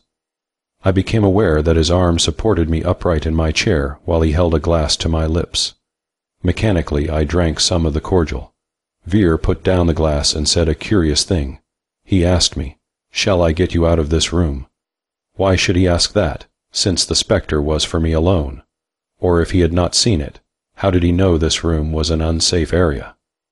My stupefied brain puzzled over these questions while I managed a sign of refusal. Any effort was impossible to me. The cold of the unearthly sea still numbed my body. My heart labored, staggering at each beat. Vere's support and nearness were welcome to me. His tact let me rest in the mute inaction necessary to recovery, while my body, astonished that it still lived, hesitatingly resumed the task of life. Somehow he reassured and directed Phillida. Presently she was busied with the coffee apparatus in the corner of the room. It was too much weariness even to turn my eyes aside from the expanse of the table before me. The vase was upset, I noted, as I had seemed to see it. The spray of purple heliotrope Phillida had put there the day before lay among the wet sheets of music. The book of Hermes lay open at the page I had last turned, the rosy lamplight upon the text. Behold, I saw a great beast that he might devour a city, whose name is Hegrin. Thou hast escaped, because thou didst not fear for so terrible a beast. If, therefore, ye shall have prepared yourselves, yet may escape. What did they mean? The old words men have rejected. What had Hermes glimpsed in his visions? How many men are written down liars because they traveled in strange lands indeed, and explorers, strove to report what they had seen, who before me had stood at the barrier and set foot on the frontier between the worlds. The fog still dense outside was whitening with daybreak. A few hours while the sun ran its course once more for me, then night again, bringing completion of the menace. I recognized that this delay could not affect the end. Perhaps it would have been easier if all had finished for me tonight, easier if Vere and Phillida had not found me in time to bring me back. How had they found out my condition? Wonder stirred under my lethargy. Had I called or cried out? It did not seem that I could have done so. Certainly I had not tried. I was not quite so poor an adventurer as that. Phillida was back with a cup of steaming black coffee, tiptoeing in her anxiety and questioning Vere with her eyes. He took the cup, stooping to receive my glance of assent to the new medicine. The brandy had stimulated, but sickened me. The coffee revived me so much that I was able to take the second cup without Vere's help. When I had walked up and down the room a few times, leaning on his arm, life had taken me back, if only for a little while. The two nurses were so good in their care of me that our first words were of my gratitude to them. Then my curiosity found voice. "How did you happen to come in at this hour?" I asked. "How did you know I was ill?" "I cannot imagine what made Ethan wake up," said Phillida, with a puzzled look toward her husband. "He woke me by rushing out of the room and letting the door slam behind him. Of course I knew something must be wrong to make Drawls hurry like that. Usually he does such a tremendous lot in a day while looking positively lazy. So I came rushing after and found him in here, trying to waken you. I thought at first that you were not living, Cousin Roger. It was horrible. You were all white and cold." She shivered. Vere poured another cup of coffee. He said nothing on the subject, merely observing that the stimulant would hardly hurt me, and some might be good for Phil. I asked her to bring cups for them both. "I am not sure I really care about the coffee, but I'll make some more." She nodded, dimpling. "I love to drink from your wee porcelain cups with their gold holders. You do have pretty things, you bachelors from town." When she was across the room, I asked quietly, "What was it, Vere? What sent you to me?" He answered in as subdued a tone, looking at the tinted shade of the lamp instead of at my face. "The young lady woke me, Mr. Locke. She came to the bedside, whispering that you were dying, would be dead if I didn't get to help you in time. She was gone before Phillida roused up, so she doesn't know anything about it." My heart, so nearly stopped forever and so lethargic still, leaped in a strong beat. Desire, then, had come back to save me. For all my doubt and seemingly broken faith, she had brought her slight power to help me in my hour of danger. For my sake she had broken through her mysterious seclusion to call Vere and send him to my rescue. Neither he nor I being unsophisticated, I understood what Vere believed, and why he looked at the lamp rather than at me. But even that matter had to yield precedence to my first eagerness. "You saw her," I demanded. "You call her young. You saw her face, then." I could forget it if I had. He said dryly, "As it happened, I didn't. She was wrapped in a lot of floating thin stuff. Gray, I guess. The room was pretty dark, and I was jumping out of sleep. I don't know why she seemed young unless it was the easy, light way she moved. By the time I got what she was saying and sat up, she was gone. Gone? She went out the door like a puff of smoke. I just saw a gray figure in the doorway, where the hall lamp made it brighter than in the room. When I came into the hall there wasn't a sign of anybody about. Nor afterward, either. I considered briefly. I suppose I know what you are thinking, Vere. It is natural, but wrong. The lady, Mr. Locke. He checked me. I'm not thinking. I guess you're as good a judge as I am about what goes on in this house. After the way you've treated us from the first, I'd be pretty dull not to know you're as choice of Phillida as I am, and she is all that matters." "Who is?" demanded Phillida, returning. "Me. I haven't the least idea what you are talking about," drawls, "but I think Cousin Roger matters a great deal more than I do just now. Perhaps now he is able to tell us about this attack, and if he should have a doctor. I have noticed for weeks how thin and grave he has been growing to be. If only he would drink buttermilk." I looked into the candid, affectionate face she turned to me. From her, I looked to her husband, whose New England steadiness had been tempered by a sailor's service in the war and broadened by the test of his experience in a city cabaret. A new thought cleaved through my perplexities like an arrow shot from a far-off place. "How much do you both trust me?" I slowly asked. "I do not mean trust my character or my good intentions, but how much confidence have you in my sanity and common sense? Would you believe a thing because I told it to you, or would you say, 'This is outside usual experience. He is deceiving us or mad'?" They regarded one another, smiling with an exquisite intimacy of understanding. "Don't you see yourself one little bit, cousin?" She wondered at me. "Anything you say goes all the way with us." Vere corroborated. "Wait," I bade. "Drink your coffee while I think." "Please drink yours, Cousin Roger, all fresh and hot." I emptied the cup she urged upon me, then leaned my forehead in my hands and tried to review the situation. They obeyed like well-bred children, settling down on a cushioned seat together and taking their coffee as prettily as a pair of parakeets. They seemed almost children to me, although there was little difference in years between Vere and myself. But then I stood on the brink where years stopped.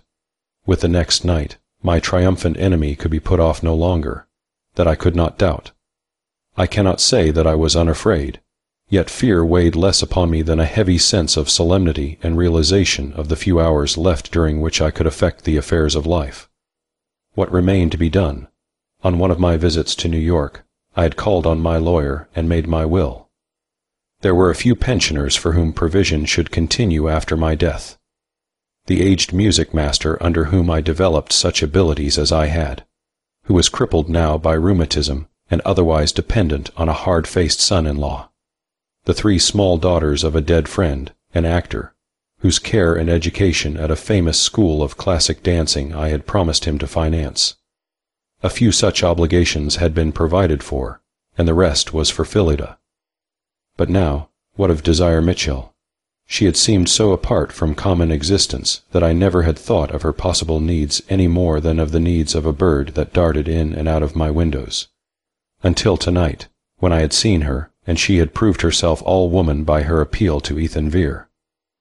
It was not a spirit or a cirrus or ye fowl witch, Desire Mitchell, who had fled to him for help in rescuing me. It was simply a terrified girl. What was to become of this girl, Under what circumstances did she dwell? Had she a home, or did she need one? Could I care for this matter while I was here? Day was so far advanced that a clamor of birds came in to us along with a freshening air. The strangely persistent fog had not lifted, but the lamps already looked wan and faded in the new light. I switched them out before speaking to the pair who watched me. "I have a story to tell you both," I said. "The beginning of it Phillida has already heard. Perhaps have you told Veer about the woman who visited this room, the first night I spent in the house, who cut her hair and left the braid in my hand to escape from me?" "Yes," she nodded, wide-eyed.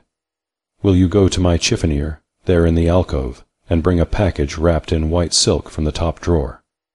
She did as she was asked and laid the square of folded silk before me. I put back the covering, showing that sumptuous braid. The rich fragrance of the gold pomander wrapped with it filled the air like a vivifying elixir. Phillida gathered up the braid with a cry of envious rapture. "Oh, the gorgeous thing! How do some lucky girls have hair like that? If it was unbound, my 2 hands could not hold it all. What a pity to have cut it! Look, Ethan, how it crinkles and glitters." She held it out to him, extended across her palms.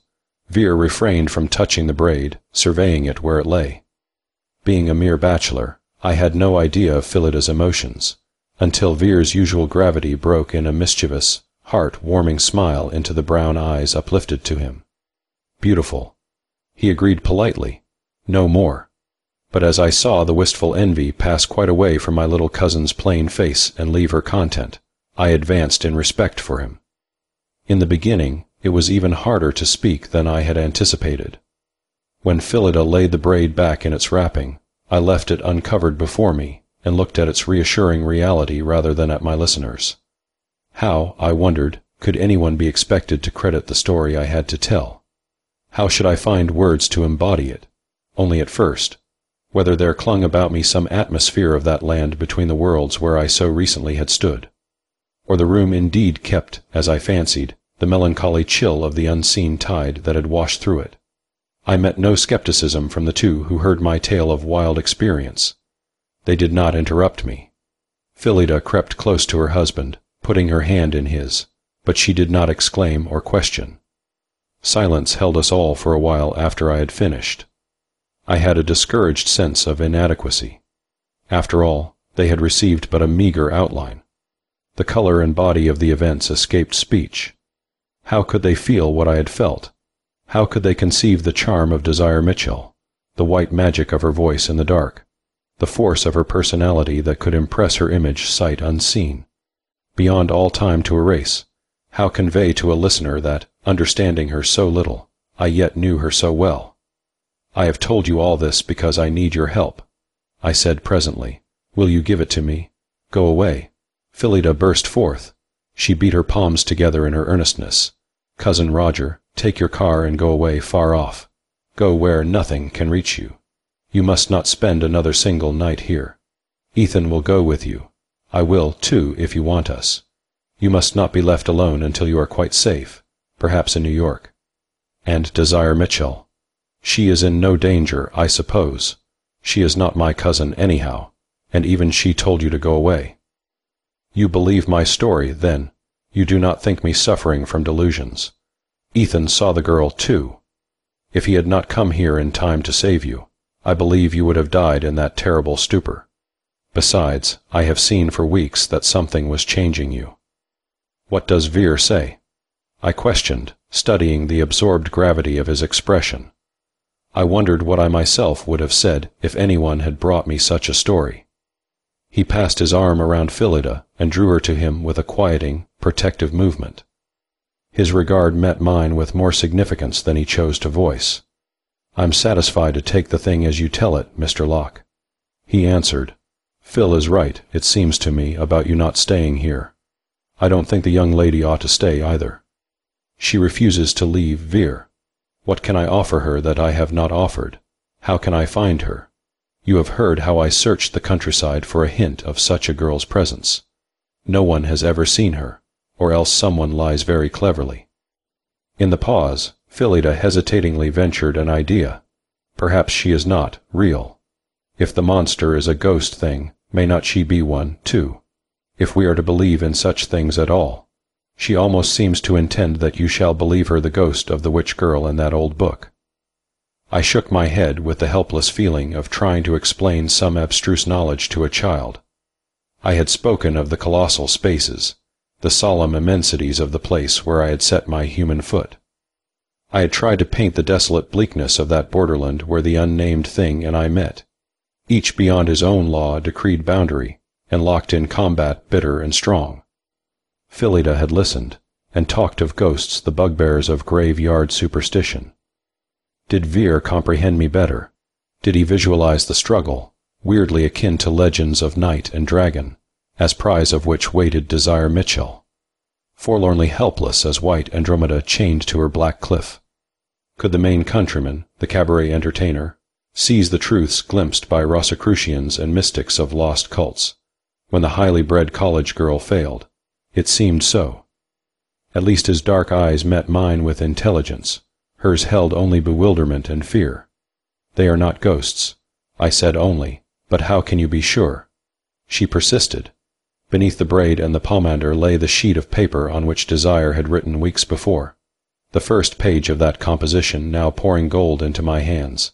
This I passed to Phillida. Do ghosts write? I queried. She read the lines aloud. We walk upon the shadows of hills, across a level throne, and pant like climbers. They do write, people say, with Ouija boards and mediums. She murmured. I looked at Vere with despair of sustaining this argument. He stood up as if my appeal had been spoken, drawing her with him. Now that it's a decent hour, don't you think Christina might give us some breakfast? He suggested. I guess bacon and eggs would be sort of restoring. If you feel up to taking my arm as far as the porch, Mr. Locke. The fresh air might be good medicine, too. I have speculated sometimes upon how civilized man would get through days not spaced by his recurrent meals into 3 divisions. Those meals are hyphens between his mind and his body, as it were. What sense of humor can view too intensely a creature who must feed himself 3 times a day? Are we not pleasantly urged out of our heroics and into the normal by breakfast, luncheon, and dinner? Deny it as we will, when we do not heed them we are out of touch with nature. We went downstairs. After breakfast was over, Vere and I walked across the orchard to a seat placed near the lake. There I sat down, while he remained standing in his favorite attitude, one foot on a low boulder, his arm resting on his knee as he gazed into the shallow, amber-tinted water. Fog still overlay the countryside, but without bringing coolness. The damp heat was stifling, almost tropical as the sun mounted higher in the hidden sky. I watched my companion, waiting for him to speak. He appeared intent upon the darting movements of a group of tiny fish, but I knew his thoughts were afar. Mr. Locke, I didn't want to speak before Phillida, because it would not do any good for her to hear what I have to say. He finally began. It is properly the answer to what you asked upstairs, about our believing you had not imagined that story. Did anything slip out over the window-sill when you were waking up? Startled, for I had not spoken of this, I met his gaze. Yes. Did you see? Nothing exactly. Something, though, like something pouring itself along. A big, thick mass. Something sort of smooth and glistening, like black, oily molasses slipping over. Only alive, somehow, drawing coils of itself out of the dark into the dark. I can't put it very plain.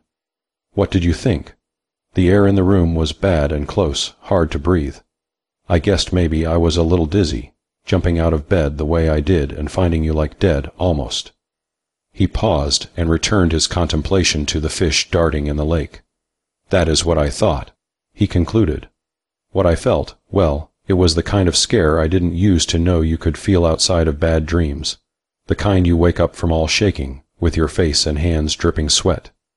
That isn't all, either. This time the pause was so long that I thought he did not mean to continue.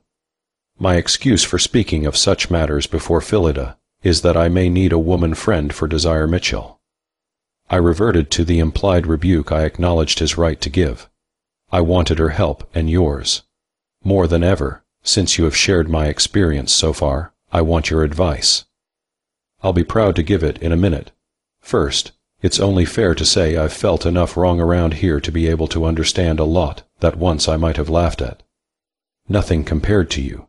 But I've been working about the lake sometimes after dark or before daylight was strong, when a kind of horror would come over me. Well, I'd feel I had to get away and into the house or go crazy. That morning when you called from your window to ask where I'd been so early, and I told you looking for turtles, that was one time. I had gone out looking for turtles, but that horror drove me in. When you hailed me, I had it so bad that I could just about make out not to run for the house like a scared cat, yelling all the way. Turning back to the lake with you was a poser, but I did, and the feeling was all gone as quick as it came. We had a nice morning's shooting. Once in a while I felt it sort of driving me indoors when I stepped off the porch or over to the barn at night. That's a funny thing, the fear was always outside, not in the house. I thought of that while you were telling us how the thing at the window kept trying to get in at you. We haven't got a haunted house, but a haunted place. Why have you not spoken of this before? I asked, deeply stirred. He made a gesture, too American to be called a shrug. He said nothing, watching a large bubble rise through the pure, brown-green water, float an instant on the surface, then vanish with the abrupt completeness of a miniature explosion. I watched also, with an always fresh interest in the pretty phenomenon. Then I repeated my question, rather impatiently as I considered what a relief his companionship in experience would have afforded all these weeks. Why not Vere? Mr. Locke, I don't like to keep saying that you never exactly got used to me as your cousin's husband. He reluctantly replied, but I can see it's a kind of surprise to you right along that I don't break down or break out in some fashion. Of course I haven't known that you were meeting queer times too. If you hadn't been through any of this, what would you have thought if I'd come to you with stories of the place being haunted by something nobody could see? You would have judged I was a liar, trying to fix up an excuse for getting away from the work here and shoving off. I don't want to go away. I don't intend to go. I can't see any need of it for Phil and me. But, and this is the advice you spoke of, I think you ought to leave and leave now. It's little better than suicide to stay. And abandon Desire Mitchell. He turned his dark, observant eyes toward me. If I said yes, you wouldn't do it. Phil and I will take care of the young lady if she will let us. Couldn't a note be left for her, telling her to come to us? I shook my head. She would not come. Now, less than ever, I broke off, shot with sharp self-reproach at the memory of how I had driven her from me last night. You won't be any help to her if you're dead, he bluntly retorted.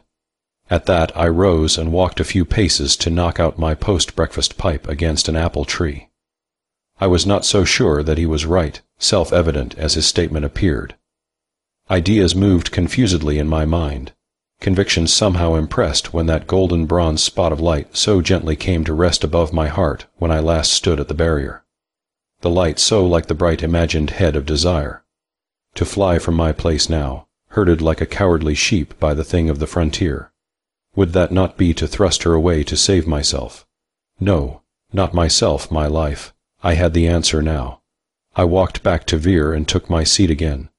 Both of us, or neither. I told him, if you can help me make it both by any ingenuity, I shall be mighty glad. It's a pleasant world, but we will not talk any more of my running for New York like a kicked pup. The question is, will you and Phillida take care of the lady who calls herself Desire Mitchell, if tomorrow morning finds her free, but alone and friendless? As long as we live, Mr. Locke. He answered, but I guess there isn't any disgrace in your going to New York, running or not, if you take her with you. And that is what ought to have been done long ago. Vere, he nodded, you've got me. Just pick the lady up, carry her out of that room and have a showdown. Put her in your car and take her to town. I gave her my word not. People can't stand bowing to each other when the ship's afire. If she is worth dying for, she doesn't want you to die for her. The simplicity of it, and leaping the breach of faith, the temptation. What harm could I do Desire by this plan of Vere's? What good might I not do her? Was it mere slavishness of mind on my part not to overrule her timid will? She must pardon me when she realized my desperate case. A dying man might be excused for some roughness of haste, surely. Whether flight could save us I did not know. I did know absolutely that my enemy had crossed the barrier last night, and I was prey merely held from it by the chance respite of a few daylight hours. Suppose our escape succeeded. A whole troop of pictures flitted across the screen of my fancy. Desire beside me in the city, my wife. Desire in those delightful shops that make Fifth Avenue gay as a garden of tulips, where I might buy for her frocks and hats, shoes of conspicuous frivolity, and those long white gloves that seem to caress a woman's arm, everything fair and fine. Restaurants I had described for her, where she might dine in silken ease, and perhaps hear played the music she had named. I aroused myself and looked at Vere. "You'll do it." He translated my expression. "I will if she gives me the opportunity." "Do you judge she will?" "I hope so. Since she went so far as to show herself to you in order to send help to me when I was in danger, I believe she will come to my room tonight if I wait there." He looked at me silently.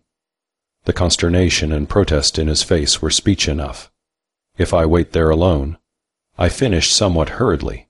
"If she comes in time, we will try the plan. Have the car ready. You and Phillida will be prepared, of course. We will waste no time in getting away as far as possible." "And if that thing comes before she does, Mr. Locke?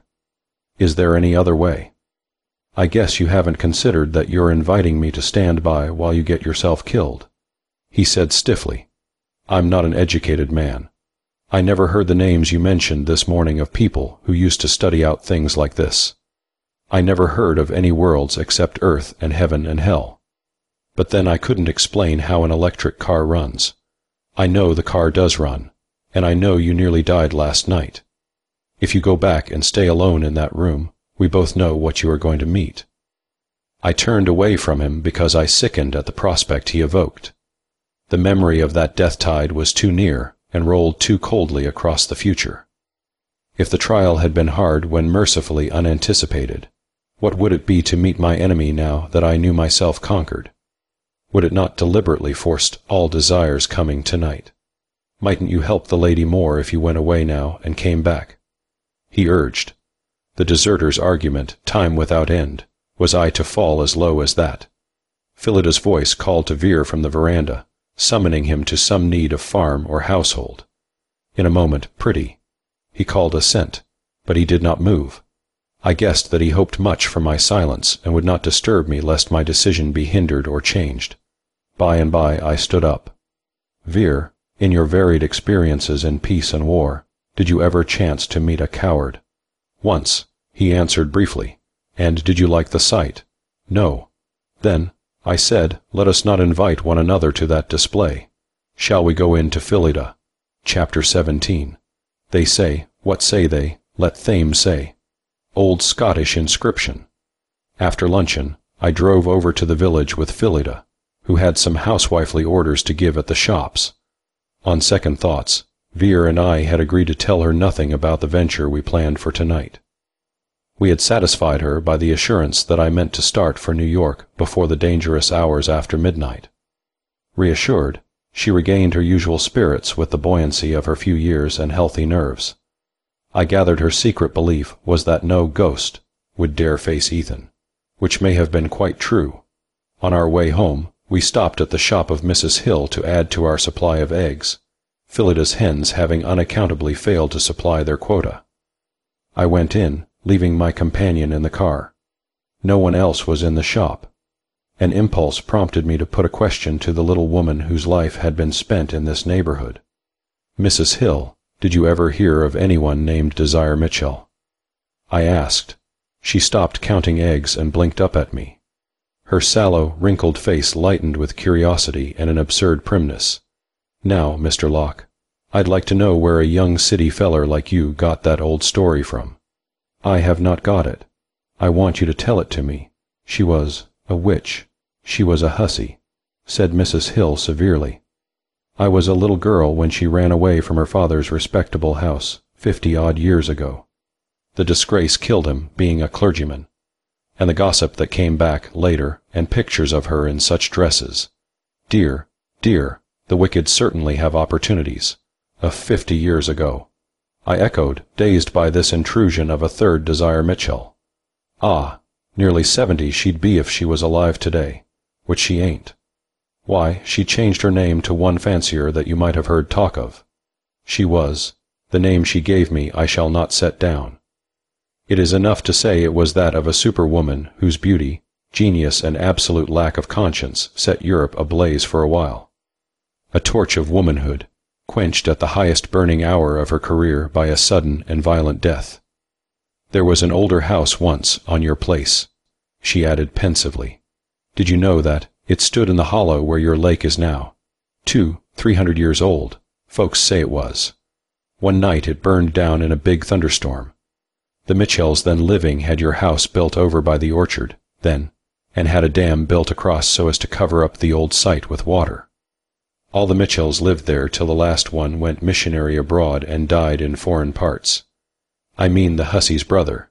He took up his father's work, feelin' a strong call. He was only a young boy when his sister went off, but he felt it dreadful.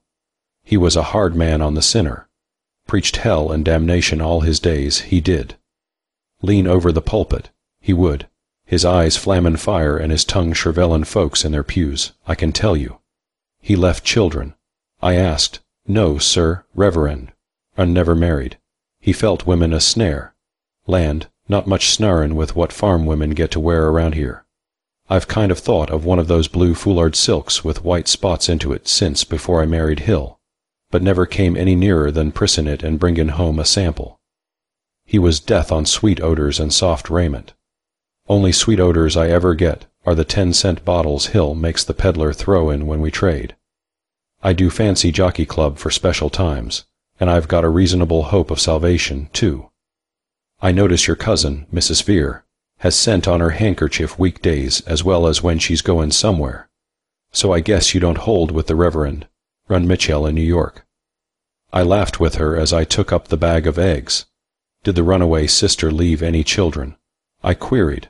Not a Mitchell alive anywhere. She asserted positively. Dead, all dead, the Reverend. And was buried at his mission in some outlandish place. And if those heathen women dress like I've seen in the movin' picture palace in the village, I don't know how he makes out to rest with them flauntin' past his grave. I went thoughtfully out to the car. Indeed, I drove home in such abstraction that Phillida reproved me. The cat has stolen your tongue, she teased.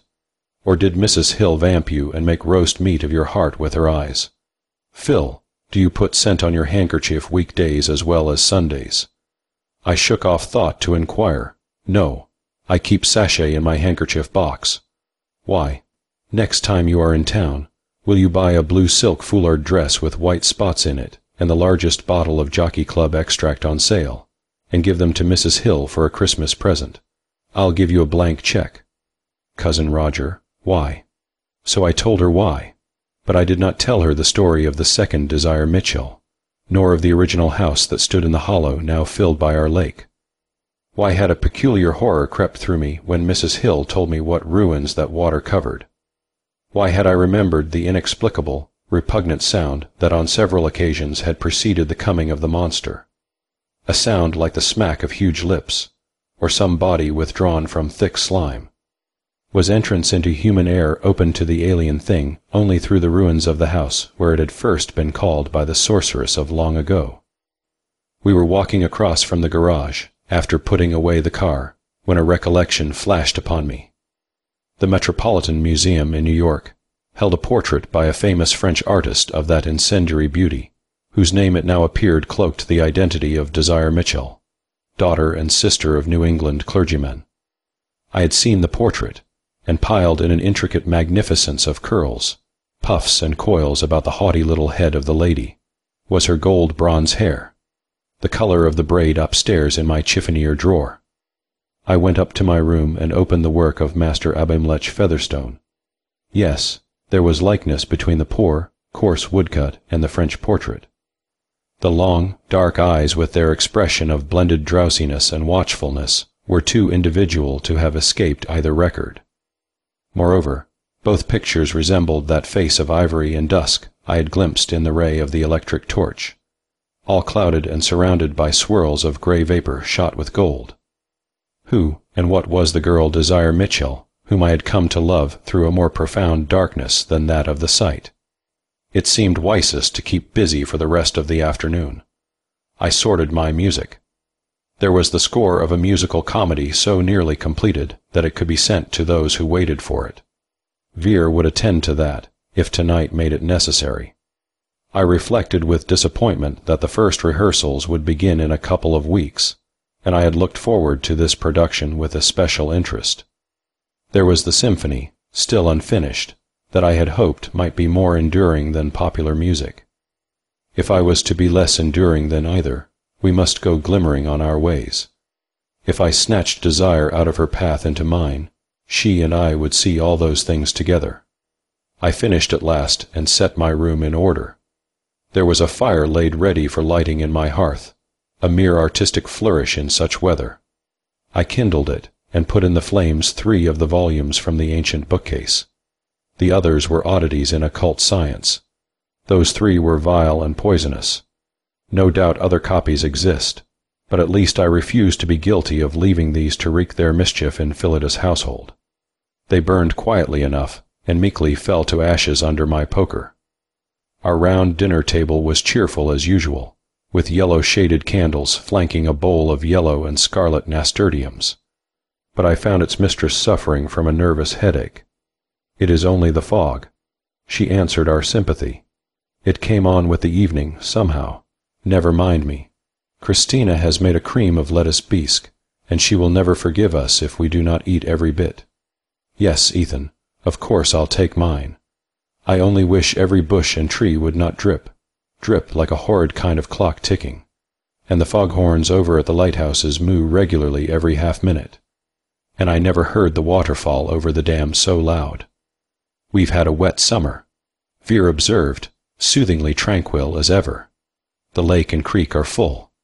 There is more water going over to make a noise. Please do not be so frightfully sensible, drawls. You know I mean a different loudness. It sort of rises up and swims all over one, then dies away. Even a fountain will seem to do that if a wind shifts the spray." I suggested, "Yes, Cousin Roger, but there is no wind tonight."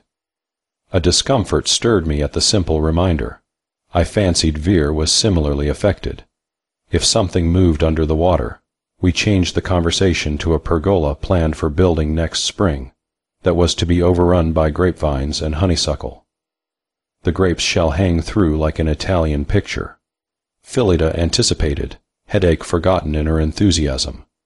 She shook her hair about her pink cheeks, leaning over to outline a pergola with 4 spoons. Here in the middle we must have a bird bath. Or no, the birds might peck the grapes.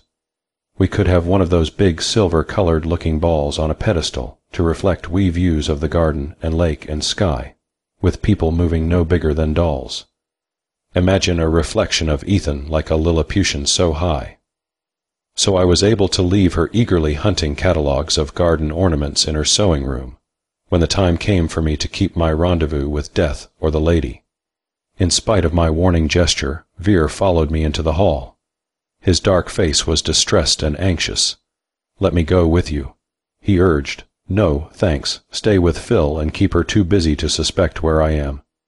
"If I'm doing wrong to let you go," he began, "you cannot stop me. It is still too early for danger, I think. If you like, you can stroll out on the lawn from time to time and look up at my windows. As long as the lamps are lighted in the room, I am all right. Nothing is happening. Your lamps were all 3 lighted when I found you last night," he said. The darkness had been only for my eyes then. Certainly I had seemed to see light withdrawn from the lamps. I mastered a tremor of the nerves and covered it by stroking Bagheera, who sat on a hall chair making an after-dinner toilet with tongue and paw. "Well, take care of Phil," I repeated, evading argument. He detained me. "The young lady might not come if there were 2 people, Mr. Locke." "I can see that, but I'll go instead. I guess I'd be safer than you with you know what I mean. It would be the first time for me. And if I sat waiting in the dark, the lady couldn't tell you were not there. Of course I'd bring her right to you." No one could appreciate the courage of that offer so well as we, who had both felt the intolerable horror of the nearness of the thing whose nature was beyond our nature to endure. She would come to no one except me. I refused, but thank you. And Vere, if what you have said about my feeling toward Phillida's husband was true once, it is true no longer. His clasp was still warm on my hand when I went into my room and switched on the lights. Soft and colorful, the haunted room sprang into view. The writing table and piano gleamed bare without their usual burdens of scattered papers and music, removed that afternoon. For lack of familiar occupation, when I sat down in my favorite place, I took up the gold pomander and fell to studying the intricate designs worked in the metal. Containing a rare herb of Jerusalem called lady's rose, resembling spikenard, with vervain and cedar and secret simples. Vervain, which is powerful against evil spirits. The strange fragrance, heady as the bouquet of rich wine, never cloying, exquisite, might well have seemed magical to the dry Puritans, I mused. It should stay by me tonight, like a promise of her coming. After I had sat there a while, I turned out the lights. Chapter 18. An excellent way to get a fairy, and when you have her, bind her. Ancient alchemist's recipe. In the darkness time crept along like a crippled thing, slow-moving, hideous. Outside fell the monotonous drip, drip from trees and bushes, likened by Phillida to a horrid clock. The fog was a sounding board for furtive noises that grew up like fungi in the moist atmosphere. The thought of Phillida and Vere down in the pleasant living room tempted me almost beyond resistance. I wanted to spring up, to rush out of the room, to fling myself into my car and drive full speed until strength failed and gasoline gave out. Was that the lake which stirred in the windless night? The lake, under which lay the fire-blackened ruins of the house where the first Desire Mitchell flung open an awful door that her vengeance might stride through? Was it too late for my desire to come, and time for the coming of that other? The step of Vere sounded on the gravel path where he walked beneath the window. He was making a trip of inspection, and would find no light shining from the room. I was about to rise and call down a word of reassurance to him, when a current of spiced air passed by me. I sat arrested in hope and expectancy. Here, after my warning after last night. Her soft voice panted across the dark. Will you die, then, cruel to me and wicked to come here again? Oh, must I wish you were a coward. Every vestige of her calmness gone, she was sobbing as she spoke. I could imagine she was wringing the little hands that once had left a betraying print upon my table's surface. I was cruel to you last night, Desire, yet afterward you saved my life by sending Ethan Vere to wake me. Would you have had me leave without meeting you again, neither thanking you nor asking your forgiveness? I thought she came nearer. For so little, you would brave the dread one in its time of triumph. O steadfast soldier, who faces the breach even in the hour of death, in all that you have done you have remembered me. Why speak of anger or forgiveness? Have I not injured you? Never. I love you. Is not that an injury, even though I hid my ill-omened face from you, reared as I was to sad knowledge of the wrath upon me? The wrong has been done. Weak as water in the test, I kept the letter of my promise and broke the intent. Yet go, keep life at least. Desire, I do not understand you. I answered, no matter for that now. I am content to share whatever you bring, not roughly or in challenge as I asked you last night, but earnestly and with humility I ask you to come away with me now. If trouble comes to my wife and me, I do not doubt we can bear it. Let us not be frightened from the attempt. Come. I, to take happiness like that. She marveled in desolate amazement. No. At least I will go to my own place, if tardily. Roger, be kind to me. Give me a last gift. Let me know that somewhere you are living, out of my sight, out of my knowledge, but living in the same world with me. Each moment you stay here is a risk. In that warning she had reason. I rose. It was time to act, but action must be certain. If my groping movements missed her in the dark, there might be no second chance. Desire, if all is as you say, and we are not to meet again as we have done, you shall let me touch you before I go. I said firmly, no. Yes. Why, would you have me live all the years to come in doubt whether you were a woman or a dream? Perhaps you might seem at last a phantom of my own sick brain to which faithfulness would be folly. Here across the table I stretch my arm. Lay your palm in my palm. I may die tonight. Whether she wished it also, or whether my resolve drew obedience, I do not know. But a vague figure moved through the dark toward me. A hand settled in mine with the brushing touch of an alighting bird. I closed my hand hotly upon that one. I sprang a step aside from the table between us, found her, and drew her to me. What did I hold in my arms? Softness, fragrance, draperies beneath which beat life and warmth. As I stooped to reassure her, her breath curled against my cheek. So with that guide I turned my head, and set my lips on the lips I had never seen. Did something uprear itself out there in the black fog? A cold air rushed across the summer heat of the fog, air foul as if issued from the opened door of a vault. As once before, a tremor quivered through the house. The hanging chains of the lamps swung with a faint tinkling sound. I snatched Desire Mitchell off her feet and sprang for the door. Somehow I found and opened it at the first essay. We were out into the hall. With one hand I dragged the door shut behind us, then carried her on to the head of the stairs. There I set her down, but stood before her as a bar against any attempt at escape. A lamp shed a subdued light above us. I looked at my captive. Never again after that kiss could she deny her womanhood or pose as a phantom. So far my victory was complete. The lady might be angry, but it must be woman's anger. I knew she had not suspected my intention until I lifted her in my arms. She had struggled then, after her defenses had fallen. She was quiet now, as though the light had quelled her resistance. She stood drooped and trembling, not the old-time witch, not the dazzling adventuress, only a small fragile girl wound and wrapped in some gray stuff that even covered the brightness of her hair.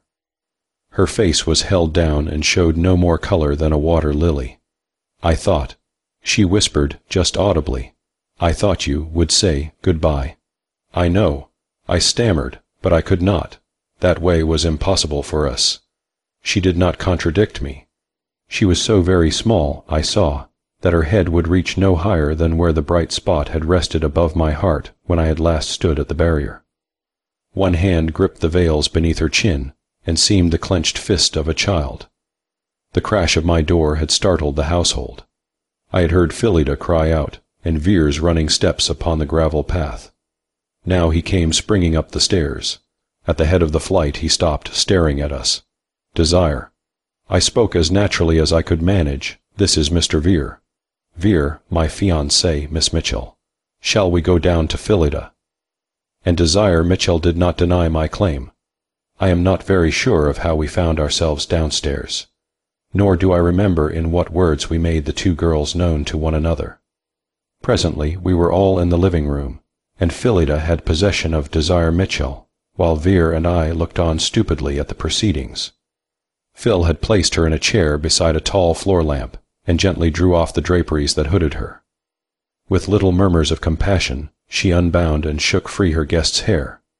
"My dear, you are all damp. This awful fog. You must have been out a long time. You shall drink some tea before we start. Drawls, will you light the alcohol lamp on the tea-table? The kettle is filled." Now I could understand how Desire had appeared amid a drift of fire-shot smoke in the beam of my electric torch, the night before. Her hair was a garment of flame-bright silk flowing around her, curling and eddying in rich abundance. Over this she had worn the gray veils to smother all that color and sheen into neutral sameness with night and shadows. No wonder her face had seemed wraith-like when her startled shrinking away from the light had set all that drapery billowing about her. She was the voice that had been my intimate comrade through weeks of strange adventure. She was the woman of the faded, yellow book, and the painted beauty at the Metropolitan. She was all the desires of whom I had ever dreamed, and she was none of them, for she was herself. Her long dark eyes, suddenly lifted to me, were individual by that ancestral blending of drowsiness with watchfulness, yet were akin to the eyes of youth in all times by their innocence. Her mouth, too, was the soft mouth of a young girl kept apart from sordid life. But her forehead, the noble breadth between the black tracery of her eyebrows, expressed the student whose weird, lofty knowledge had so often abashed my ignorance. Only my ignorance. Now, as she looked at me across the room, all self-confidence trickled away from me. What distinguished me from 1,000 men she might meet on any city street? What had I ever said worth note in the hours we had spent together? Now she saw me in the light, plainly commonplace, and remembering myself lame, I stood amazed at the audacity with which I had laid claim to her. She was rising from the chair, gently putting aside Phillida's detaining hands. She had not spoken one word since her faltered speech to me, upstairs. Neither Veer nor Phillida had heard her voice. She had given her hand to each of them, and submitted to Phil's care with a docility I failed to recognize in my companion of the dark. Her decisive movement now was more like the Desire Mitchell I knew. Only, what was she about to do? Repudiate my violence and me, perhaps go back to her hiding place. She came straight to where I stood, not daring even to advance toward her. We might have been alone in the room. I rather think we were, to her preoccupation. "You must go away," she said. "If there is any hope, it is in that. Nothing else matters now, nothing. If you wish, take me with you. It would be wiser to leave me. But nothing really matters except that you should not stay here. I will obey you in everything if you will only go. Take your car and drive fast anywhere." It is impossible to convey the desperate urgency and fervor of her low voice. Phillida uttered an exclamation of fear. Veer wheeled about and left the room. The front door closed behind him. The gravel crunched under his tread on the path to the garage, and the rate at which the light he carried moved through the fog showed that he was running. He obviously accepted the warning exactly as it was given. After the briefest indecision, Phillida hurried out into the hall. For my part, I did nothing worth recording. I had made discovery of 2 places where I was not the lame feller. And if the first place was the dreary frontier, the second country was that rich land of promise in Desire Mitchell's eyes. What we said in our brief moment of solitude is not part of this account. Phillida was back promptly, her arms full of garments. With little murmurs of explanation by way of accompaniment, she proceeded to invest Desire in a motor coat and a dark blue velvet hat rather like an artist's tam o' shanter. I noticed then that the girl wore a plain frock of gray stuff, long of sleeve and skirt, fastened at the base of her throat with severe intent to cover from sight all loveliness of tint and contour. Nothing farther from the fashion of the day or the figure of my cousin could be imagined. "You must wear the coat because it is always cool motoring at night," Phillida was murmuring, "and of course you will want it at a hotel, until you can do some shopping. I will just tie back your gorgeous, scrumptious hair with this ribbon, now. I know I haven't enough hairpins to put it up without wasting an awful lot of time, but we will buy them in the morning. We are going to take the very best care of you every minute, so you must not worry. You are so kind to me." Desire began tremulously. "No one was ever so kind. It does not matter about me, or what people think of me, if you will only go from here quickly." "Right away," Phillida soothed. "My husband has gone for the car. I hear him coming now." In fact, Veer was coming up the veranda steps. His hand was on the knob of the outer door, fumbling with it in a manner not usual to him. Then the knob yielded and he was inside. "But how slow you are, Drawls," his wife called with an accent of wonder. Veer crossed the threshold of the room, his gaze seeking mine.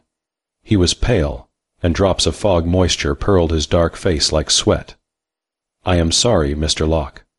He addressed me, ignoring the others. "Perhaps you felt that shake-up a quarter-hour ago, like a kind of earthquake, or the kick from a big explosion a long ways off. It didn't seem very strong to me. It was too strong for that old tree by the garage, though, must have been decayed clear through inside. Willows are like that, tricky when they get old." "Ethan, what are you talking about?" cried Phillida, aghast. He continued to look at me. "I guess it must have fallen just about when you slammed your door upstairs. Seems I do remember a sort of second crash following the noise you made. I was too keen on finding out what was happening up there to pay much heed." "Well, Veer, tree smashed down through the roof of the garage." He reluctantly gave his report, Everything under the hood of the automobile is wrecked. There is no motor left and no radiator.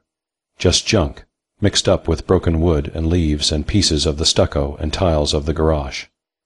So there was to be no going tonight from the house beside the lake.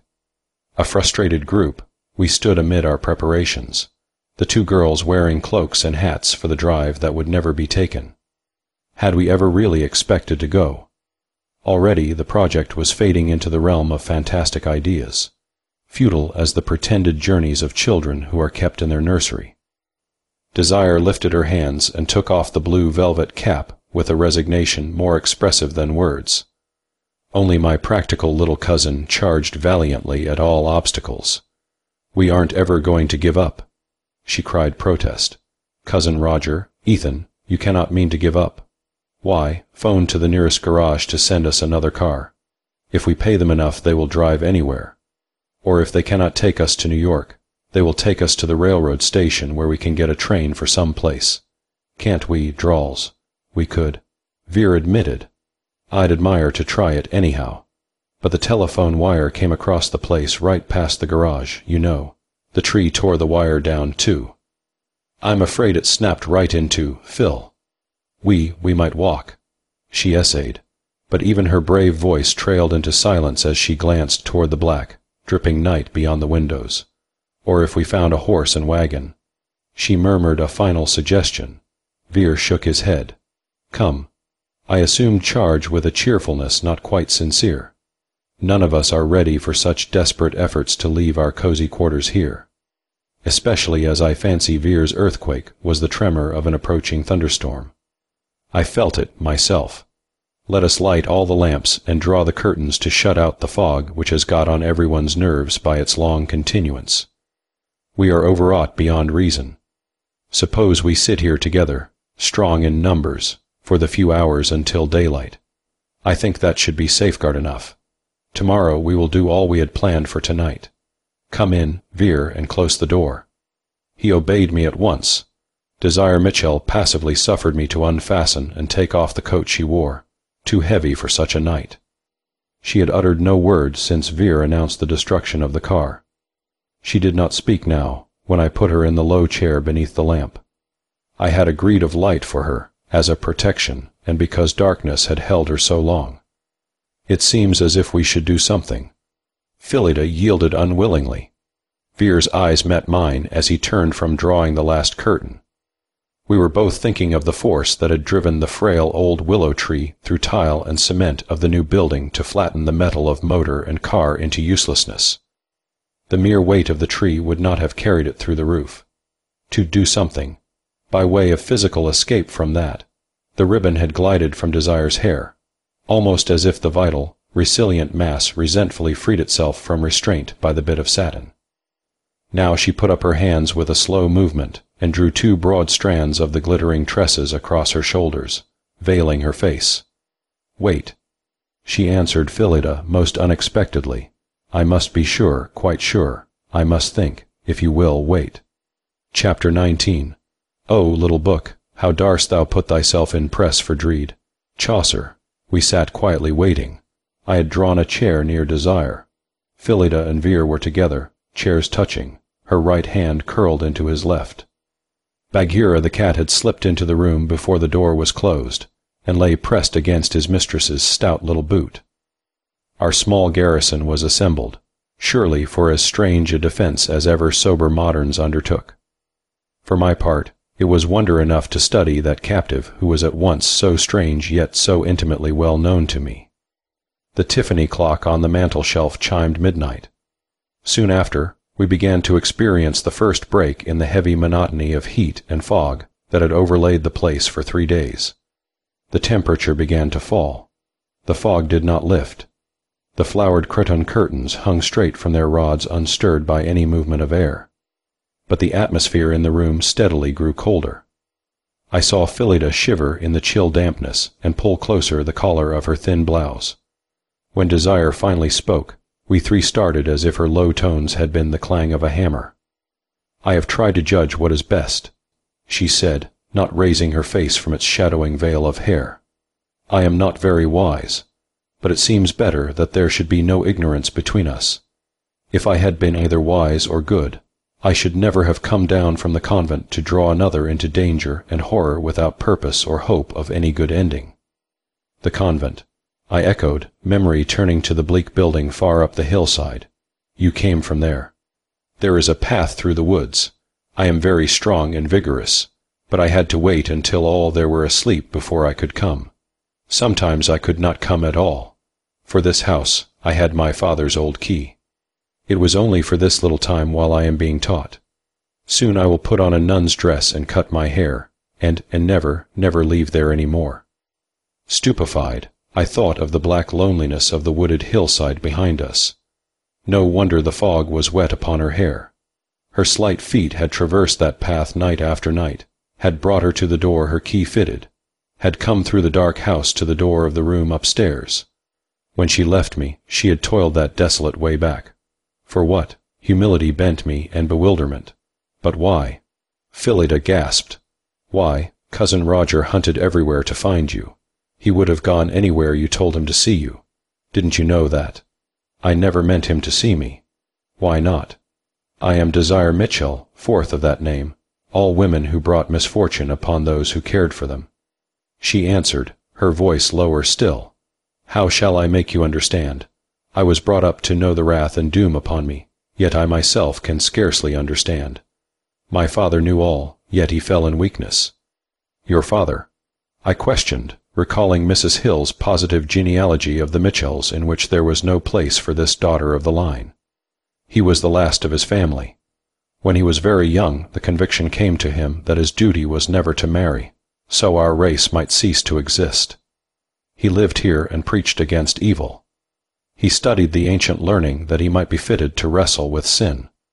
But in the end horror of what was here gained upon him, so that he closed the house and went abroad to work as a missionary. There was a girl, the daughter of the clergyman who was leaving the mission. My father fell in love. He forgot all his convictions and married her. He knew it was a sin, but it was stronger than he was. She only lived 1 year. When I was born, she died. He prayed that I would die too, but her voice died into silence. I ventured to lean nearer and take her hand into mine. Desire, I said, why should you be a sufferer for the actions of a woman who died over 2 centuries ago? What is the long-dead Desire Mitchell to you? A strange and solemn hush followed my question. The words seemed to take a significance and importance beyond their simple meaning. The hand I held trembled in my clasp. She answered at last, just audibly, You know. You said that you had read her book. But the book tells so little, Desire. Just such a chronicle of superstition as may be found in 100 old records. She shook her head slightly. Not that, bring me the book. The book was upstairs in the room from which I had carried her half an hour before in something very like a panic flight. Before I could release her hand and rise, before I comprehended his intention, Vere was out of the living room and upon the stairs. It was too late to overtake him. The man who had been a professional skater covered the stairs in a few easy, swinging strides. We heard his light tread on the floor overhead, heard him stop beside the table where the book lay. Then he was returning. My door closed. His steps sounded on the stairs again. In a moment he was back among us, and quietly offering the volume to our guest. His dark eyes met mine reassuringly, deprecating the thoughts I am sure my face expressed. Lights burning and all serene up there, he announced. Desire touched the book with a curious repugnance. I was looking for this the first night I came here. She murmured, That is why I came to America after my father died. I had promised him to destroy this record. When I heard that the house was sold to a gentleman from New York, I came down from the convent on the hill to find the bookcase holding the old history. I did not know anyone was here that night until you touched my hair. I remembered the bookcase near the bed, where I stood my candle and matches. Unaware, I had prevented her finding the thing she sought, and so forced her to return. Afterward, the house had been full of workmen making alterations and improvements, until later still Phillida had transferred the bookcase and its contents to her sewing room. If I had not taken the whim to sleep in the old house on the night of my purchase, or if I had chosen another room, The existence of Desire Mitchell might never have been known to me. Would the creature from the barrier have appeared to me if I had not known her? She was drawing something from behind the portrait of the first Desire Mitchell. A thin, small book that had lain concealed between the cover of the larger volume and the page bearing the woodcut, where a sort of pocket was formed that had escaped our notice. Laid upon the table, the little book rolled away from the girl's fingers and lay curled upon itself in the lamplight. The limp morocco cover was spotted with mildew and half-revealed pages of close, fine writing, blotched in places with rusty stains. It gave out an odor of mold and age in an atmosphere made sweet by Desire's presence. Phillida, who had been silent even when Vere left her to go upstairs, shrank away from the book on the table. She darted a glance over her shoulder at the curtained windows behind her. "Drawls, I cannot help what everybody thinks of me," she said plaintively. "I am cold. The fire is ready laid in the grate. Will you put a match to it, please?" No one smiled at the request. Her husband uttered some soothing phrase of compliance. We all looked on while the flame caught and began to creep up among the apple logs. Bagheera rose and changed his position to one before the hearth. When Vere stood erect, Desire leaned toward him. "Will you read aloud, sir?" she asked of him, and made a gesture toward the morocco book. She surprised us all by that choice. I was unreasoning enough to feel slighted, although the task was one for which I felt a strong dislike. I fancied Vere liked the idea no better, from his expression. However, he offered no demur, but sat down at the table and began to flatten the warped pages that perversely sprang back and clung about his fingers. Desire slowly turned her lovely eyes to me, eyes that looked by gift of nature as if their long corners had been brushed with coal. She said nothing, yet somehow conveyed her meaning and intent. I understood that she did not wish to hear me read those pages, that it was painful to her that they should be read at all. Vere was ready. He glanced around our circle, then began with the simple directness that gave him a dignity peculiarly his own. Mistress Desire Mitchell, her book, beginning at the 19th year of her age. He read, in his leisurely voice. The living Desire Mitchell and I were regarding one another. I smiled at the quaint wording, but she shuddered and put her hands across her eyes.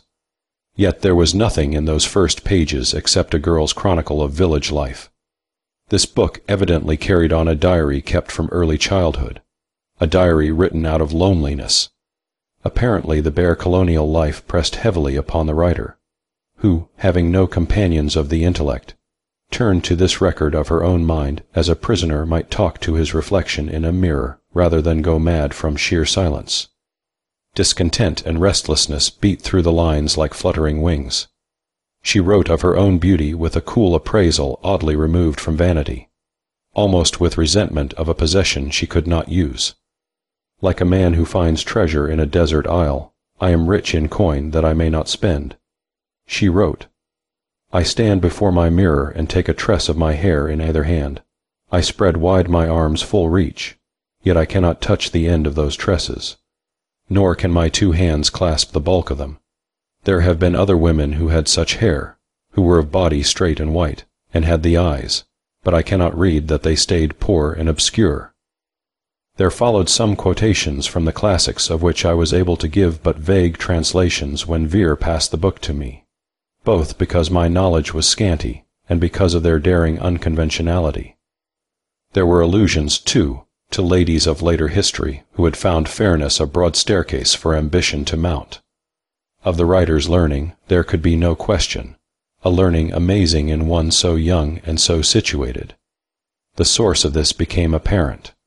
Her father was consumed with the passion of scholarship, and the girl's hungry mind fed in the pastures where he led the way. Here crept into view an anomaly of character. The austere Puritan divine, whose life was open and blank, bare and cold as a winter field, cherished a secret dissipation of the mind. He labored upon a book on the errors of magic. So laboring, he became snared by the thing he denounced.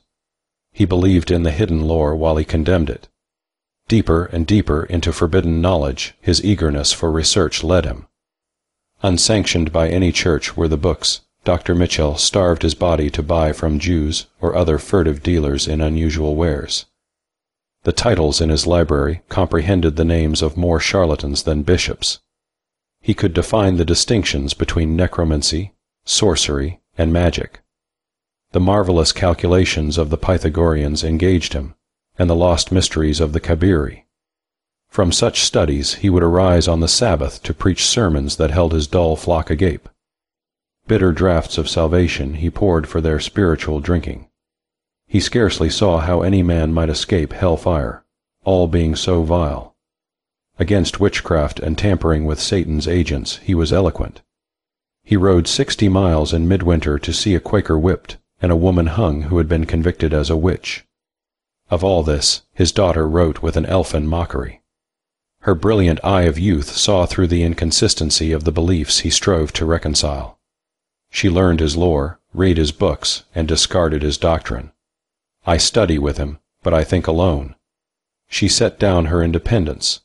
Without his knowledge, she proceeded to actual experiment with rude crucible and alembic in her own chamber. She essayed some age-old recipes of blended herbs and ingredients within her reach, handled at certain hours of the night and phases of the moon. All were innocent enough, it seemed. She cured a beloved old dog of rheumatism and partial blindness. She discovered an exquisite perfume which she named Rose of Jerusalem. But the experiments were not fortunate. She made obscure complaint. The dog, cured, lived only a few weeks. The perfume, in which she reveled with a fierce, long-denied appetite, steeping her rich hair in it and her severely dull garments, awoke many whispers in a community where sweet odors were unknown and disapproved.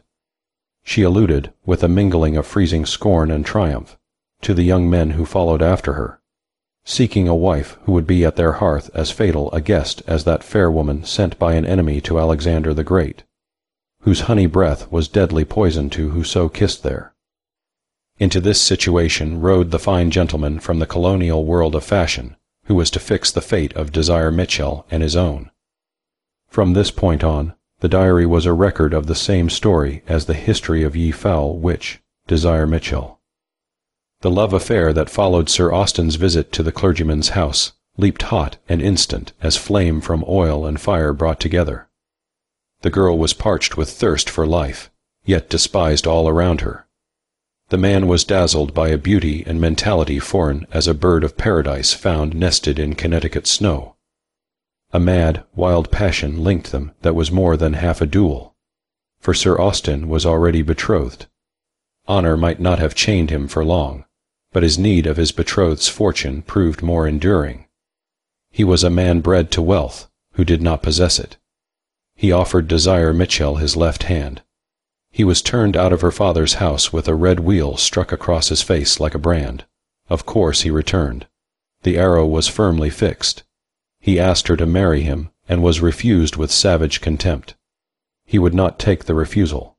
Her heart and ambition were hidden traitors to his cause. In the end she surrendered, and the marriage day was set. Sir Austen rode away to set his house in order, while Desire turned from alchemy to make her wedding garments. The entries during this interval were sweetly gentle and feminine. Her Rose of Jerusalem fragrance was all her own, and was kept so, but she made less rare essences and sold them through a peddler in order to buy fine linen and brocade for a trousseau not designed to be worn in a Puritan village. She was happy and at rest in expectation. On her wedding day the destroying news fell. Sir Austen hid a weak spirit within a strong and handsome body. Away from Desire's glamour, back in New York, he had not broken his engagement to the heiress. Instead, he had married her on the day arranged before he met the clergyman's daughter. There was never again a connected record in the diary. Pages were torn out in places, entries were broken off, half-made. But the story Vere's slow, steady voice conveyed to us was the one we knew, the one my Desire had told to me the first night I slept in this house. The half-mad girl turned to her father's deadly books. Sir Austen died as his waxen image dissolved before the fire, where the girl sat watching with merciless hate. He died, raving and frothing, on her door-sill. She never saw him after the day he rode away to prepare for their marriage. She set open her window that she might hear his progress to that hard death, but never deigned to turn her glance upon him. The clergyman was dead now, of shame, or perhaps of terror at the child he had reared. The girl was alone. The diary grew wilder, with gaps of weeks where there were no entries. More frequently, pages were missing and paragraphs obliterated by the reddish blotches like rust or blood. There were accounts of weird, half-told experiments ranging through the 3 degrees of magic set forth by Talmud and Kabbalah. She wrote of legions of kingdoms between earth and heaven, and the 12 unearthly worlds of Plato. She alluded to a barrier between men and other orders of beings, beyond which dwelt those whom the magicians of old glimpsed after long toil and incantation. Those of whom Vertebede, the Armenian, says, their orders differ from one another in situation and degree of glory, just as there are different ranks among men, though they are all of one nature. They cannot cross nor overthrow this wall, nor can man alone. But if they and man join together, one there beyond whispers to me of power, splendor, victory. Days later, there was entered a passage of mad triumph and terror. The barrier was broken through. Out of the breach issued the one whom she had invited to her silver lamps, colossal, formless, whose approach froze blood and spirit. Eyes of unspeakable meaning glared across the dark. Whispers unbearable to humanity beat upon her intelligence and named her comrade. Now as Veer read this, I felt again that quiver of the house or air he had likened to an earth shock, and held responsible for the fall of the willow tree that had destroyed our hope of escape by automobile.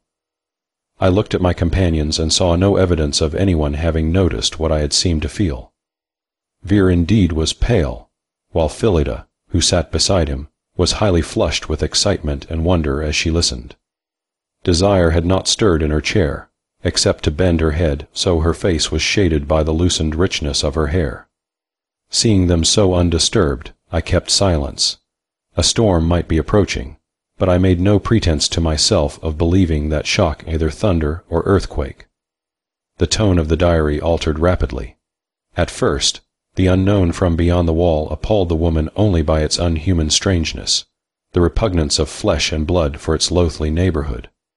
Fear emanated from its presence, seen yet unseen, a blackness moving in the black of night when it visited her. Yet she had courage to endure those awful colloquies. She listened. She strove by the spell and incantation to subdue this to her service, as the demon Orthone served the lord of Coras, as Paracelsus was served by his familiar, or Gyges by the spirit of his ring. Alas for the sorceress, misguided by legend and fantasy. She had evoked no phantom, but a fact actual as nature always is, even if nature is not humanly understood. The thing was real. The awe of the magician became the stricken panic of the woman. She had unloosed what she could not bind. She had called a servant and gained a master. Gone forever were the dreams of power and splendor and triumph. Now she learned that only pure magic can discharge the spirits it has summoned, nor could a murderess attain that lofty art. We were given a glimpse of a frantic girl crouched in the useless pentagram traced on the floor for her protection, covering her beauty with the cloak of her hair against the eyes that burned upon her between the overturned silver lamps.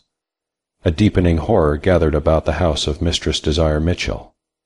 The old dame who had been the girl's nurse and caretaker fled the place and fell into mumbling dotage in a night. No child would come near the garden, though fruit and nuts rotted away where they dropped from overripeness. No neighbor crossed the doorstep where Sir Austen had died. She lived in utter solitude by day. By night she waged hideous battle against her visitor, using woman's cunning, essaying every expedient and art her books suggested to her desperate need. With each conflict, her strength and resource waned, while that which she held at bay knew no weariness. Time was not, for it, nor change of purpose. I faint, I fail. She wrote, "The sea of dread breaks about my feet. It is midnight. The pentagram fades from the floor. The 9 lamps die. The breath of the one at the casement is upon me." Veer stopped. "A handful of pages have been torn out here," he stated. "The next entry that I can read is in the middle of a stained page, and must be considerably later on." Phillida made an odd little noise like a whimper, clutching at his sleeve.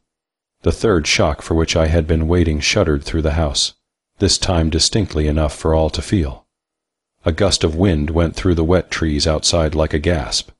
"Ethan, what was that?" she stammered. "Oh, I'm afraid, Cousin Roger." I had no voice to answer her. In my ears was the rush and surge of that sea whose waters had gripped me in the past night. I felt the icy death tide hiss around me in its first returning wave, rise to my knees' height, then sink away down its unearthly beach. What I had dimly known all day, underlying Vere's sturdy cheerfulness and our plans and efforts, was the truth. Through those intervening hours of daylight I had remained my enemy's prisoner, bound on that shore we both knew well, until it pleased or had power to return and finish with me. No doubt it was governed by laws, as we are. As before, the cold struck a paralysis across my senses. Vere's reassurance sounded faint and distant. "The thunder is getting closer," he said. "That was a storm wind, all right. Would you rather go upstairs and lie down and not hear any more of this stuff tonight?" No. Oh, no. I could not bear to be alone. She refused. Just go on, dear. Of course it is the coming storm that makes the room so cold." He put his left arm around her as she nestled against him. His right hand held the diary flattened on the table under the light. "The next entry is just one line in the middle of a page where everything else is blotted out," Vere repeated. "It reads, 'The child is a week old today.'" The wave crashed foaming in tumult up the strand, flowing higher, drenching me in cold sharp as fire. The tide rose faster tonight. The silence that held the others dumb before the significance of that last sentence covered my silence from notice. Desire's face was quite hidden. Lamplight and firelight wavered and gleamed across her bent head. I wanted to arise and go to her, to take her hands and tell her to have patience and courage. But when this wave ebbed, my strength drained away with the receding water. Moreover, the darkness curdled and moved beyond the window opposite me. The curtains hung between were no bar to my vision, as the light and presence of my companions were no bar to the thing that kept rendezvous with me. Since last night, we were nearer to one another. A breath of chill foulness crept across the pungent odor of the burning apple log in the fireplace. A whisper spoke to my intelligence. "Man conquered by me, fall down before me. Beg my forbearance. Beg life of me and take the gift." No, my thought answered its. "You die, man. All men die. Not as they die who are mine. I am not yours. You kill me as a wild beast might. But I am not yours. Not dying nor dead am I yours. Would you not live, pygmy? Not as your pensioner." The logs on the hearth crackled and sank down with a soft rustle, burned through to a core of glowing red. Phillida spoke with a hushed urgency, drawing still closer to her husband, so that her forehead rested against his shoulder. "Go on, Ethan. Finish and let us be done." Vere bent his head above the book on the table to obey her. Across the dark I suddenly saw the eyes glare in upon him. On the next page the writing begins again. He said, "It says, 'I am offered the kingdoms of earth, but I crave that kingdom of myself which I cast away. The child is sent to England. The circle is drawn. The names are traced and the lamps filled. Tonight I make the last essay. There remains untried one mighty spell. This mystery." A clap of thunder right over the house overwhelmed the reader's voice. Phillida screamed as a violent wind volleyed through the place with a crashing of doors and shutters, upstairs and down. The diary was ripped from beneath Vere's hand and hurled straight to the center of that nest of fire formed by the settling of the logs. A long tongue of flame leaped high in the chimney as the spread leaves of the book caught and flared, fanned by wind and draught. Vere sprang up, but Phillida's clinging arms delayed him. When he reached the fire tongs, there was nothing to rescue except a charring mass halfway toward ashes. He turned toward me, perhaps at last surprised by my immobility. "I am sorry, Mr. Locke." He apologized. Desire had started up with the others when the sudden uproar of the storm burst upon them. Now she cried out, breaking Vere's excuse of the loss. Her small face blanched. She ran a few steps toward me. "It has come. He will die. He is dying. Look, look. Chapter 20. Behold, where are their abodes? Their places are not, even as though they had not been. Tomb of King Intef. Desire Mitchell was beside me, and I could not rise or answer her. She bent over me, so that the rose of Jerusalem fragrance inundated me and drove back the sickening air that was the breath of our enemy. Let me go. She sobbed, her head beside my head. If you can hear me, listen and leave me as it wills. You know now that I belong to it by heritage. You know why we can never be together as you planned. Try to feel horror of me. Put me away from you. No evil can come to me unless I seek evil. But it will not suffer you to take me. Live, dear Roger, and let me go. Yield to me, man, what you may not keep. The whisper of the thing followed after her voice. Would you take the witch child to your hearth, cast her off, and taste my pardon? Can you hear, Roger, Roger, let me go? With an effort terrible to make as death to meet, I broke from the paralysis that chained me. As from the drag of a whirlpool, I tore myself from the tied clutch, from the will of the thing, from the numb weakness upon me. For a moment I thrust back the hand at my throat. I stood up and drew Desire up with me in my arms, both of us reeling with my unsteadiness. I do not give you up. I said, my speech hoarse and difficult. I claim you now and after, and my claim is good because I pay. Desire exclaimed something. What, I do not know. Her voice was lost in the triumphant conviction that I was right. She was free, and the freedom was my gift to her. I was not vanquished, but victor. The life I paid was not a penalty, but a price. Her face was uplifted to mine as she clung to me. Then my weight glided through her arms, and I fell back in my chair. I was alone amid blackness and desolation that poured past me like the wind above the world. For the last time, I opened my eyes on the gray shore at the foot of the barrier.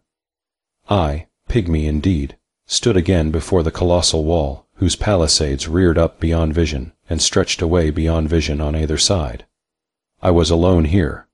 No whisper of taunt or menace, no presence of horror troubled me. Opposite me, the breach that split the cliff showed as a shadowed canyon, empty except of dread. Far out behind me the sea that was like no sea of earth gathered itself beneath its eternal mists as a tidal wave draws and gathers. With folded arms I stood there, waiting for the returning surge of mighty waters to overwhelm me in their flood. I waited in awe and solemn expectancy, beyond fear or hope. But now I became aware of a new doubleness of experience. Here on the frontier, I was between the worlds, yet I also saw the room in the house left behind. I saw myself as an unconscious body reclined in a chair beside the hearth. Desire Mitchell knelt on the floor beside me, her hands grasping my arms, her gaze fixed on my face, her hair spilling its shining lengths across my knees. Phillida was huddled in a chair, crying hysterically. Vera apparently had been trying to force some stimulant upon the man who was myself, yet was not myself, for while I watched he reluctantly rose from bending above the figure and set a glass upon the table. I echoed his sigh. Life was good. The sea behind me began to rush in from immeasurable distances. The roar of the water's thunderous approach blended with the heat and flash of storm all about the house into which I looked. He dies. Desire spoke, her voice level and calm. Has it not been so with all who loved the daughters of my race these 2 centuries past? Yet never did one of those die as he dies, not for passion, but for protection of the woman, not as a madman or one ignorant, but facing that which was not meant for man to face, his eyes beating back the intolerable eyes. Oh, glory and grief of mine to have seen this! Phillida cowered lower in her chair, burying her face in the cushions. But Vera abruptly stood erect, his fine dark face lifted and set. Just so some ancestors of his might have risen in a bleak New England meeting-house when moved powerfully to wrestle with evil in prayer. But it is doubtful if any Maine deacon ever addressed his deity as Vera appealed to his. Almighty, we're in places we don't understand. He spoke simply as to a friend within the room, his earnest, drawling speech entirely natural. But you know them as you do us. If things have got to go this way, why, we'll make out the best we can. But if they don't, and we're just blundering into trouble, please save Roger Locke and this poor girl, because we know you can. Amen. Now at this strange and beautiful prayer, or so it seemed to me, a ray of blinding light cleaved up from where Vere stood, like a shot arrow speeding straight through house and night into inconceivable space. Then the room vanished from my sight as the great wave burst out of the mist upon me. I went down in a smother of ghastly, snarling floods, cold as space is cold. Something fled past me up the strand, shrieking in human passion. The eyes of my enemy glared briefly across my vision. One last view I glimpsed of that dread barrier, amid the tumult and welter of my passing. The breach was closed. Unbroken, majestic, the enormous wall stood up inviolate. Chapter 21. Fancy, like the finger of a clock, runs the great circuit, and is still at home. Cowper. The uproar of rushing waters was still in my ears, but I was in my chair before the hearth in the living-room of the farmhouse, and the noise was the din of a tempest outside. Opposite me, Phillida and Desire were clinging together, watching me with such looks of gladness and anxiety that I felt myself abashed before them. Bagheera, the cat, sat on the table beside the lamp, yellow eyes blinking at each flash and rattle of lightning and thunder, while he sleeked his recently wetted fur. Wondering where that wet had come from, I discovered presently that the fire was out, and the hearth drenched with soot-stained water. I looked toward the windows, from which the curtains had been drawn aside. Rain poured glistening down the panes, but the clean storm was empty of horror. "Drink some of this, Mr. Locke," urged Vere, whose arm was about me. "Sit quiet, and I guess you'll be all right in a few moments." I took the advice. Strength was flowing into me, as inexplicably as it had flowed away from me a while past. How can I describe the certainty of life that possessed me? The assurance was established, singularly enough, for all of us. None of my companions asked, and I myself never doubted whether the danger might return. The experience was complete and closed. Moreover, already the thing that had been our enemy, the horror that had been its atmosphere, the mystery that haunted Desire, all were fading into the past. The phantoms were exorcised, and the house purified of fear. But there was something different from ordinary storm in this tempest.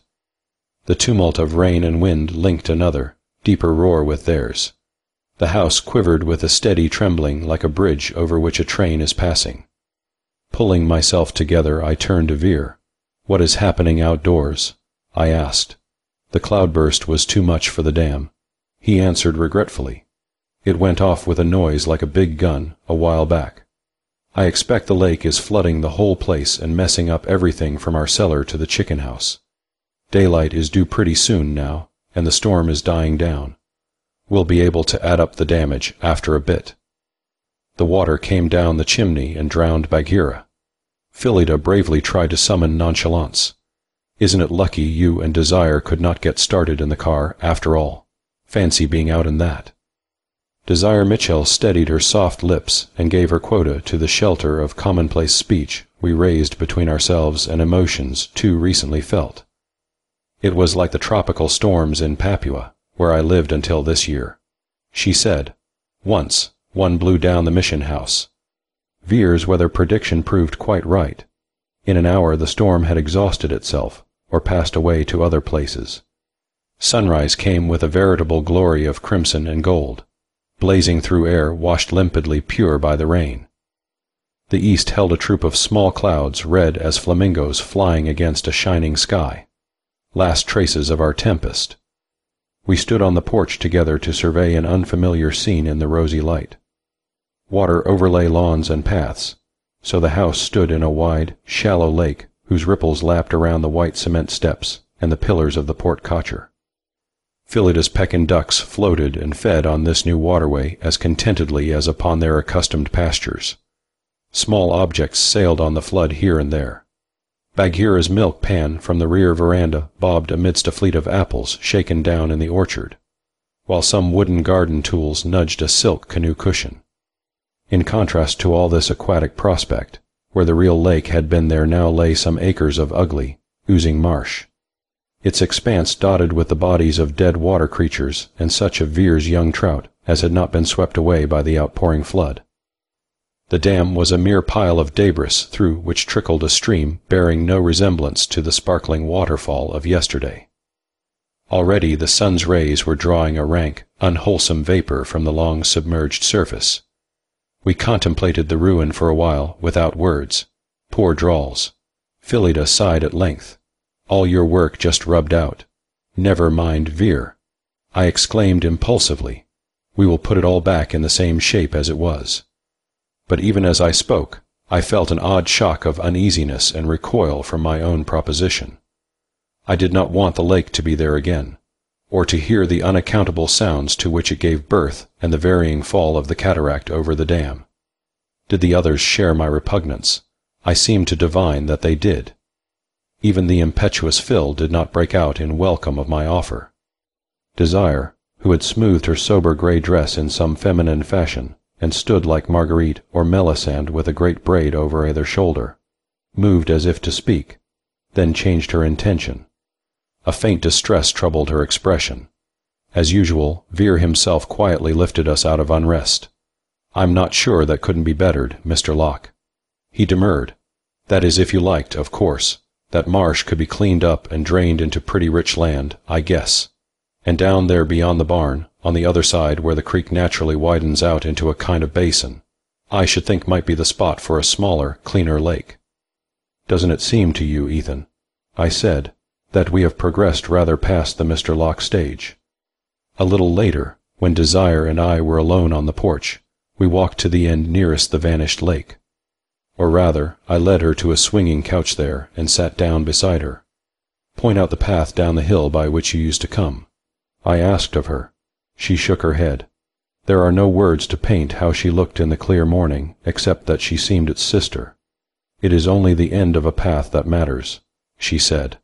"Look instead at the marsh. Do you see nothing there stranger than a path through the woods even when trodden by a willful woman?" Following her lifted finger, I saw a series of long mounds out there in the muddy floor not far from the dam. Not high, 2 or 3 feet at most, the mounds formed an irregular square of considerable area. "The old house," I exclaimed. "It was set on fire by the second Desire Mitchell one night deep in winter. Her father built this house of yours and put in the dam that covered the ruins with water. I think he hoped to wash away the horror upon the place. I know so little of your history. You can imagine it." She turned her head from me. "The first child came back from England when it was a man grown, and claimed the house and name of the first Desire. He settled and married here. For 2 generations only sons were born to the Mitchells. I do not know if the dark one came to them. I believe it did, but they were hard, austere men who beat off evil. Then a daughter was born. She looked like the first Desire, and she was not good. She was a scandal to the family. She listened to it. The tradition is that she set fire to the house after a terrible quarrel with her people, but herself perished by some miscalculation. There were no more girls born for another while after that. Not until my father's time. He had a sister who resembled the 2 Desires of the past. My grandfather brought her up in harshness and austerity, holding always before her the wickedness to which she was born. Yet it was no use. She fled from his house with a man no one knew, and died in Paris after a life of great splendor and heartlessness. Everyone who loved the Desires suffered. That is why I covered myself from you." I took her hand, so small a thing to hold and feel flutter in mine. But what of me, Desire? The darkness covered no beauty in me, but a defect. You never saw me until last night, and now in the morning. Now that you know, can you bear with a man who limps, you so perfect? She turned toward me. Her cold dark eyes, vivid as a summer noon, opened to my anxious scrutiny. "But I have seen you often," she said, the heat of confession bright on cheek and lip. "I never meant you to know, but now. After the first time you spoke to me so kindly and gaily, I was so very sorrowfully alone, and the convent was so dull. My father's field glasses were in my trunk. Desire, I fear I have no vocation for a nun. There is a huge rock halfway down the hill with a clear view of this place. I have spent hours there, watching these lawns and verandas, and the things you all did. It all seemed so amusing and happy.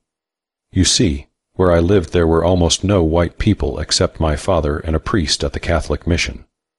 So I learned to know Phillida and Mr. Veer, And then, all this time, desire, the glasses brought you very close. She whispered, I knew you by night and by day. Chapter 22. Life hath its term, the assembly is dispersed, and we have not described thee from the first. Gillistan. I have come to the end of this narrative, and with the end, I come to what people of practical mind may call its explanation.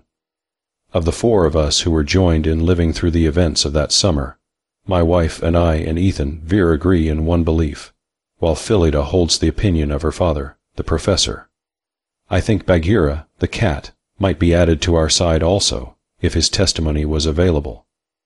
The press reports of the cloudburst and flood brought the professor up to Connecticut to verify with his own eyes his daughter's safety. Aunt Caroline did not come with him, but I may here set down that she did come later. They found their son-in-law by no means what their forebodings menaced, so reconciled themselves at last to the marriage, to Phillida's abiding joy. But first the little professor arrived alone, 3 days after the storm. Characteristically, he had sent no warning of his coming, so no one met him at the railway station. He arrived in one of those curious products of a country livery stable known as a rig, driven by a local reprobate whom no prohibition could sober. I shall never forget the incredulous rapture with which Phillida welcomed him, nor the pride with which she presented Vere. The damages to the place were already being repaired, although weeks of work would be needed to restore a condition of order and make the changes we planned. The automobile had been disentangled from the wreckage of garage and willow tree, and towed away to receive expert attention. We were awaiting the arrival of the new car I had ordered for the honeymoon tour Desire, and I were soon to take. Phillida had declared 2 weeks shopping a necessary preliminary to the wedding of a bride who was to live in New York and meet everybody. Nor would I have shortened the pretty orgy into which the 2 girls entered, transforming my sorceress into a lady of the hour, happiness seeming to me rather to be savored than gulped. Needless to say, there was no more talk of the convent, whose iron gates were to have closed between the last Desire Mitchell and the world. She had been directed there by the priest whose island mission was near her father's. In her solitude and ignorance of life, the sisterhood seemed to offer a refuge in which to keep her promise to her father. But she had to learn the principles of the church she was about to adopt, and during that period of delay I had come to the old house. On the 2nd day of his visit, we told all the story to the professor. We could not have told Aunt Caroline, but we told him. It is perfectly simple. He pronounced at the end, interesting, even unique in points, but simple of explanation. And what may be the explanation? I inquired with skepticism. Marsh gas. He replied triumphantly, Have none of you young people ever considered the singular emanations from swamps and marshes where rotting vegetation underlies shallow water? Phillida, I am astonished that you did not enlighten your companions on this point. You, at least, have been carefully educated, not in the light froth of modern music and art, but in the rudiments of science. I do not intend to wound your feelings, Roger. I am not wounded, sir, I retorted, just incredulous. Ah, said the professor with the bland superiority of his tribe. Well, well, yet even you know something of the evils attending people who live in low, swampy areas. Malaria, ague, fevers. In the tropics, these take the form of virulent maladies that sweep a man from earth in a few hours. Your lake was haunted. So was the house that once stood in its basin, as some vague instinct strove to warn the generations of Mitchells as well as you. Haunted by emanations of some powerful form of marsh gas given forth more plentifully at night, which lowered the heart action and impeded the breathing of one drawing the poison into his lungs through hours of sleep, producing nightmare. Science has by no means analyzed all the possibilities of such phenomena. Nightmare, I cried. Do you mean to account by nightmare for the wide and repeated experiences that twice brought me to the verge of death? And Desire, what of her knowledge of that same nightmare?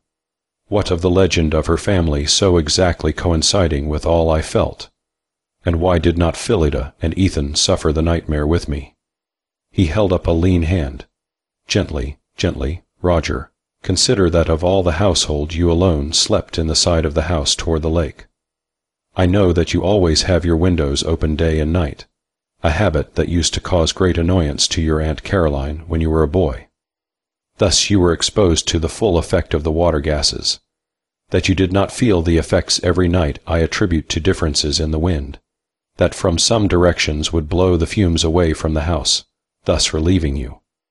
I gather from your account that the phenomena were most pronounced in close, foggy weather, when the poisonous air was atmospherically held down to the earth. You have spoken of miasmic mists that hung below the level of the treetops. When Mr. Vere experienced a similar unease and depression, he was on the shore of the lake at dawn after precisely such a close, foggy night as I have described as most dangerous.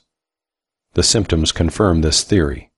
You say you awakened on each occasion with a sense of suffocation. Your heart labored, your limbs were cold and mind unnaturally depressed, owing to slow circulation of the blood. You were a man asphyxiated.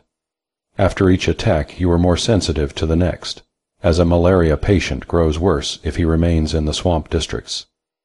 It is remarkable that you did not guess the truth from the smell of decaying vegetation and stagnant damp which you admit accompanied the seizures.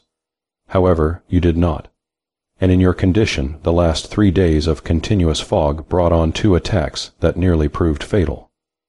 Now as to the character of your hallucinations, and their agreement with the young lady's ideas. That is a trifle more involved discussion, yet simple. He put the tips of his fingers together and surveyed us with the benign condescension of one instructing a class of small children. The first night that you passed in your newly purchased house, Roger, you accidentally encountered Miss Mitchell, or she did you. He smiled humorously. While your feelings were excited by the unusual episode, the strange surroundings and the dark, she related to you a wild legend of witchcraft and monsters. Later, when you suffered your first attack of marsh gas poisoning, your consequent hallucination took form from the story you had just heard. Later conversations with your mysterious lady fixed the idea into an obsession. Recurrent dreams are a common phenomenon even in healthy persons.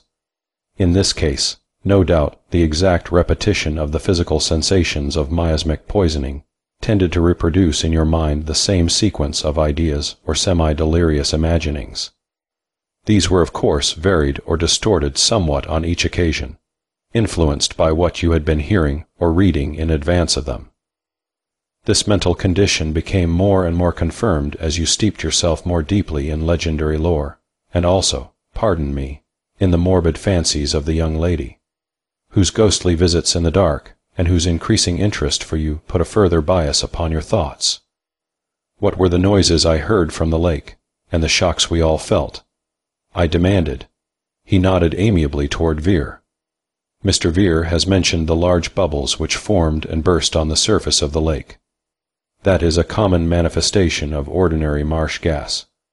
Possibly the singular and unknown emanation that took place at night came to the surface in the form of a bubble or bubbles huge enough to produce in bursting the smacking sound of which you speak.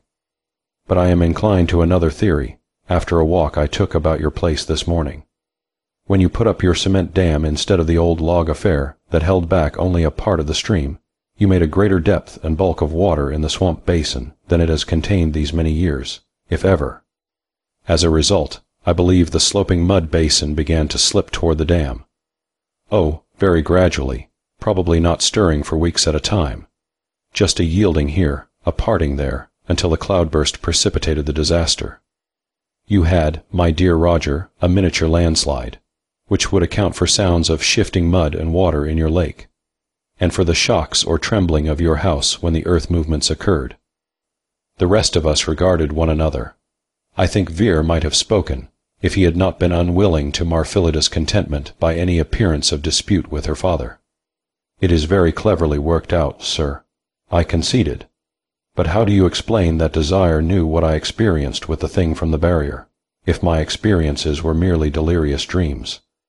I have not yet understood that she did know, said the professor dryly. She put the suggestions into your head, innocently, of course. When you afterward compared notes and found they agreed, you cried miraculous. How is that, Miss Mitchell? Did you actually know what Roger experienced in these excursions before he told you of them? Desire gazed at him with her meditative eyes, so darkly lovely, yet never quite to lose their individual difference from any other lovely eyes I have ever seen. The eyes, I thought then and still think, of one who has seen more, or at least seen into farther spaces, than most of treadmill-trotting humanity. She wore one of the new frocks for which Phillida and she had already made a flying trip to town.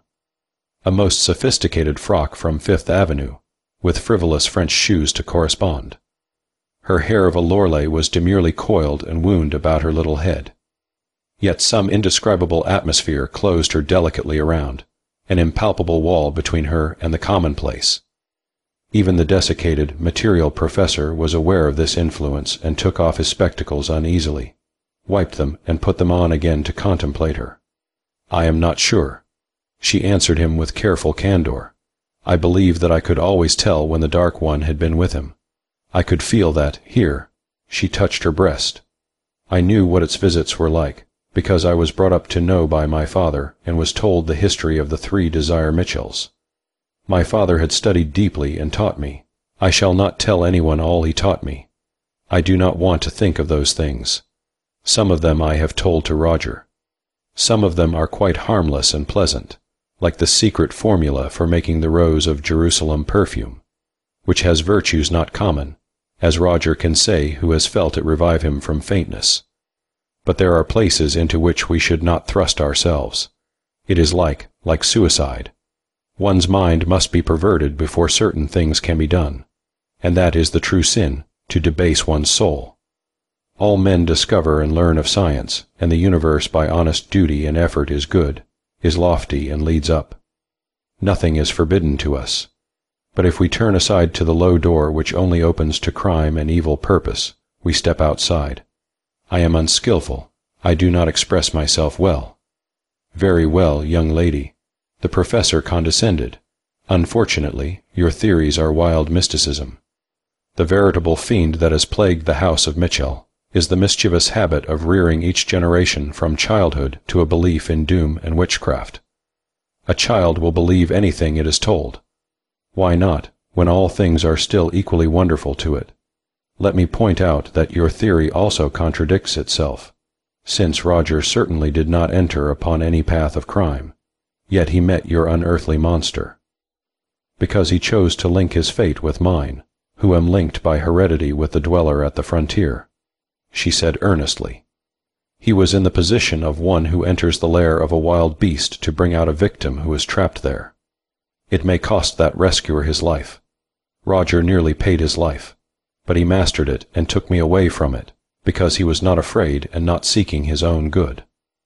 I never imagined anyone so brave and strong and unselfish as Roger. I suppose it is because he thinks of others instead of himself, which gives the strongest kind of strength. The thing nearly had me, though. I hastily intervened to spare my own modesty, and it did have me worse than afraid. I seemed to be arguing against an impenetrable obstinacy," snapped the professor. "Do you, Roger, who were educated under my own eye in my house, have the effrontery to tell me that you believe Miss Mitchell is descended from the union of an evil spirit and a human being, as the Eastern legends claim for Saladin the Great? Your own theory, sir, being—" I evaded. "There is no theory about the matter," he declared. "Excuse me, Miss Mitchell. The child was undoubtedly Sir Austen's son, which accounts for the madness of the 1st Desire Mitchell." We were all silent for a while. Whatever thoughts each held remained unvoiced. "Come, Phillida, you take my sane point of view, I hope." The professor finally challenged his daughter with a glance of scorn and compassion at the rest of our group. "You observe that I have explained every point raised, Miss Mitchell's testimony being of the vaguest." "Yes, Papa." Phillida agreed hesitatingly. "I do believe you have solved the whole problem. Only, if Cousin Roger was suffering from marsh gas poisoning last night when he seemed to be dying, I do not quite see why Ethan's prayer should have cured him." The professor was momentarily posed. He looked disconcerted, took off his glasses and put them on again, and at length muttered something about storm wind dissipating the miasma in the air and events being mere coincidence. The house was never again visited by the dark presence. Phantom or fancy, the horror was gone as if it never had brooded about the place. Desire Loch is a fatal companion only to my heart. But whether all this is so because the lake is drained, and the Shetland pony of a young Vere browses over the green pasture that was once a miasmic swamp, or whether it is so for more subtle, wilder reasons, no one can say. I, recalling that colossal barrier I visioned as closed and a certain cleaving arrow of light, must at least call the coincidence amazing. As I have said, my wife and I, Ethan Vere and Bagheera the cat, have an understanding between us.